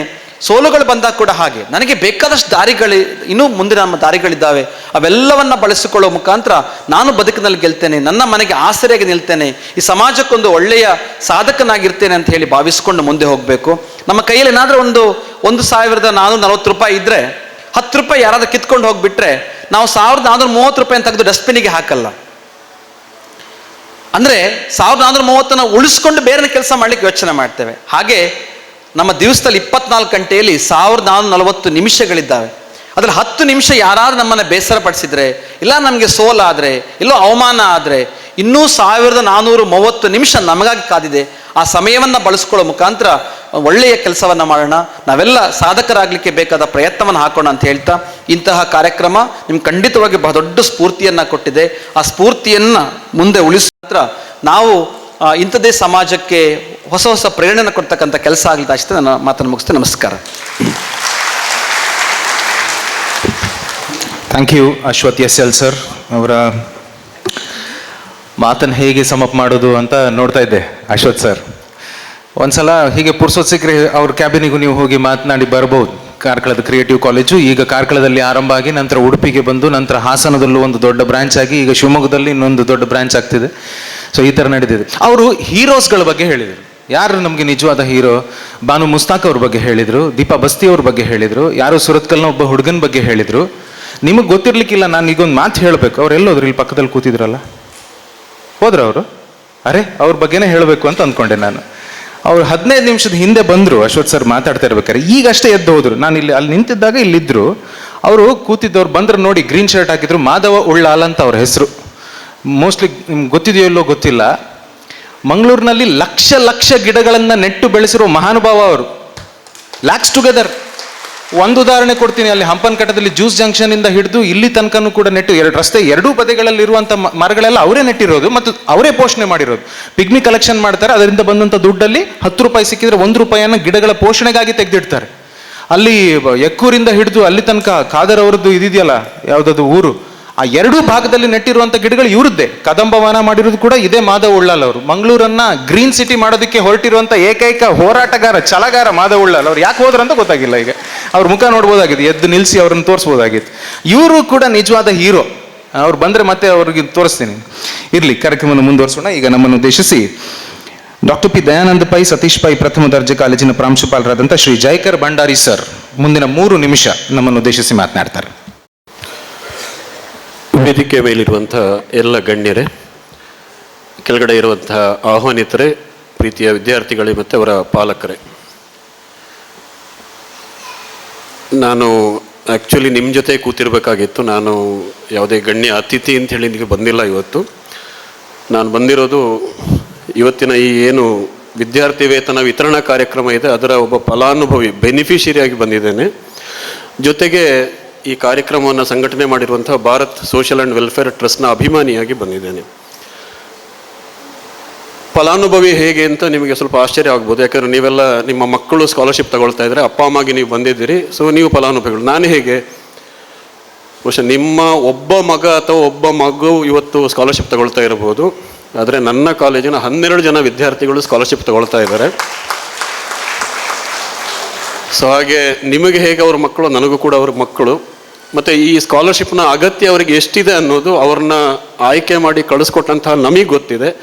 ಹಾಗಾಗಿ ಈ ಕಾರ್ಯಕ್ರಮದಲ್ಲಿ ನಾನು ನಿಮ್ಮ ಜೊತೆಗಿದ್ದೇನೆ. ಸೊ ಈ ನನ್ನ 12 ಜನ ಮಕ್ಕಳಿಗೆ ತೀರಾ ಅಗತ್ಯವಾಗಿರುವಂಥ ಸ್ಕಾಲರ್ಶಿಪ್ ಕೊಡ್ತಾ ಇರೋದಂಥ ಭಾರತ್ ವೆಲ್ಫೇರ್ ಟ್ರಸ್ಟ್ಗೆ ನಾನು ಮೊದಲನೇದಾಗಿ ಧನ್ಯವಾದಗಳನ್ನು ಸಲ್ಲಿಸ್ತಾ ಇದ್ದೇನೆ ಒಬ್ಬ ಕಾಲೇಜಿನ ಮುಖ್ಯಸ್ಥನಾಗಿ. ಎರಡನೇದಾಗಿ ಇವತ್ತು ಏನು ತಮ್ಮ ಸಾಧನೆಗಾಗಿ ಸನ್ಮಾನಿತರಾಗಿರುವಂಥ ಶ್ರೀ ದಿನೇಶ್ ಪೈ ಅವರನ್ನು ಗುರುತಿಸುವಂಥ ಒಂದು ಕಾರ್ಯ ಆಗಿದೆ. ಸೊ ಆ ಪುಣ್ಯದ ಕಾರ್ಯದಲ್ಲಿ ನಮಗೂ ಸ್ವಲ್ಪ ಪಾಲು ಭಾರತ್ ಸೋಷಲ್ ವೆಲ್ಫೇರ್ ಕೊಟ್ಟಿದ್ದಾರೆ, ಅದಕ್ಕೂ ಕೂಡ ನಾನು ಅವರಿಗೆ ಋಣಿಯಾಗಿದ್ದೇನೆ. ಮೂರನೇದಾಗಿ ಅಭಿಮಾನಿ, ಭಾರತ್ ಏನು ಸೋಷಲ್ ಮತ್ತು ವೆಲ್ಫೇರ್ ಟ್ರಸ್ಟ್ನ ಅಭಿಮಾನಿ ಯಾಕೆ ಅನ್ನೋದು ಒಂದು 2 ನಿಮಿಷ, ನೀವು ಕೊಟ್ಟಿರೋದೇ 3 ನಿಮಿಷ. ಬಿಗ್ ಬಾಸ್ ಕಾರ್ಯಕ್ರಮದ ಬಗ್ಗೆ ಸುಮಾರಷ್ಟು ಜನ ಉಲ್ಲೇಖ ಬಂತು. ನಮ್ಮನ್ನು 5 ವರ್ಷ ಕಾಲ ಆಳುವಂತಹ MLA ಇರ್ಬೋದು, MP ಇರ್ಬೋದು, ಅಥವಾ ನಮ್ಮ ಮುಖ್ಯಮಂತ್ರಿ ಇರ್ಬೋದು, ಪ್ರಧಾನಮಂತ್ರಿ ಇರ್ಬೋದು, ಇಂಥವರನ್ನ ಆಯ್ಕೆ ಮಾಡುವಂಥ ಒಂದು ಚುನಾವಣೆಗೆ ಕೊಡದೇ ಇರುವಂತಹ ಪ್ರಾಶಸ್ತ್ಯ ಕೊಟ್ಟು ನಮ್ಮ ಬಿಗ್ ಬಾಸ್ ಸ್ಪರ್ಧಿಗಳನ್ನ ನಾವು ಆಯ್ಕೆ ಮಾಡ್ತೀವಿ. ವೋಟಿಂಗ್ ಗೊತ್ತಿರಬೇಕು ನಿಮಗೆ, ಎಷ್ಟು ಜೋರಾಗಿ ಎಷ್ಟು ಆಸಕ್ತಿಯಿಂದ ಆಯಿತು. ಸೊ ಇಂಥ ವೈರುಧ್ಯಗಳಿರುವಂಥ ಒಂದು ಸಮಾಜದಲ್ಲಿ ಬದುಕ್ತಾ ಇರುವಂಥ ನಾವು ಈ ಸಮಾಜ ಸೇವಾ ಸಂಘಟನೆ ವಿಷಯಕ್ಕೆ ಬಂದಾಗ ಕೂಡ ನನಗೆಲ್ಲೋ ಇವರು ಕೃಷ್ಣೇಗೌಡರು ಬರೆದಿರೋಂಥ ಒಂದು ಕತೆ ನೆನಪಾಗತ್ತೆ. ಯಾವುದೋ ಒಂದು ಊರಲ್ಲಿ ಒಂದು ಗುಡಿ ಕಟ್ತಾ ಇದ್ರಂತೆ. ಗುಡಿ ಕಟ್ಟಬೇಕಾದ್ರೆ ತುಂಬ ಶಿಲ್ಪಿಗಳೆಲ್ಲ ಇರ್ತಾರೆ. ಸೊ ನೋಡ್ತಾ ಹೋಗ್ಬೇಕಾದ್ರೆ ಒಂದು ಕಡೆ 4 ಜನ ಶಿಲ್ಪಿಗಳಿಗೆ ಸೇರ್ಕೊಂಡು ಒಂದು ಸಣ್ಣ ವಿಗ್ರಹ ಕೆತ್ತಾ ಇದ್ರು. ಕೇಳಿದ್ರಂತೆ ಇದು ಯಾರು ವಿಗ್ರಹ ಅಂತೇಳಿ. ಇದು ಈ ಗುಡಿಯಲ್ಲಿ ಮುಂದೆ ಅಂದರೆ ಗುಡಿ ನಿರ್ಮಾಣ ಆದ ನಂತರ ಪೂಜೆ ಆಗ್ಲಿಕ್ಕಿರುವಂಥ ಆರಾಧ್ಯ ಮೂರ್ತಿ ಅಂತ ಹೇಳಿದ್ರಂತೆ. ಒಂದು 4 ಜನ ಸೇರ್ಕೊಂಡು ಸಣ್ಣ ವಿಗ್ರಹ ಕೆತ್ತಾ ಇದ್ರು. ಇನ್ನೂ ಸ್ವಲ್ಪ ಮುಂದೆ ಹೋದಾಗ ಒಂದು 100 ಜನ ಶಿಲ್ಪಿಗಳು ಸೇರಿಕೊಂಡು ದೊಡ್ಡ 4-5 ವಿಗ್ರಹ ಕೆತ್ತಾ ಇದ್ದಾರೆ. ಆಮೇಲೆ ಅವರ ಹೆಸರುಗಳನ್ನ ಕೆತ್ತಾ ಇದ್ದಾರೆ. ನೋಡ್ರಿಗೆ ಆಶ್ಚರ್ಯ, ಆರಾಧನೆಗೊಳ್ಳುವಂಥ ಮೂರ್ತಿ ಸಣ್ಣದಾಗಿ 4 ಜನ ಕೆತ್ತಾ ಇದ್ದಾರೆ, ಈ ದೊಡ್ಡ ದೊಡ್ಡ ವಿಗ್ರಹಗಳು ಯಾರ್ದು ಅಂತ ಹೇಳಿ ಕೇಳಿದ್ರಂತೆ. ಇದು ಯಾರ ವಿಗ್ರಹಗಳನ್ನ ಕೆತ್ತಾ ಇದ್ದಾರೆ ಇಷ್ಟೊಂದು ಜನ ಸೇರಿಕೊಂಡು ಅಂತ ಹೇಳಿ. ಇಲ್ಲ, ಇದು ಯಾರು ಈ ಗುಡಿ ಕಟ್ಟಿಸ್ತಾ ಇದ್ದಾರಲ್ಲ ಅವರ ವಿಗ್ರಹಗಳು, ಮತ್ತು ಅವರಿಗೆ ಯಾರೆಲ್ಲ ಸಹಾಯ ಮಾಡಿದ್ದಾರೆ ದಾನಿಗಳಿದ್ದಾರಲ್ಲ ಅವರ ವಿಗ್ರಹಗಳನ್ನ ಕೆತ್ತಾ ಇದ್ದಾರೆ. ಸೊ ಅದಕ್ಕೆ ಇಷ್ಟೊಂದು ಜನ ಸೇರ್ಕೊಂಡಿದ್ದಾರೆ ಅಂತೇಳಿ. ಬಹುಶಃ ಕತೆ ಅರ್ಥ ಆಗಿದೆ ಅಂತ ಅಂದ್ಕೊಂಡಿದ್ದೇನೆ.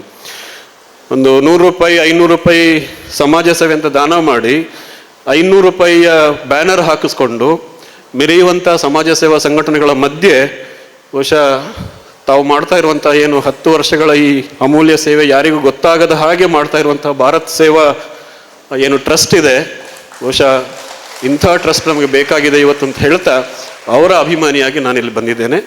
ಸೊ ಹಾಗಾಗಿ ಹೆಚ್ಚು ಹೊತ್ತು ತಗೊಳ್ಳೋದಿಲ್ಲ, ಇಂತಹ ಸಂಘಟನೆಗಳು ಇನ್ನೂ ಹೆಚ್ಚಾಗಲಿ ಅಂತ ಹೇಳ್ತಾ, ಇನ್ನು ಬಹುಶಃ ನನಗೆ ಇನ್ನೊಂದು 1 ನಿಮಿಷ ಉಳಿದಿದೆ ಅಂತ ಅಂದ್ಕೊಂಡಿದ್ದೇನೆ. ಯಾಕಂದರೆ ನನಗೆ ಮಾತಾಡ್ಲಿಕ್ಕೆ ಇಲ್ಲ. ಯಾಕಂದರೆ ಧರ್ಮ ಅವರು ಮಾತಾಡಿದಾಗ ನಾನು ಏನು ಮಾತಾಡಬೇಕು ಅಂತ ಅಂದ್ಕೊಂಡಕ್ಕೆ 2-3 ವಿಷಯಗಳು ನಾನು ಹೊಡೆದಾಕಿದೆ, ಅದು ಬೇಡ ಅಂತ ಹೇಳಿ ಅವ್ರು ಹೇಳಿ ಆಯಿತು. ಅಶ್ವಥ್ ಅವರು ಮಾತಾಡ್ತಿರ್ಬೇಕಾದ್ರೆ ಇನ್ನೊಂದು 4 ವಿಷಯಗಳು ನಾನು ತೆಗೆದಿದ್ದೀನಿ, ಅದಕ್ಕೆ ನಾನು ಮಾತಾಡ್ಲಿಕ್ಕೆ ಹೋಗೋದಿಲ್ಲ. ಇವತ್ತು ಏನು ಸ್ಕಾಲರ್ಶಿಪ್ ತಗೊಳ್ತಾ ಇದ್ದೀರಿ ವಿದ್ಯಾರ್ಥಿಗಳು, ನಿಮಗೆ ಒಂದು 2 ಮಾತುಗಳು, ಅಂದರೆ ಅಶ್ವಥ್ ಅವರು ಮತ್ತು ಧರ್ಮ ಅವರು ಹೇಳದೆ ಉಳಿದಂಥ 2 ಮಾತು ಹೇಳ್ತಾ ಇದ್ದೇನೆ. ನೀವು ಇವತ್ತು ಬರೀ ಸ್ಕಾಲರ್ಶಿಪ್ ತಗೊಳ್ಳಿಕ್ಕೆ ಮಾತ್ರ ಬಂದಿದ್ರೆ, ಅಂದರೆ ಆ ವಿದ್ಯಾರ್ಥಿ ವೇತನ ಸ್ವೀಕಾರ ಮಾಡೋದಷ್ಟೇ ನಿಮ್ಮ ಉದ್ದೇಶ ಆಗಿದ್ದರೆ ಬಹುಶಃ ಇವತ್ತಿನ ಈ ಕಾರ್ಯಕ್ರಮ ತುಂಬ ಯಶಸ್ವಿ ಅಂತ ನಾನು ಭಾವಿಸೋದಿಲ್ಲ. ಸ್ಕಾಲರ್ಶಿಪ್ ನಿಮ್ಗೆ ಬೇಕು, ತಗೊಳ್ತೀರಿ. ಆ ವಿದ್ಯಾರ್ಥಿ ವೇತನದ ಜೊತೆಗೆ ಇವತ್ತಿನ ವೇದಿಕೆಯಲ್ಲಿ ಮಾತಾಡಿರುವಂತಹ ಗಣ್ಯರು, ನನ್ನನ್ನು ಬಿಟ್ಟು ಧರ್ಮ ಅವರಿರ್ಬೋದು, ಅಶ್ವಥ್ ಅಂತ ಸಾಧಕರಿರ್ಬೋದು, ಅವರು ಹೇಳಿರುವಂತಹ ಆ ಮಾತುಗಳನ್ನು ಕೂಡ ನೀವು ತಗೊಂಡು ಹೋಗಿ, ಜೊತೆಗೆ ವಿದ್ಯಾರ್ಥಿ ವೇತನದ ಚೆಕ್ ಜೊತೆಗೆ ಇದನ್ನು ತಗೊಂಡು ಹೋಗಿ. ಮೂರನೇದಾಗಿ ಕೆಲವೊಂದು ವಿಷಯಗಳನ್ನ ನಾವು ಮಾತಲ್ಲಿ ಹೇಳಲಿಕ್ಕೆ ಆಗೋದಿಲ್ಲ. ಈಗ ನಾವು ಮೌಲ್ಯಗಳ ಬಗ್ಗೆ ಮಾತಾಡ್ತಾರೆ, ವ್ಯಾಲ್ಯೂಸ್ ಅಂತ ಹೇಳಿ. ಇಂಗ್ಲೀಷಲ್ಲಿ ಒಂದು ಮಾತಿದೆ, ವ್ಯಾಲ್ಯೂಸ್ ಕ್ಯಾನಾಟ್ ಬಿ ಟಾಟ್. ನಾವು ಮೌಲ್ಯಗಳನ್ನ ಕಳಿಸ್ಲಿಕ್ಕೆ ಆಗೋದಿಲ್ಲ, ನಾವು ಮೌಲ್ಯಗಳ ಬಗ್ಗೆ ಭಾಷಣ ಮಾಡ್ಲಿಕ್ಕೆ ಆಗೋದಿಲ್ಲ. ವ್ಯಾಲ್ಯೂಸ್ ಹ್ಯಾವ್ ಟು ಬಿ ಕಾಟ್. ಅದನ್ನು ನಾವು ನೋಡಿ ತಗೋಬೇಕಾಗತ್ತೆ. ನೋಡಿ, ಇವತ್ತಿನ ಕಾರ್ಯಕ್ರಮದಲ್ಲಿ ಇರಬಹುದು, ಇವತ್ತಿನ ಕಾರ್ಯಕ್ರಮ ಸಂಘಟನೆ ಮಾಡಿರುವಂತಹ ಈ ಭಾರತ್ ಸೋಷಿಯಲ್ ವೆಲ್ಫೇರ್ ಟ್ರಸ್ಟ್ನ ವ್ಯವಹಾರದಲ್ಲಿರಬಹುದು, ಸುಮಾರಷ್ಟು ಮೌಲ್ಯಗಳು ನಿಮಗೆ ನೋಡ್ಲಿಕ್ಕೆ ಸಿಗುತ್ತೆ. ಒಂದು ಕಾರ್ಯಕ್ರಮ ಈಗ 10 ವರ್ಷ ಆಯಿತು ಭಾರತ್ ಸೇವಾ ಟ್ರಸ್ಟ್ಗೆ. ಬಹುಶಃ ಬೇರೆ ಸಂಘಟನೆ ಆಗಿದ್ರೆ ಇವತ್ತು ಸ್ಥಳೀಯ ಪತ್ರಿಕೆಗಳಲ್ಲಿ ಒಂದು ಪೇಜ್ ಅಡ್ವರ್ಟೈಸ್ಮೆಂಟ್ ಬರ್ತಾ ಇತ್ತು. 10 ವರ್ಷ ನಾವು ಏನು ಮಾಡಿದ್ವಿ, ಯಾರ್ಯಾರು ಇದ್ರು, ಅಧ್ಯಕ್ಷರು ಯಾರಾಗಿದ್ರು, ಕಾರ್ಯದರ್ಶಿ ಯಾರಾಗಿದ್ರು, ಅವ್ರದ್ದು ದೊಡ್ಡ ಫೋಟೋ ಬರ್ತಾ ಇತ್ತು. ಅದು ಯಾವುದೂ ಬರಲಿಲ್ಲ. ಆಮೇಲೆ ಕಾರ್ಯಕ್ರಮದಲ್ಲಿ ವೇದಿಕೆ ತುಂಬ ಬಹುಶಃ ಅವರ ಅಧ್ಯಕ್ಷರು, ಕಾರ್ಯದರ್ಶಿ, ಖಜಾಂಜಿ ಅಂತೇಳಿ ಎಲ್ಲ ಅವರೇ ತುಂಬಿಕೊಳ್ತಾ ಇದ್ರು. ಮತ್ತು ಯಾರೂ ಇಲ್ಲ, ಯಾರೋ ಪ್ರತಿನಿಧಿಗಳಾಗಿ ಒಂದಿಬ್ಬರು ಕೂತಿದ್ದಾರೆ ಅಷ್ಟೇ. ಆಮೇಲೆ ಅವರೆಲ್ಲ ನೋಡಿ ಎಷ್ಟು ಶಿಸ್ತಾಗಿ ಈ ಸೋಷಿಯಲ್ ಆ್ಯಂಡ್ ವೆಲ್ಫೇರ್ ಟ್ರಸ್ಟ್ ಸದಸ್ಯರೆಲ್ಲ ಇದ್ದಾರೆ, ಅಲ್ಲಲ್ಲಿ ಎಷ್ಟು ಶಿಸ್ತಾಗಿ ವಿನಯದಿಂದ ತಮ್ಮ ಕೆಲಸವನ್ನು ತನ್ಮಯತೆಯಿಂದ ಏನೋ ಒಂದು ಪೂಜೆ ಮಾಡುವ ರೀತಿಯಲ್ಲಿ ಮಾಡ್ತಾ ಇದ್ದಾರೆ. ಇದು ಕೂಡ ಒಂದು ಮೌಲ್ಯ. ಸೊ ಬರೀ ವೇದಿಕೆ ಮೇಲೆ ಮಾತಾಡಿದನ್ನಷ್ಟೇ ತಗೊಂಡು ಹೋಗಬೇಡಿ, ವೇದಿಕೆ ಮೇಲೆ ಕೊಟ್ಟಿದ್ದನ್ನಷ್ಟೇ ತಗೊಂಡು ಹೋಗಬೇಡಿ. ನಿಮ್ಮ ಸುತ್ತಮುತ್ತ ಏನು ನಡೀತಾ ಇದೆ, ವ್ಯಕ್ತಿಗಳು ಏನು ಮಾಡ್ತಾ ಇದ್ದಾರೆ, ಅದನ್ನೂ ಕೂಡ ಒಂದು ಮೌಲ್ಯವಾಗಿ ಸ್ವೀಕರಿಸ್ಕೊಂಡು ನೀವು ಹೋಗಿ ಅಂತ ಹೇಳ್ತಾ, ಕೊನೆಯದಾಗಿ ಒಂದೇ ಮಾತು, 10 ವರ್ಷದ ಸಾಧನೆಗಳ ಬಗ್ಗೆ ಒಂದು ಸಾಕ್ಷ್ಯಚಿತ್ರ ತೋರಿಸಿದ್ರು, ಏನು ಮಾಡಿದ್ದೇವೆ ಅಂತ ಹೇಳಿ. ಮುಂದಿನ ದಿನಗಳಲ್ಲಿ ಯಾರು ಈ ಭಾರತ್ ಸೋಷಿಯಲ್ ಮತ್ತು ವೆಲ್ಫೇರ್ ಟ್ರಸ್ಟಿಂದ ವಿದ್ಯಾರ್ಥಿ ವೇತನ ತಗೊಂಡಿದ್ದೀರಿ, ನೀವು ಪ್ರತಿಯೊಬ್ಬ ವಿದ್ಯಾರ್ಥಿ ಕೂಡ ಒಂದೊಂದು ಸಾಕ್ಷ್ಯಚಿತ್ರ ಆಗಬೇಕು. ಸೊ ಅವರ ಸಾಧನೆಗಳನ್ನು ಮತ್ತು ಅವರ ಕೊಡುಗೆಯನ್ನು ಊರಿಡಿ ಹಂಚುವಂತಹ ನೀವು ಅಂಬಾಸಡರ್ಸ್ ಆಗಬೇಕು, ರಾಯಭಾರಿಗಳಾಗಬೇಕು. ಸೊ ನೀವೆಲ್ಲ ರಾಯಭಾರಿಗಳಾದರೆ, ನೀವೆಲ್ಲ ಸಾಕ್ಷ್ಯಚಿತ್ರಗಳಾದರೆ ಬಹುಶಃ ಭಾರತ್ ಸೋಷಿಯಲ್ ಮತ್ತು ವೆಲ್ಫೇರ್ ಟ್ರಸ್ಟ್ಗೆ ಯಾವುದೇ ಅಡ್ವರ್ಟೈಸ್ಮೆಂಟ್ ಬೇಕಾಗಿಲ್ಲ, ಯಾವುದೇ ಪ್ರಚಾರ ಬೇಕಾಗಿಲ್ಲ.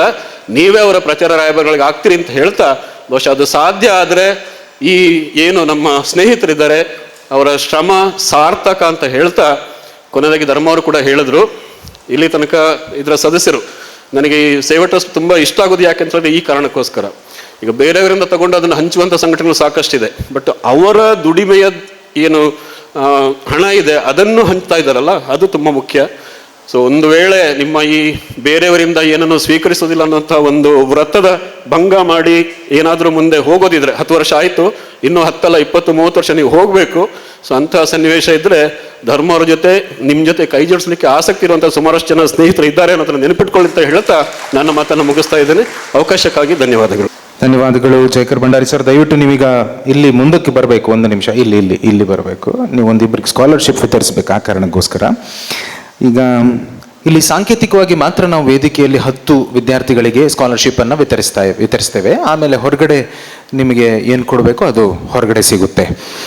ಈಗ ಮೊದಲನೇದಾಗಿ ವೇದಿಕೆಗೆ ಸೆಕೆಂಡ್ MCOMನ ರಕ್ಷಾ ಅವ್ರು ಬರ್ಬೋದಾ? Doctor P Dayanand Pai, Satish Pai government first grade ಕಾಲೇಜ್ನ ವಿದ್ಯಾರ್ಥಿನಿ ರಕ್ಷಾ, ಬನ್ನಿ ಚಪ್ಪಾಳೆ ತಟ್ಟಿ ಅವರಿಗೆ. ವೆಂಕಟೇಶ್ವರ ಡಿಗ್ರಿ ಕಾಲೇಜ್ ಮಂಗಳೂರಿನ ಮೊದಲ BA ವಿದ್ಯಾರ್ಥಿ ನವನೀತ್ ವೇದಿಕೆಗೆ ಆಗಮಿಸಬೇಕು.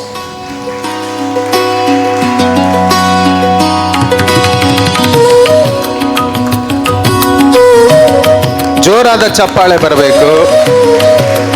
ಈ ಚಪ್ಪಾಳೆ ಅವರಿಗೆ ಮತ್ತಷ್ಟು ಸಾಧನೆ ಮಾಡೋದಕ್ಕೆ ಸ್ಫೂರ್ತಿ ಆಗ್ಬೇಕು. Raksha second MCOM.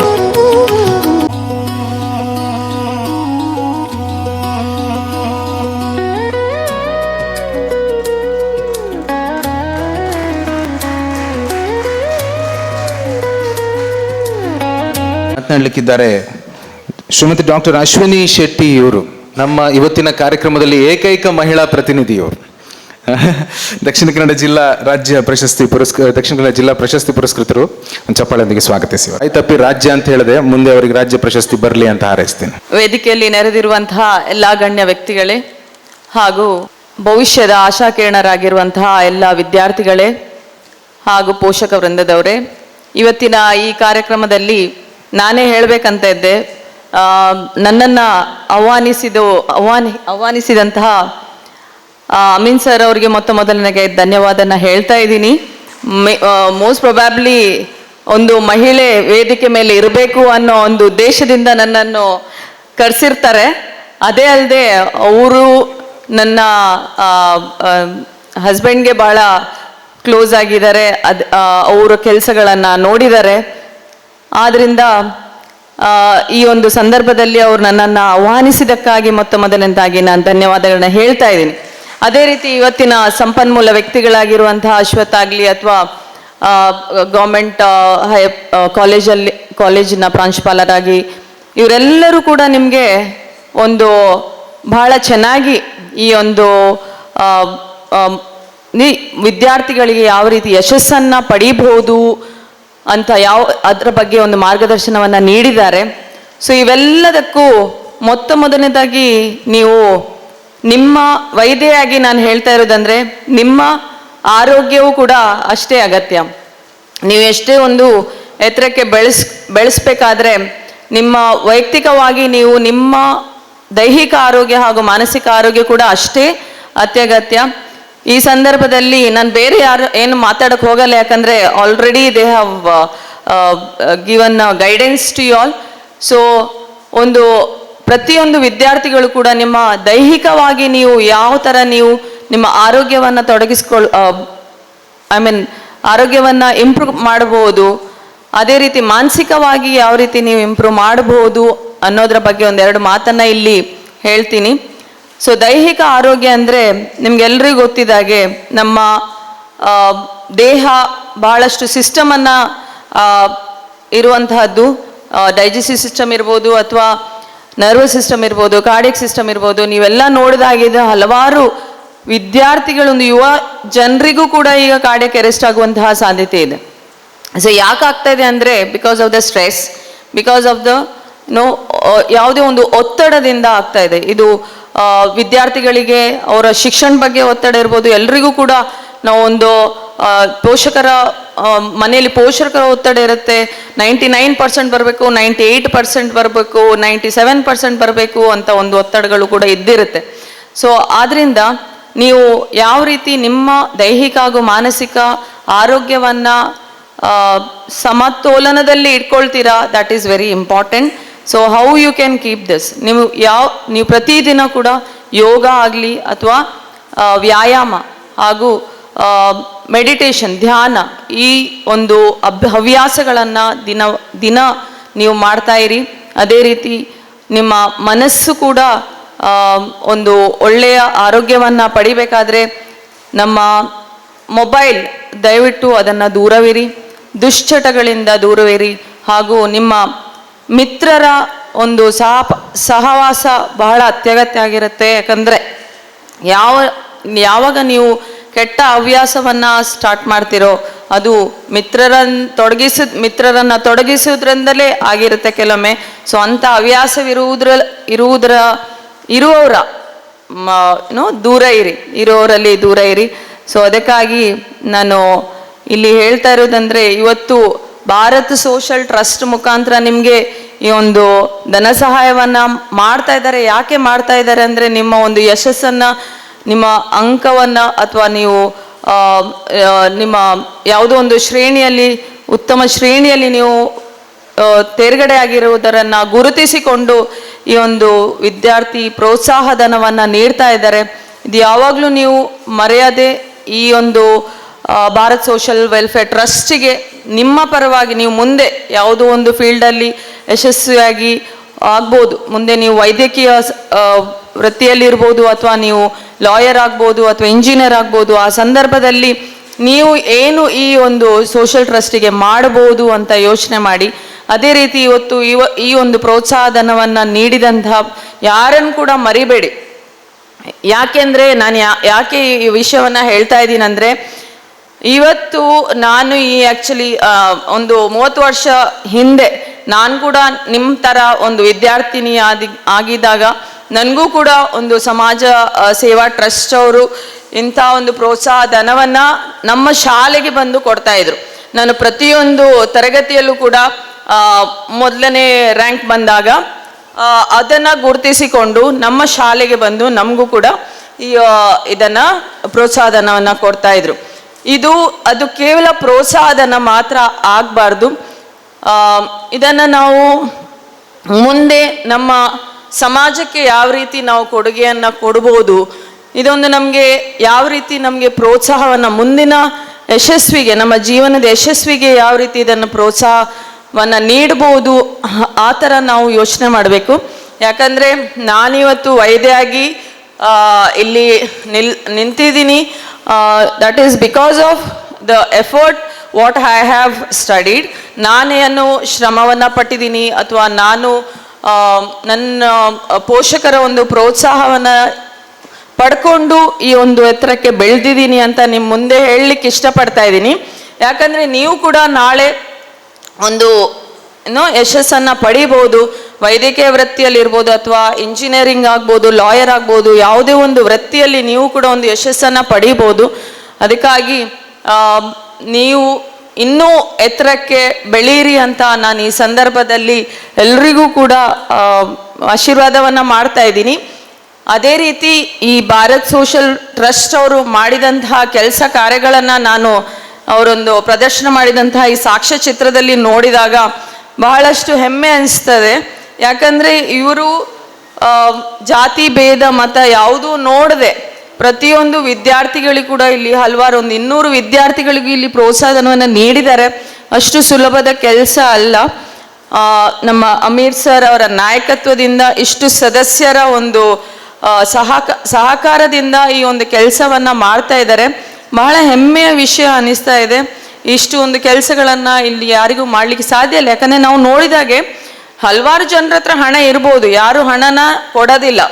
ಎಷ್ಟೊಂದು ಶ್ರೀಮಂತರು ಇರ್ಬೋದು, ಆದರೆ ಎಲ್ಲರೂ ಶ್ರೀಮಂತರು ಹಣವನ್ನು ಬೇರೆಯವರಿಗೆ ಕೊಡುವುದಿಲ್ಲ. ಸೊ ಅದರಿಂದ ಈ ಒಂದು ಮನಸ್ಸಿರೋರು ಭಾಳ ಕಡಿಮೆ ಜನ ಇರ್ತಾರೆ. ಆದ್ದರಿಂದ ಅವರೊಂದು ಏನು ಕೆಲಸವನ್ನು ನಿಮಗೆ ಮಾಡಿದ್ದಾರೆ, ಏನು ಸಹಾಯವನ್ನು ಇವತ್ತು ಮಾಡಿದ್ದಾರೆ, ಅದನ್ನು ಯಾವಾಗಲೂ ಮರಿಬೇಡಿ. ಅವರಿಗೂ ಕೂಡ ನೀವು ಮುಂದೆ ಒಂದು ಯಾವುದೇ ಒಂದು ಯಶಸ್ಸನ್ನು ಗಳಿಸಿ ಯಾವುದೇ ಒಂದು ಸ್ಥಾನದಲ್ಲಿ ಇರಬೇಕಾದ್ರೆ ನೀವು ಕೂಡ ಈ ಒಂದು ಟ್ರಸ್ಟಿನ ಒಂದು you participate as a volunteer ಅಥವಾ maybe you participate as a ಒಂದು ಮೆಂಬರ್ ಆಗಿ ಪಾರ್ಟಿಸಿಪೇಟ್ ಮಾಡಿ. ನೀವು ಕೂಡ ಒಂದು ಸಮಾಜಕ್ಕೆ ಒಂದು ಒಳಿತು ಮಾಡಿ, ದೇಶಕ್ಕೂ ಕೂಡ ಒಂದು ಒಳಿತು ಮಾಡಿ ಅಂತ ಹೇಳ್ತಾ ನನಗೆ ಒಂದು ಅವಕಾಶವನ್ನು ಇಲ್ಲಿ ಮಾಡಿ ಕೊಟ್ಟಿದ್ದಕ್ಕಾಗಿ ಎಲ್ಲ ಸದಸ್ಯರುಗಳು ಹಾಗೂ ಟ್ರಸ್ಟ್ನ ಅಧ್ಯಕ್ಷರಾದ ಅಮೀರ್ ಸರ್ ಹಾಗೂ ಎಲ್ಲರಿಗೂ ಕೂಡ ನನ್ನ ಪರವಾಗಿ ಧನ್ಯವಾದಗಳನ್ನು ಹೇಳಲಿಕ್ಕೆ ಇಷ್ಟಪಡ್ತಾ ಇದ್ದೀನಿ. Thank you so much. Ashwini Shetty madam ಬಾಯ್ತಪ್ಪಿ ಹೇಳಿದ್ದು ಮುಂದಿನ ವರ್ಷ ಅಥವಾ ಮುಂದಿನ ದಿನಗಳಲ್ಲಿ ಸಾಕಾರಗೊಳ್ಳಿ ಅನ್ನೋ ಮಾತನ್ನು ಹೇಳ್ತಾ, ಹಣ ಭಾಳಷ್ಟು ಜನರ ಹತ್ರ ಇರುತ್ತೆ, ಯಾರು ಕೊಡ್ತಾರೆ ಅನ್ನೋ ಮಾತನ್ನು ಹೇಳಿದರು. ವಿನ್ಸ್ಟನ್ ಚರ್ಚಿಲ್ ಒಂದು ಮಾತು ಹೇಳ್ತಾರೆ, we make a living by what we get but we make a life by what we give ಅಂತ. ಕೊಡೋದ್ರಿಂದ ಯಾರೂ ಬಡವರಾಗದೇ ಇಲ್ಲ. ಆಗಿದ್ದಿದ್ರೆ ಈ ಟ್ರಸ್ಟ್ 10 ವರ್ಷ ಮುಂದೆ ವರೆದು ಬರ್ತಾನೆ ಇರಲಿಲ್ಲ. ಅದಕ್ಕೆ ಈ ಟ್ರಸ್ಟೇ ಉದಾಹರಣೆ. ಏನು ಸರ್, ಅಮೀನ್ ಸರ್, ಜಾಸ್ತಿ ನಿಮ್ಗೆ ದೇವ್ರು ಜಾಸ್ತಿನೇ ಕೊಟ್ಟಿದ್ದಾನೆ ರಿಟರ್ನ್. ಹಾಗೆ madam, if you can please come forward. ಇದೀಗ ಸ್ಕಾಲರ್ಶಿಪ್ಪನ್ನು ಪಡ್ಕೊಳ್ಳೋದಕ್ಕೆ ಇದೇ ಕಾಲೇಜಿನ ಯೂನಿವರ್ಸಿಟಿ ಕಾಲೇಜ್ ಹಂಪನಕಟ್ಟದ ಶ್ರಾವ್ಯ ಮೂಲ್ಯ ಅವ್ರು ಬರ್ಬೋದಾ ವೇದಿಕೆ ಮೇಲೆ? ಒಂದು ಜೋರಾದ ಚಪ್ಪಾಳೆಯೊಂದಿಗೆ ಸ್ವಾಗತಿಸಿ ಅವರನ್ನು. ಅವರಿಲ್ಲಿ ಅದನ್ನು ತಗೊಂಡು ವಾಪಸ್ ಹೋಗೋ ತನಕನೂ ಚಪ್ಪಾಳೆ ನಿಲ್ಬಾರ್ದು, ಹಾಗೆ ಬರ್ಬೇಕು. ಕರ್ನಾಟಕ ಪಬ್ಲಿಕ್ ಸ್ಕೂಲ್ ಮೊಂಟೆ ಪದವುನ ಮನೋಜ್ SSLC ವಿದ್ಯಾರ್ಥಿ ಬರ್ಬೋದಾ?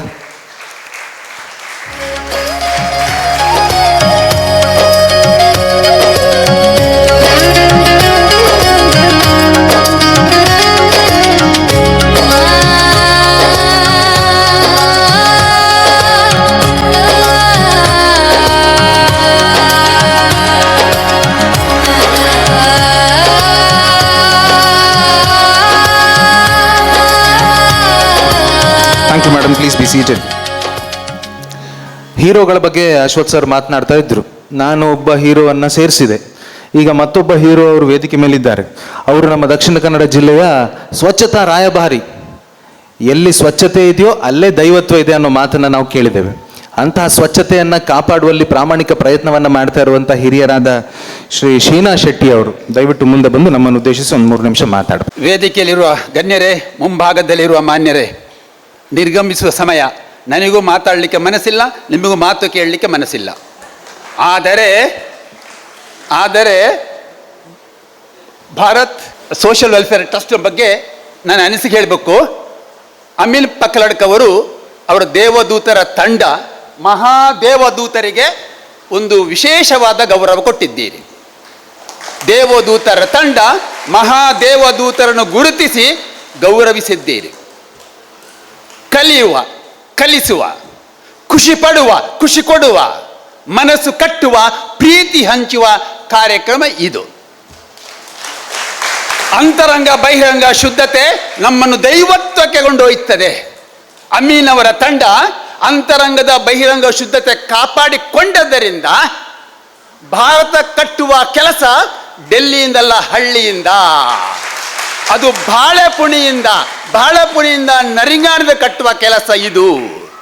ಇದಕ್ಕೆ ನನಗೆ ಬಹಳ ಖುಷಿ ಆಯ್ತು. ಯಾಕಂದ್ರೆ ನಾನೊಬ್ಬ ಸಮಾಜ ಕಾರ್ಯಕರ್ತ. ನಾವು ಇಂಥ ಭಾಷಣಕ್ಕೆ ಹೋಗುವುದೇ ಇಲ್ಲ. ಯಾಕಂದ್ರೆ ಭಾಷಣದಿಂದ ಪರಿವರ್ತನೆ ಆಗುವುದಿಲ್ಲ.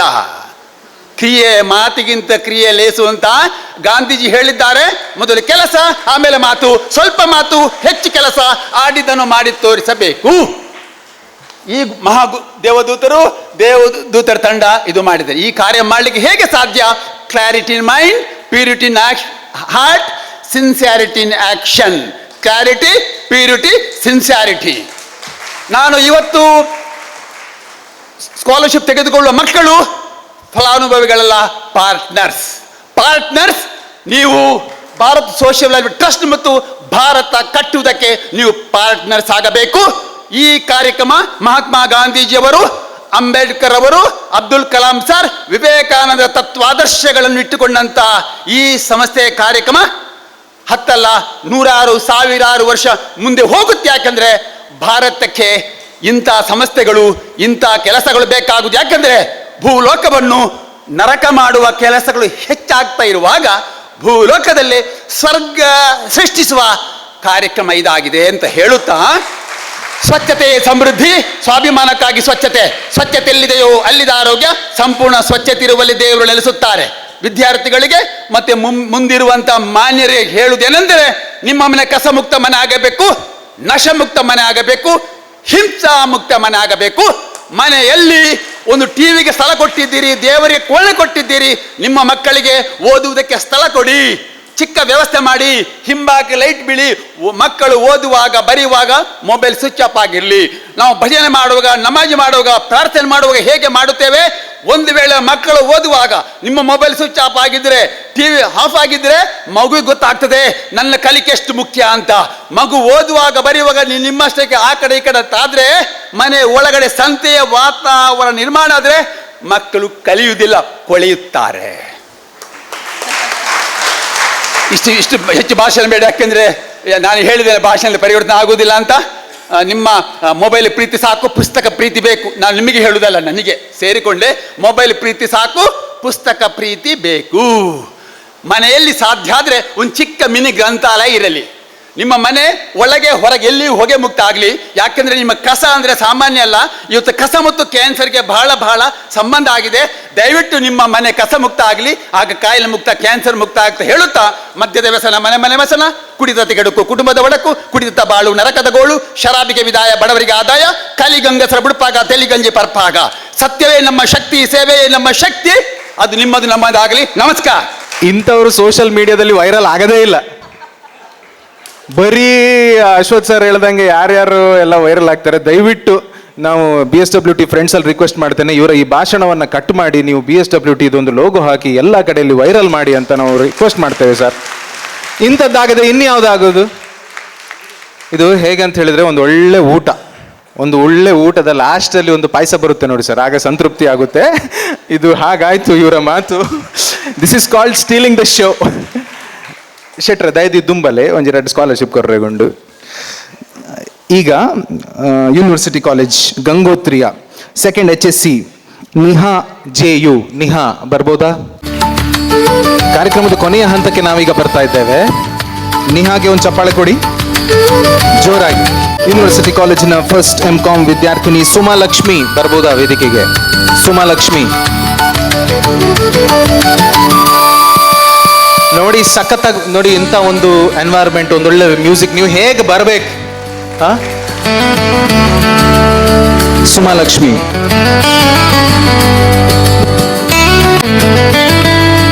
Thank you ಶೆಟ್ರೆ. ದಯದಿದ್ ಕುಲ್ಲೆ ಲಾಸ್ಟ್ ಮುಟ್ಟಲ್ಲ ಕುಲ್ಲೋಡು ಚಾಪಾರ್ದು ಪೋಡು. ಈ ಒಂಜಿ ಚಪ್ಪಾಳೆ ಪಾಡ್ದು ಬಿಡುತ್ತೆ ಜೋಕ್ಲಿಗಳ ನಿಕ್ಲೆಗ್ಲ ಎಲ್ಲ ಚಪ್ಪಾಳೆ ನಿಕ್ಲೆಗ್ ಕೌಂಟ್ ಮಲ್ ಪ್ಲೇತ್ ಮಾಡಿದೆ.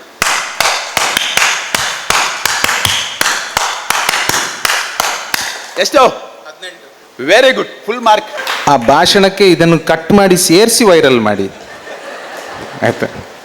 ನೆಕ್ಸ್ಟ್ ಈಗ ದಿನೇಶ್ ಪೈಮಾಮ್ ಅವರು ದಯವಿಟ್ಟು ಮುಂದೆ ಬಂದು ಇನ್ನುಳಿದ 2 ವಿದ್ಯಾರ್ಥಿಗಳಿಗೆ ಸ್ಕಾಲರ್ಶಿಪ್ಪನ್ನು ವಿತರಿಸಬೇಕು.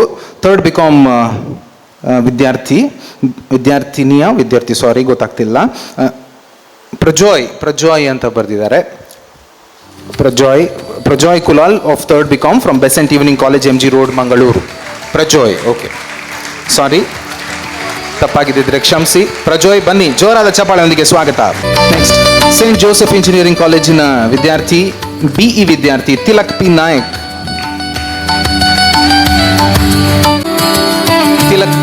ಇದರ ತಿಲಕ್. ಇನ್ನೀಗ ಕೊನೆಯ 2 ವಿದ್ಯಾರ್ಥಿಗಳಿದ್ದಾರೆ. Ashwath sir, if you can please come forward, ಬನ್ನಿ. AJ institute of engineering and technology Kottar Chowki ಮಂಗಳೂರಿನ ಮೊದಲ MCA ವಿದ್ಯಾರ್ಥಿ ಮನೀಶ್ ಶೆಟ್ಟಿ.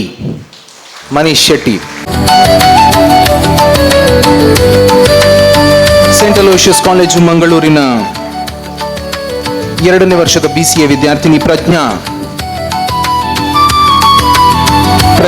ಬರ್ಬೋದಾ?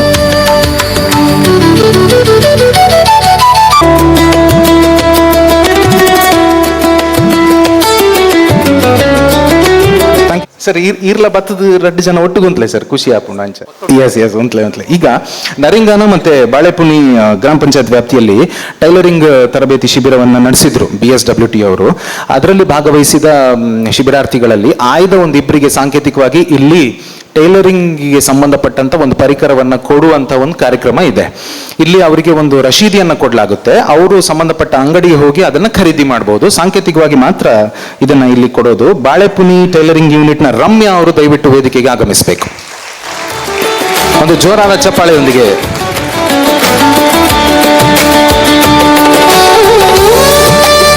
ರಮ್ಯಾ ಅವರು ನೋಡಿ, ಅಮೀನ್ ಸರ್ ಬಂದು ಹೇಳಿದ್ರು ಸೀವಿಂಗ್ ಮಿಷಿನೇ ಕೊಡುದಂತೆ. ಅದಕ್ಕೆಲ್ಲ ವ್ಯವಸ್ಥೆ ಮಾಡಲಾಗಿದೆ. ಅಕ್ಕ ಈ ರಡೆ ಪೋದು ಕೊಂಡ ಸೈ ರಪ್ಪ ತಿಕ್ಕೊಂಡು ಬಲೆ. ಮುಂದೆ ನರಿಂಗಾನ ಟೈಲರಿಂಗ್ ಯೂನಿಟ್ನ ನಸೀಮಾ ಅವರು.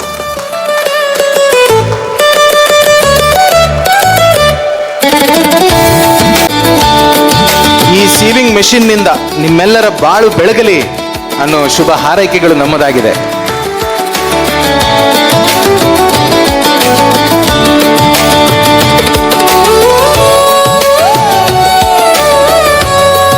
ಕೊನೆಯಲ್ಲಿ ನಮ್ಮ ಅಧ್ಯಕ್ಷರ ಮಾತು, ಅಮೀನ್ ಸರ್. ನನಗೆ ಗೊತ್ತು ಅವರ ಹೃದಯ ತುಂಬಿ ಬಂದಿದೆ, ಅವರ ಮುಖ ನೋಡುವಾಗ ಗೊತ್ತಾಗುತ್ತೆ. ಬಟ್ ಅವರಿಗೆ ಮಾತಿಗೆ ನಾನು ಆಹ್ವಾನ ಮಾಡೋದಕ್ಕಿಂತ ಮುಂಚೆ ಈ ಕಾರ್ಯಕ್ರಮದ ಘನತೆ ಮತ್ತು ತೂಕವನ್ನು ಹೆಚ್ಚಿದ ಯಾರು ಗೊತ್ತಾ ನಿಮಗೆ? ಅವ್ರು ಯಾವತ್ತೂ ವೇದಿಕೆ ಮೇಲೆ ಬರಲ್ಲ, ಅವ್ರು ನಮ್ಮ ಥರ ಇಲ್ಲಿ ಮೈಕಲ್ಲಿ ಮಾತು ಆಡಲ್ಲ.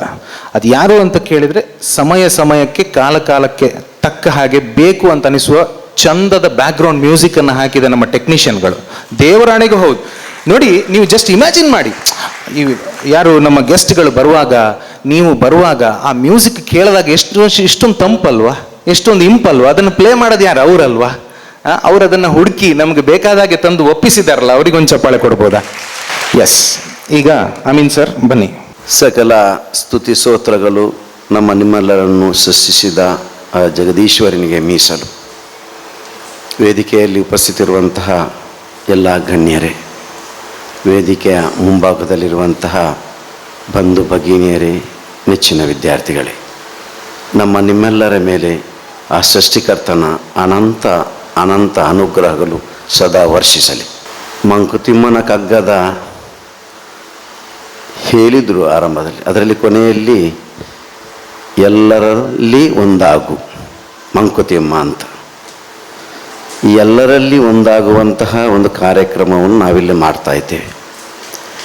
4,000 ರೂಪಾಯಿ ಹಣ ಕೊಟ್ಟು ನಿಮ್ಮನ್ನು 3 ಗಂಟೆ ಇಲ್ಲಿ ಕಾಯಿಸಿ ಚಿತ್ರಹಿಂಸೆ ಮಾಡಿಸುವಂತಹ ಅಷ್ಟು ಕ್ರೂರ ಮನಸ್ಸು ಖಂಡಿತ ನಮ್ಮದಲ್ಲ.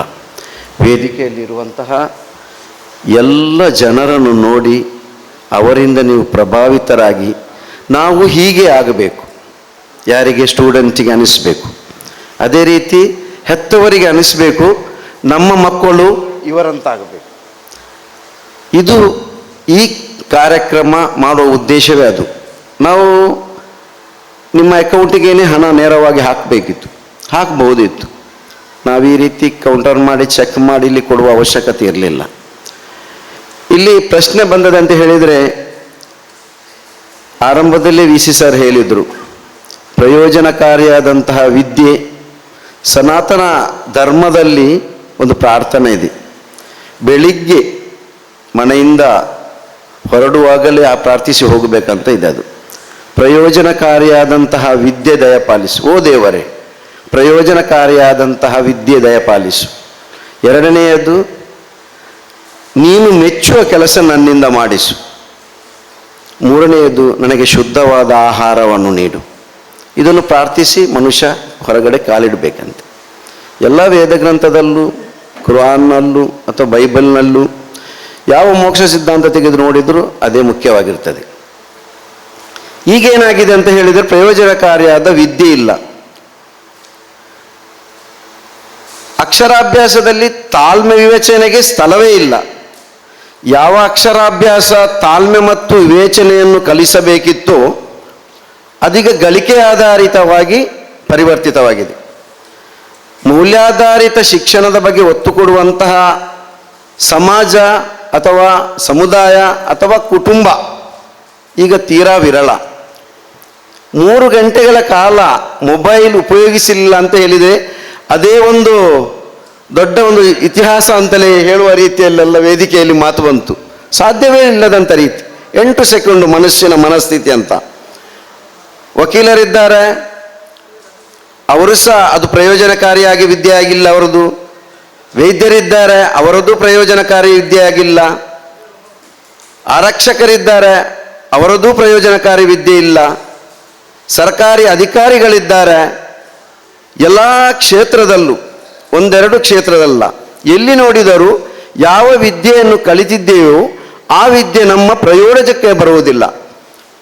ಸಮಾಜದ ಹಿತಾಸಕ್ತಿಯನ್ನು ಕಾಪಾಡಲು, ಸಮಾಜದ ಸ್ವಾಸ್ಥ್ಯವನ್ನು ಬೆಳೆಸಲು, ಅದೇ ರೀತಿ ಒಂದು ಉತ್ತಮ ಸಮಾಜ ಕಟ್ಟಲು ಈ ವಿದ್ಯೆಗಳು ಪ್ರಯೋಜನಕಾರಿಯಾಗುವುದಿಲ್ಲ. ಕಾರಣ ಗಳಿಕೆಯಾಧಾರಿತ ಶಿಕ್ಷಣವನ್ನು ಈಗ ಕಲಿಸಲಾಗುತ್ತದೆ. ತಂತ್ರಜ್ಞಾನ ಮುಂದುವರಿದಿದೆಂಬ ವಿಷಯವು ವೇದಿಕೆಯಲ್ಲಿ ಬಂತು. ತಂತ್ರಜ್ಞಾನ ಒಂದು ವಿಷಯ ನೆನಪಿಡಿ ಮಕ್ಕಳೇ, ಇನ್ನೊಂದು 25-30 ವರ್ಷ ಕಳೆದ ನಂತರ ಶಿಕ್ಷಕರ ಅಗತ್ಯನೂ ಇರಲಿಕ್ಕಿಲ್ಲ, ವೈದ್ಯರ ಅಗತ್ಯನೂ ಇರಲಿಕ್ಕಿಲ್ಲ. ಎಲ್ಲ ರೋಬೋಟ್ ಕಲಿಸ್ಲಿಕ್ಕೆ ಈಗಲೇ ಬಂದಿದೆ. ಮುಂದುವರಿದ ರಾಷ್ಟ್ರಗಳಲ್ಲಿ ಬಂದು ಎಲ್ಲ ರೋಬೋಟ್ ಇರ್ಬೋದು. ಎಲ್ಲ ರೋಬೋಟ್, ವೇದಿಕೆಯಲ್ಲಿರುವವರು ಸಹ ರೋಬೋಟ್ ಇರ್ಬೋದು. ಯಾಕೆಂದರೆ ಜನರಿಗೆ ಪುರ್ಸೊತ್ತು ಇರಲಿಕ್ಕಿಲ್ಲ. ಬೇರೆ ಬೇರೆ ಕ್ಷೇತ್ರದಲ್ಲಿರುವಂತಹ ರೋಬೋಟನ್ನು ತಂದು ಇಲ್ಲಿ ಕೂರಿಸಿ ಅವರಿಂದ ಹಿತೋಪದೇಶ ಮಾಡುವಂಥ. ಆದರೆ ಮುಂದೆ ಕುಳಿತುಕೊಳ್ಳುವ ಜನರು ಸಹ ರೋಬೋಟ್ ಇರಬಹುದಂತಲೇ ಕಾಣ್ತದೆ ನನಗೆ. ಪರಿಸ್ಥಿತಿ ಆ ರೀತಿಯಾಗಿ ಮುಂದುವರಿತಾ ಇದೆ. ಅಭಿವೃದ್ಧಿ ಅಂತ ಹೇಳಿದರೆ ಅವನತಿಯ ಅಭಿವೃದ್ಧಿ ಆಗಬಾರ್ದು. ನಾವು ಅಭಿವೃದ್ಧಿಯ ವಿರೋಧಿಗಳಲ್ಲ, ಅಥವಾ ನಾವು ನಿರ್ದಿಷ್ಟವಾದ ಆದರ್ಶವೋ ಆಶಯವೋ ಇಲ್ಲದ ಜನರಂತ ಅಲ್ಲಂತಲೂ ಹೇಳುವುದಿಲ್ಲ. ನಾನು ಹೇಳುವುದು ಎಲ್ಲರಲ್ಲೊಂದಾಗು ಎಂಬ ಮಂಕುತಿಮ್ಮ ಹೇಳಿದ ಹಾಗೆ ನಮಗೆ ಯಾಕೆ ಎಲ್ಲರಲ್ಲಿ ಒಂದಾಗಲಿಕ್ಕೆ ಸಾಧ್ಯ ಇಲ್ಲ?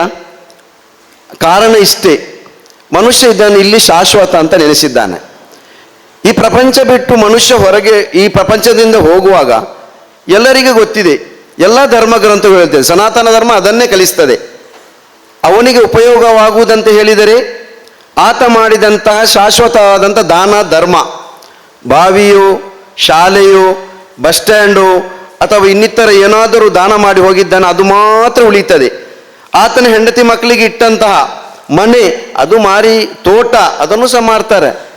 ನಂತರ ಕಚ್ಚಾಡುವವರು ಇದ್ದಾರೆ. ಶಾಶ್ವತ ದಾನದ ಬಗ್ಗೆ ಜನರಲ್ಲಿ ಪರಿಕಲ್ಪನೆ ಇಲ್ಲ.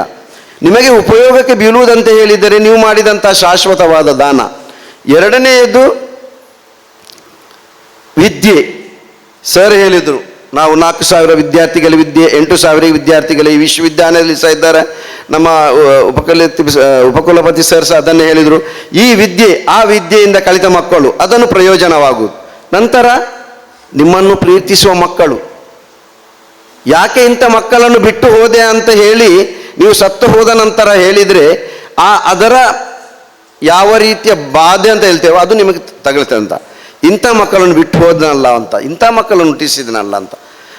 ನೀವು ಬಿಡುವಂತಹ, ನಿಮ್ಮನ್ನು ಪ್ರೀತಿಸುವಂತಹ ಮಕ್ಕಳು ಬದುಕಿರುವಾಗ, ಸತ್ತ ನಂತರ ನಿಮಗಾಗಿ ಪ್ರಾರ್ಥಿಸುವಂತಹ ಮಕ್ಕಳು, ಅದೇ ರೀತಿ ನೀವು ನಿಮ್ಮ ಗುರುಗಳು ಕಲಿಸಿದಂತಹ ವಿದ್ಯೆಯನ್ನು ಸದುಪಯೋಗ ಮಾಡುವಂಥ, ವಿದ್ಯೆಯ ಬರ, ವಿದ್ಯೆಯ ಕೊರತೆ ಖಂಡಿತ ಇಲ್ಲ. ನಾನು ಈಗಾಗಲೇ ಹೇಳಿದ್ದೇನೆ. ಇನ್ನು ಈಗ ಆನ್ಲೈನ್ ಎಲ್ಲವೂ ಆಗಿದೆ. ಶಾಲೆ ಕಾಲೇಜುಗಳ ಅಗತ್ಯತೆ ಮುಂದುವರೆದ ದಿನಗಳಲ್ಲಿ ಇದೆಯಾ ಇಲ್ಲ ಗೊತ್ತಿಲ್ಲ. ಎಲ್ಲ ಕ್ಷೇತ್ರದಲ್ಲೂ AI ತಂತ್ರಜ್ಞಾನ ಮುಂದಡಿ ಇಡ್ತಾ ಇದೆ. ಭಾರತದಲ್ಲಿ ಸ್ವಲ್ಪ ತಡವಾಗಿ ಬರ್ತಾ ಇದೆ. ನಾವೇನು ಮಾಡಬೇಕಂತ ಹೇಳಿದೆ, ಈಗಾಗಲೇ ಹೇಳಲಾಗಿದೆ, ಯಾವ ತಂತ್ರಜ್ಞಾನ ಬಂದರೂ ಮರಣ, ಜೀವನ ಜನನ ಇದನ್ನು ಅವನಾಗಿಯೇ ತೀರ್ಮಾನಿಸಬೇಕಾಗ್ತದೆ. ಯಾರು ಒಳ್ಳೆಯವರು ಯಾರು ಕೆಟ್ಟವರು ಅಂತ ಯಾರು ಡೆಫಿನೇಷನ್ ಕೊಡುವ ಅಗತ್ಯ ಇಲ್ಲ. ಮತ್ತು ನಾವು ಈಗ ವೇದಿಕೆಯಲ್ಲೆಲ್ಲ ವಿಷಯ ಬಂತು, ನೀವು ನಮಗೆ ಸಹಕರಿಸಬೇಕು ಅಥವಾ ಸ್ಮರಿಸಬೇಕು, ದಯವಿಟ್ಟು ನೀವು ಕೃತಜ್ಞರಾಗುವ ಅವಶ್ಯಕತೆಯೇ ಇಲ್ಲ. ಕೃತಜ್ಞರಾಗಬೇಕಂದ್ರೆ ಹೇಳುವುದಿಲ್ಲ ನಾನು. ನಿಮ್ಮ ಜವಾಬ್ದಾರಿ ಗೊತ್ತಿದ್ದರೆ ಸಾಕಾಗ್ತದೆ. ನಮ್ಮ ವೈಯಕ್ತಿಕವಾದಂತಹ ಜವಾಬ್ದಾರಿ ನಮಗೆ ಗೊತ್ತಿರಬೇಕು. ನಾವು ಇಲ್ಲಿ ಯಾಕೆ ಇದ್ದೇವೆ, ಇಲ್ಲಿ ಯಾಕೆ ಬದುಕುತ್ತೇವೆ, ಅದನ್ನೇ ಹೇಳುವುದು ಮನುಷ್ಯ ಸಂಘಜೀವಿ ಅಂತ ಹೇಳುವುದು. ನಾನು ಭಾಷಣ ಹೇಳಲಿಕ್ಕೆ ಉದ್ದುದ್ದ ಭಾಷಣ ಮಾಡಲಿಕ್ಕೆ ಇಷ್ಟಪಡೋದಿಲ್ಲ. ಆದರೆ ಇಲ್ಲಿ ವೇದಿಕೆಯಲ್ಲಿ ಎಲ್ಲ ಒಂದು ಪುಟ್ಟ ಕಾರ್ಯಕ್ರಮ, ನಾನು ಪುಟ್ಟ ಕಾರ್ಯಕ್ರಮ ಮಾತ್ರ ಅಂತ ಹೇಳುವುದಿಲ್ಲ, ಇದೊಂದು ಪುಣ್ಯ ಕಾರ್ಯಕ್ರಮ ಅಂತ ಸಹ ಹೇಳ್ತೇನೆ. ಖಂಡಿತವಾಗಿಯೂ ಇಂಥ ಕಾರ್ಯಕ್ರಮದಲ್ಲಿ ನನ್ನ ನಂಬಿಕೆ ಅಂತ ಹೇಳಿದರೆ ಆಸ್ತಿಕರ ನಂಬಿಕೆ ಅದು ದೇವತೆಗಳು ದೇವಚರರು ಇರ್ತಾರಂತ. ಯಾಕೆಂತ ಹೇಳಿದ್ರೆ ಹೊರಗಡೆ ಯಾವುದಕ್ಕೂ ಸಮಯ ವ್ಯಯಿಸ್ತಾ ಇದ್ದಾರೆ, ಎಲ್ಲೆಲ್ಲೂ ಕುಡಿತಾ ಇದ್ದಾರೆ, ಎಲ್ಲೆಲ್ಲೂ ಡ್ಯಾನ್ಸ್ ಬಾರ್ಗಳಲ್ಲಿದ್ದಾರೆ, ಎಲ್ಲೆಲ್ಲೂ ಸಮಯ ವ್ಯರ್ಥ ಮಾಡ್ತಾ ಇದ್ದಾರೆ. ಅಂತಹ ಸಂದರ್ಭದಲ್ಲಿ ಕೇವಲ ಸದುದ್ದೇಶ ಇಟ್ಟುಕೊಂಡು ಸಮಾನ ಮನಸ್ಕರು ನೀವು ಸಹ ಈ ಸಂದರ್ಭದಲ್ಲಿ ನಿಮ್ಮ 3 ಗಂಟೆ ರೀಲ್ಸ್ನಲ್ಲೋ ಮನಸ್ಸು ಕೆಡಿಸುವಂಥದ್ದು ಅಥವಾ ಬೇರೆ ಎಲ್ಲೋ ಜಗಳ ಮಾಡುವುದರಲ್ಲೂ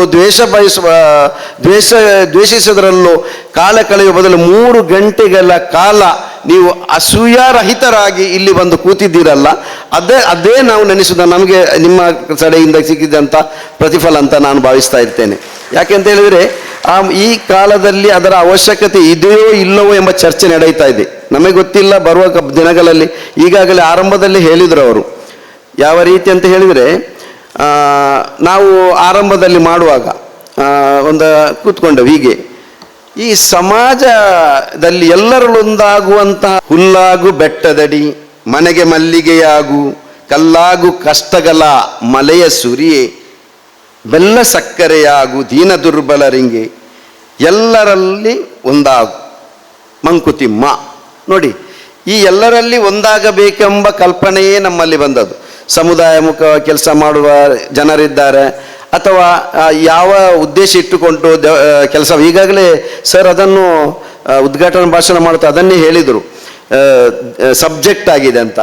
ಅಂದರೆ ದೇವರು ಒಂದು ವಸ್ತು ಆಗಿದ್ದಾನೆ, ದೇವರು ಒಂದು ಪಾತ್ರ ಆಗಿದ್ದಾನೆ, ದೇವರನ್ನೇ ಮುಂದಿಟ್ಟುಕೊಂಡು ಎಲ್ಲ ರೀತಿಯ ಆಧ್ಯಾತ್ಮಿಕವೂ ವ್ಯಾಪಾರ ಆಗಿದೆ. ಅದನ್ನು ಅವರು ಒಂದು ಇಂಟೆಲೆಕ್ಚುವಲ್ ರೀತಿಯ ನಿಮ್ಮ ಮುಂದೆ ಮಂಡಿಸಿದ್ರು ಅವರು. ಅಂದರೆ ನಾವು ಇಲ್ಲಿ ಶಬ್ದದ ವ್ಯಾಪಾರ ಮಾಡಲಿಕ್ಕೆ ಬೇಕಾಗಿ ಇಲ್ಲಿ ಖಂಡಿತ ಕೂತದಲ್ಲ, ಅಥವಾ ಆಧ್ಯಾತ್ಮಿಕವು ವ್ಯಾಪಾರ ಆದಂತಹ ಈ ಸಮಯ ಸಂದರ್ಭ ಸನ್ನಿವೇಶದಲ್ಲಿ ವಿಶೇಷವಾಗಿ ನಮ್ಮ ಊರಿನಲ್ಲಿ ಎಲ್ಲರೂ ಸೇರುವಂತಹ ಒಂದು ಕಾರ್ಯಕ್ರಮ ಮಾಡುವುದು ತೀರಾ ಅಪರೂಪ. ಅದಕ್ಕೆ ಕಾರಣ ಅಂತೂ ಗೊತ್ತಿಲ್ಲ ನನಗೆ, ಯಾಕೆ ಹೀಗೆ ಸಾಧ್ಯವಾಗುತ್ತಿಲ್ಲ ಅಂತ ಹೇಳಿ. ನಮ್ಮದೊಂದು ಪುಟ್ಟ ಪ್ರಯತ್ನವನ್ನು ಮಾಡಿದ್ದೇವೆ, ದೇವರ ಇದರಿಂದ ನಮ್ಮ ಸಾಧ್ಯವಾದಷ್ಟು ನಾವು ಅದನ್ನೇ ಯಶಸ್ಸನ್ನು ಪಡೆದಿದ್ದೇವೆ. ನಾವು ಅದನ್ನೇ ನಿಮ್ಮ ಹತ್ರ ಹೇಳುವುದು, ನಿಮ್ಮ ಹಾರೈಕೆ, ನಿಮ್ಮ ಆಶೀರ್ವಾದ ನಮ್ಮ ಮೇಲೆ ಇರಲಿ ಅಂತ ಹೇಳ್ತಾ ಇರ್ತೇವೆ. ನನ್ನ ಮಾತುಗಳಿಗೆ ಪೂರ್ಣ ವಿರಾಮ ಹಾಕ್ತಾ ಇದ್ದೇನೆ. ಜೈ ಹಿಂದ್, ಜೈ ಕರ್ನಾಟಕ. ಪ್ರಶ್ನೆ ಮಾಡ್ತಾ ಇದ್ದಾಗ ಅವ್ರು ಹೇಳಿದರು, ನಾವೇನೋ ಸ್ಕಾಲರ್ಶಿಪ್ ಕೊಟ್ಟಿದ್ದೀವಿ, ನೀವು ನಮಗೆ ಆ ರಿಟರ್ನ್ ಖಂಡಿತ ಏನು ಬೇಡ. ಅದ್ಭುತವಾದ ಮಾತನ್ನು ಹೇಳಿದರು. ಅಮೀನ್ ಸರ್, ಕುವೆಂಪು ಅವರ ಪುತ್ರ KP ಪೂರ್ಣಚಂದ್ರ ತೇಜಸ್ವಿ ಅವರ ಮಾತು, ನಿಮ್ಮ ಆ ಮಾತಿಗೆ ನನಗೆ ಕನೆಕ್ಟ್ ಆಯಿತು. ಅವರೆಂಥ ಅಶ್ವಥ್ ಸರ್, ನಾವೆಲ್ಲ ಅಭಿಮಾನಿಗಳು ತೇಜಸ್ವಿ ಅವರದ್ದು. ಪೂರ್ಣಚಂದ್ರ ತೇಜಸ್ವಿ ಅವರೊಂದು ಮಾತು ಹೇಳ್ತಾರೆ, ಒಬ್ಬ ಮನುಷ್ಯ ಒಳ್ಳೆ ರೀತಿಯಲ್ಲಿ ಬದುಕಿದ, ಚೆನ್ನಾಗಿ ಬದುಕಿದ, ಸಮಾಜಕ್ಕೆ ಉಪಕಾರಿಯಾದ, ಮನೆಗೆ ಮಲ್ಲಿಗೆ ಆದ, ಅವರಿಗೆ ಹೆಲ್ಪ್ ಮಾಡಿದ, ಸ್ಕಾಲರ್ಶಿಪ್ ಕೊಟ್ಟ, ಮತ್ತೊಂದು ಮಾಡ್ದ, ಒಳ್ಳೆ ಫ್ರೀ ಎಜುಕೇಶನ್ ಕೊಟ್ಟ, ಒಳ್ಳೆ ರೀತಿಯಲ್ಲಿ ಬಾಳಿ ಬದುಕಿದ ಅಂತಂದ್ರೆ ಅದೇನು ದೊಡ್ಡ ಸಾಧನೆ ಅಲ್ಲ. ಯಾಕೆ ಅಂತಂದ್ರೆ ವಾಸ್ತವದಲ್ಲಿ ಮನುಷ್ಯ ಬದುಕಬೇಕಾಗಿದ್ದೇ ಹಾಗೆ ಅಂತ.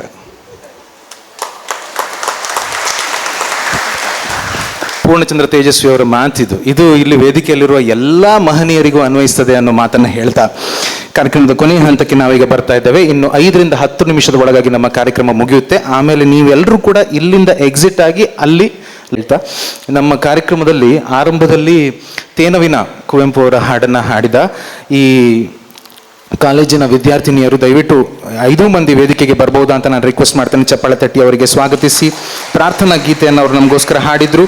ಅವರಿಗೆ VC ಅವರು ಒಂದು ಗೌರವಧನ ಕೊಡಬೇಕು ಅಂತ ರಿಕ್ವೆಸ್ಟ್ ಮಾಡ್ತೇನೆ.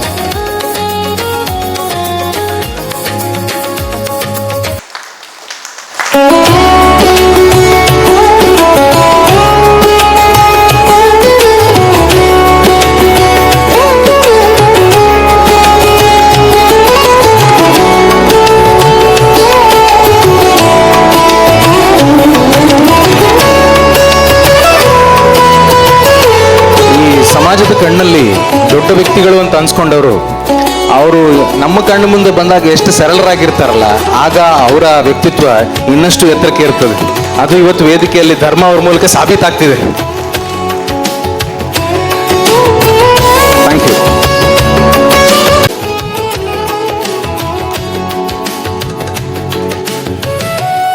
ನಮ್ಮ ಎಲ್ಲ ಗಣ್ಯರಿಗೂ ಸ್ಮರಣಿಕೆಯನ್ನು ಕೊಡೋದಕ್ಕಿಂತ ಮುಂಚೆ ಈ ಕಾರ್ಯಕ್ರಮದ ಹಿಂದೆ ಕೆಲಸ ಮಾಡಿದಂತಹ ನಮ್ಮ ಫೋಟೋಗ್ರಾಫರ್ ಮತ್ತು ವಿಡಿಯೋಗ್ರಾಫರ್ ಸ್ನೇಹಿತರಿಗೊಂದು ಜೋರಾದ ಚಪ್ಪಾಳೆ ಕೊಡ್ಬೋದಲ್ಲ ಸೇರಿ. ನಾಳೆ ಈ ಕಾರ್ಯಕ್ರಮವನ್ನು ತುಂಬ ಸವಿನೆನಪಾಗಿ ಉಳಿಯುವಂತೆ ಮಾಡೋರು ಈ 3 ಮಂದಿ 4 ಮಂದಿ ಅಲ್ಲೆಲ್ಲ LED ಒಬ್ರು ಕೂತಿದ್ದಾರೆ, ಇಲ್ಲಿಬ್ರು ಕ್ಯಾಮ್ರಾ ಹಿಂದೆ ನಿಂತಿದ್ದಾರೆ, ಇಲ್ಲೊಬ್ರು ಫೋಟೋ ಆವಾಗಿಂದ ಆಚೀಚೆ ಓಡಾಡಿ ತೆಗಿತಾ ಇದ್ದಾರೆ. ಅವರೆಲ್ಲರಿಗೂ ತುಂಬ ಹೃದಯದ ಧನ್ಯವಾದವನ್ನು BSWT ಮುಖಾಂತರ ಹೇಳ್ತಾ, ಇದೀಗ ಕಾರ್ಯಕ್ರಮದಲ್ಲಿ ಭಾಗವಹಿಸಿದ ಎಲ್ಲ ಗಣ್ಯರಿಗೆ ಸವಿನೆನಪಿಗಾಗಿ ಸ್ಮರಣಿಕೆಯನ್ನು ಕೊಡುವಂಥ ಕಾರ್ಯಕ್ರಮ. ನಮ್ಮ VC ಅವರಿಗೆ BSWTನ ಕೋಶಾಧಿಕಾರಿಗಳಾದಂಥ ಶ್ರೀ MC ಅಶ್ರಫ್ ಅವರು ದಯವಿಟ್ಟು ವೇದಿಕೆ ಮೇಲೆ ಬಂದು ಈ ಒಂದು ಸ್ಮರಣಿಕೆಯನ್ನು ಕೊಡಬೇಕು ಅಂತ ರಿಕ್ವೆಸ್ಟ್ ಮಾಡ್ತೇನೆ. ಅಶ್ರಫ್ ಅವರು ದಿಕ್ಸೂಚಿ ಮಾತುಗಳನ್ನಾಡಿದ ಮತ್ತು ಸಂಪನ್ಮೂಲ ವ್ಯಕ್ತಿಗಳಾಗಿ ಇವತ್ತು ನಮ್ಮ ಜೊತೆ ಭಾಗವಹಿಸಿದ ಶ್ರೀ ಅಶ್ವಥ್ SL ಇವರಿಗೆ ಹರೀಶ್ ಕುಮಾರ್ ಸರ್ ಸ್ಮರಣಿಕೆಯನ್ನು ಕೊಡಬೇಕು.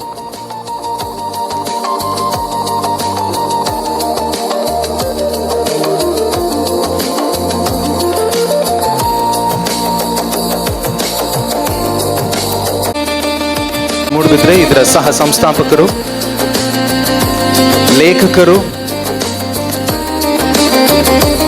ಹಲವಾರು ಸಾಮಾಜಿಕ ಚಟುವಟಿಕೆಗಳಲ್ಲಿ ತೊಡಗಿಕೊಂಡಿರುವ ಅಶ್ವಥ್ ಸರ್, ಇವತ್ತು ನೀವು ನಮ್ಮ ಜೊತೆ ಭಾಗವಹಿಸಿರುವುದು ನಮ್ಮ ಸುಯೋಗ. ಜೋರಾದ ಚಪ್ಪಾಳೆ ಅವರಿಗೆ. ಜಿಲ್ಲಾ ರಾಜ್ಯೋತ್ಸವ ಪ್ರಶಸ್ತಿಯನ್ನ ಪಡೆದು ಮುಂದೆ ರಾಜ್ಯ ಪ್ರಶಸ್ತಿಯನ್ನ ಪಡೆಯಲು ಹೊರಡುವ ಡಾಕ್ಟರ್ ಅಶ್ವಿನಿ ಶೆಟ್ಟಿ ಮೇಡಮ್ ಅವರಿಗೆ BSWTನ ಟೈಲರಿಂಗ್ ತರಬೇತುದಾರರಾದಂತಹ ಮಾಲಾಕ್ಷಿ ಮೇಡಮ್ ಅವರು ದಯವಿಟ್ಟು ವೇದಿಕೆಗೆ ಬಂದು ಅವರಿಗೆ ಒಂದು ಸ್ಮರಣಿಕೆಯನ್ನು ನೀಡಬೇಕು ಅಂತ ವಿನಂತಿಸ್ತೇನೆ.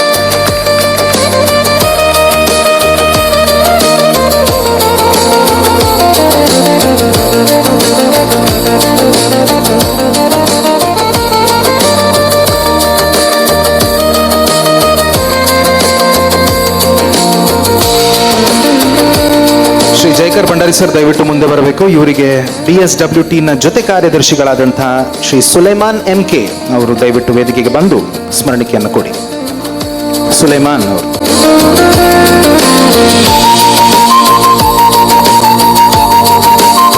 ಸ್ವಚ್ಛತಾ ರಾಯಭಾರಿಗಳಾದಂತಹ ಶೀನಾ ಶೆಟ್ರು ದಯವಿಟ್ಟು ಮುಂಭಾಗಕ್ಕೆ ಬರಬೇಕು. ಇವರಿಗೆ ಭಾರತ್ ಸೋಷಿಯಲ್ ಅಂಡ್ ವೆಲ್ಫೇರ್ ಟ್ರಸ್ಟ್ನ PRO ಆಗಿರುವ ಶ್ರೀ ಆಶೀರುದ್ದೀನ್ ಮಾಸ್ಟರ್ ಅವರು ವೇದಿಕೆಗೆ ಆಗಮಿಸಿ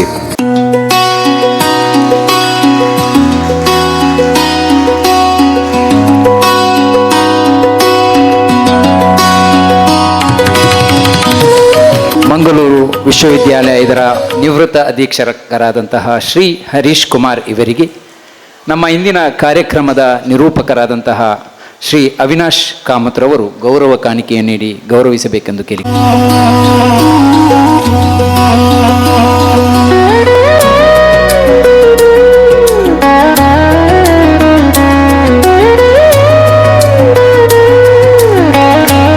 ಅದೇ ರೀತಿ ನಮ್ಮ ಇಂದಿನ ಕಾರ್ಯಕ್ರಮದ ಕೇಂದ್ರ ಬಿಂದು ಶ್ರೀ ದಿನೇಶ್ ಪೈ ಅವರು ನಮ್ಮ ಇಂದಿನ ಕಾರ್ಯಕ್ರಮದ ಉತ್ತಮ ನಿರೂಪಕ ಶ್ರೀ ಅವಿನಾಶ್ ಕಾಮತ್ರವರಿಗೆ ಗೌರವ ಕಾಣಿಕೆಯನ್ನು ನೀಡಿ ಅವರನ್ನು ಗೌರವಿಸಬೇಕು, ಪ್ರೋತ್ಸಾಹಿಸಬೇಕೆಂದು ಕೇಳಿಕೊಳ್ತಾ ಇದ್ದೀನಿ.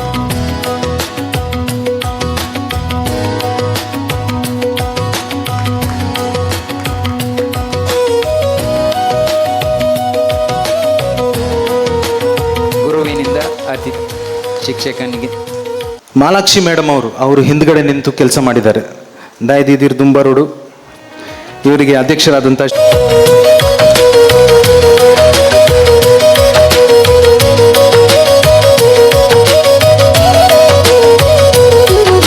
ಮಾಲಾಕ್ಷಿ ಮೇಡಮ್ ಅವರು ಟೈಲರಿಂಗ್ ಯೂನಿಟ್ನ ತರಬೇತುದಾರರಾಗಿ ಕೆಲಸ ಮಾಡ್ತಾ ಇದ್ದಾರೆ.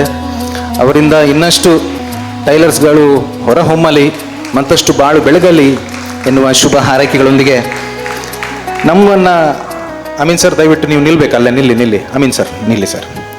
ಗಣಪತಿ ಗೌಡ ಸರ್ ಅವರು ಮುಂದೆ ಬರ್ಬೋದಾ?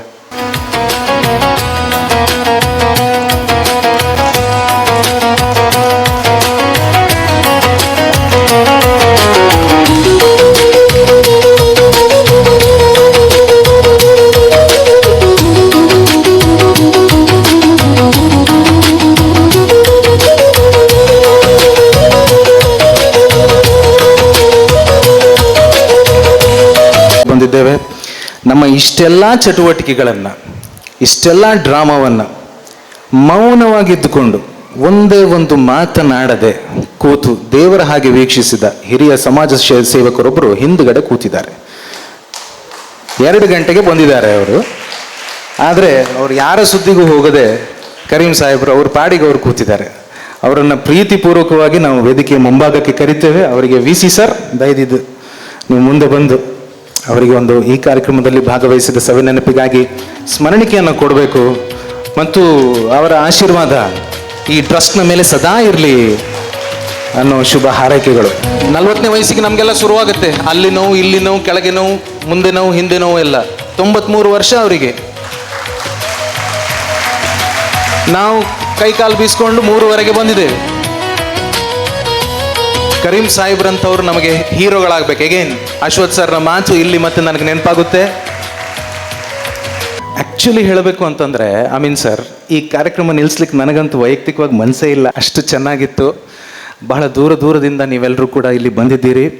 ಇವರೆಲ್ಲರ ಶ್ರಮಕ್ಕೆ ನೀವು ಪ್ರತಿಫಲವಾಗಿದ್ದೀರಿ.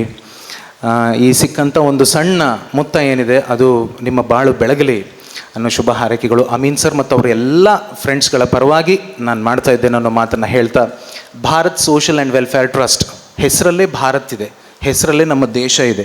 ನೀವು ಆ ಲೋಗೋವನ್ನು ನೋಡಿದರೆ ಅಲ್ಲಿ ಎಲೆಗಳನ್ನು ನೋಡ್ಬೋದು. ನೀವು ಎಲೆಗಳು ಸ್ವಲ್ಪ ಲೈಟ್ ಗ್ರೀನ್ ಇದೆ, ಕೆಲವು ಡಾರ್ಕ್ ಗ್ರೀನ್ ಇದೆ, ಕೆಲವು ದೊಡ್ಡದಿದೆ, ಕೆಲವು ಸಣ್ಣದಿದೆ. ಕೆಳಗಡೆ ಭಾರತವನ್ನು ಈ ಥರ 2 ಕೈಗಳು ಕರಗಳು ಹಿಡ್ದಂಗೆ. ಇದನ್ನು ನೋಡಿದಾಗ ನನಗೆ ಕನ್ನಡದ ಹೆಸರಾಂತ ಸಾಹಿತಿಗಳಾದಂತಹ ಡಾಕ್ಟರ್ ಗೌರೀಶ್ ಕಾಯ್ಕಿಣಿ ಅವರು, ಸಾರಿ ಅವರಿಗೆ ಡಾಕ್ಟ್ರೇಟ್ ಬಂದಿದೆಯಲ್ಲೋ ಗೊತ್ತಿಲ್ಲ, ಬಾಯಲ್ಲಿ ಡಾಕ್ಟರ್ ಅಂತ ಬಂತು. ಅವ್ರ ಮಗ ಜಯಂತ್ ಕಾಯ್ಕಿಣಿಯವರು, ಅವ್ರಿಗೆ ಡಾಕ್ಟ್ರೇಟ್ ಬಂದಿದೆ. ಆದರೆ ಗೌರೀಶ್ ಕಾಯ್ಕಿಣಿ ಅವರು ಹೇಳಿದಂಥ ಒಂದು ಮಾತು ನನಗೆ ನೆನಪಾಯಿತು. ಅಷ್ಟೂ ಜನ ಗಣ್ಯರು ಮಾತನಾಡಿದ್ರಲ್ಲ, ಎಲ್ಲರೂ ಹೇಳಿದ ಒಂದೇ ಮಾತು, ಇಲ್ಲಿ ಜಾತಿ ಇಲ್ಲ, ಧರ್ಮ ಇಲ್ಲ, ಭೇದ ಇಲ್ಲ, ಅದೆಲ್ಲವನ್ನು ಮರೆತು ಇವರು ಆ್ಯಕ್ಚುಲಿ BSWT ಅವರು ಒಂದು ಸಮುದಾಯಕ್ಕಾಗಿಯೇ ಕಾರ್ಯಕ್ರಮವನ್ನು ಮಾಡುವಷ್ಟು ತಾಕತ್ತು ಅವರಲ್ಲಿತ್ತು. ಬಟ್ ಅದೆಲ್ಲವನ್ನು ಮೀರಿ ಎಲ್ಲರನ್ನ ಸೇರಿಸಿದಾರಲ್ಲ ಇಲ್ಲಿ ಹಿಂದೂಗಳು, ಮುಸ್ಲಿಮ್ಸು ಇತ್ಯಾದಿ ಎಲ್ಲ ಧರ್ಮ, ಜಾತಿ, ಮತದವರು, ಪಂಥದವರು ನಾವೆಲ್ಲರೂ ಇಲ್ಲಿ ಸೇರಿ ಇದರ ಫಲಾನುಭವಿಗಳಾಗಿದ್ದೇವೆ. ಭಾರತ ಕೂಡ ಹಾಗೇನೆ. ಗೌರೀಶ್ ಕಾಯ್ಕಿಣಿಯವರು ಏನು ಹೇಳ್ತಾರೆ ಅಂತಂದರೆ, ಭಾರತ ಅಂತ ಹೇಳುವಂಥದ್ದು ಅದು ಒಂದು ಕಂಬದ ಮೇಲೆ ನಿಂತಂಥ ಡೇರೆ ಅಲ್ಲ. ಭಾರತ ಒಂದು ಕಂಬದ ಮೇಲೆ ನಿಂತಂಥ ಡೇರೆ ಅಲ್ಲ, ಅದು 1000 ಕಂಬಗಳ ಚಪ್ಪರ ಅಂತ. 1000 ಕಂಬಗಳ ಚಪ್ಪರ ನಮ್ಮ ಭಾರತ ಅನ್ನೋ ಮಾತಿನೊಂದಿಗೆ ಇವತ್ತಿನ ಈ ಅರ್ಥಪೂರ್ಣ ಕಾರ್ಯಕ್ರಮವನ್ನು ಮುಗಿಸ್ತಾ ಇದ್ದೇವೆ. ಎಲ್ರಿಗೂ ಒಳ್ಳೆಯದಾಗಲಿ. ಶುಭಾಶಯ, ಶುಭ ಸಂಜೆ. ಜನಗಣಮನ ಅಧಿನಾಯಕ ಜಯ ಹೇ ಭಾರತ ಭಾಗ್ಯ ವಿಧಾತ. ಪಂಜಾಬ ಸಿಂಧು ಗುಜರಾಟ ಮರಾಠ ದ್ರಾವಿಡ ಉತ್ಕಲ ವಂಗ. ವಿಂಧ್ಯ ಹಿಮಾಚಲ ಯಮುನಾ ಗಂಗಾ ಉಚ್ಚಲ ಜಲಧಿ ತರಂಗ. तव शुभ नामे जागे तव शुभाशिष मागे. गाहे तव जय गाता जनगण मंगलदायक जय हे भारत भाग्य विधाता.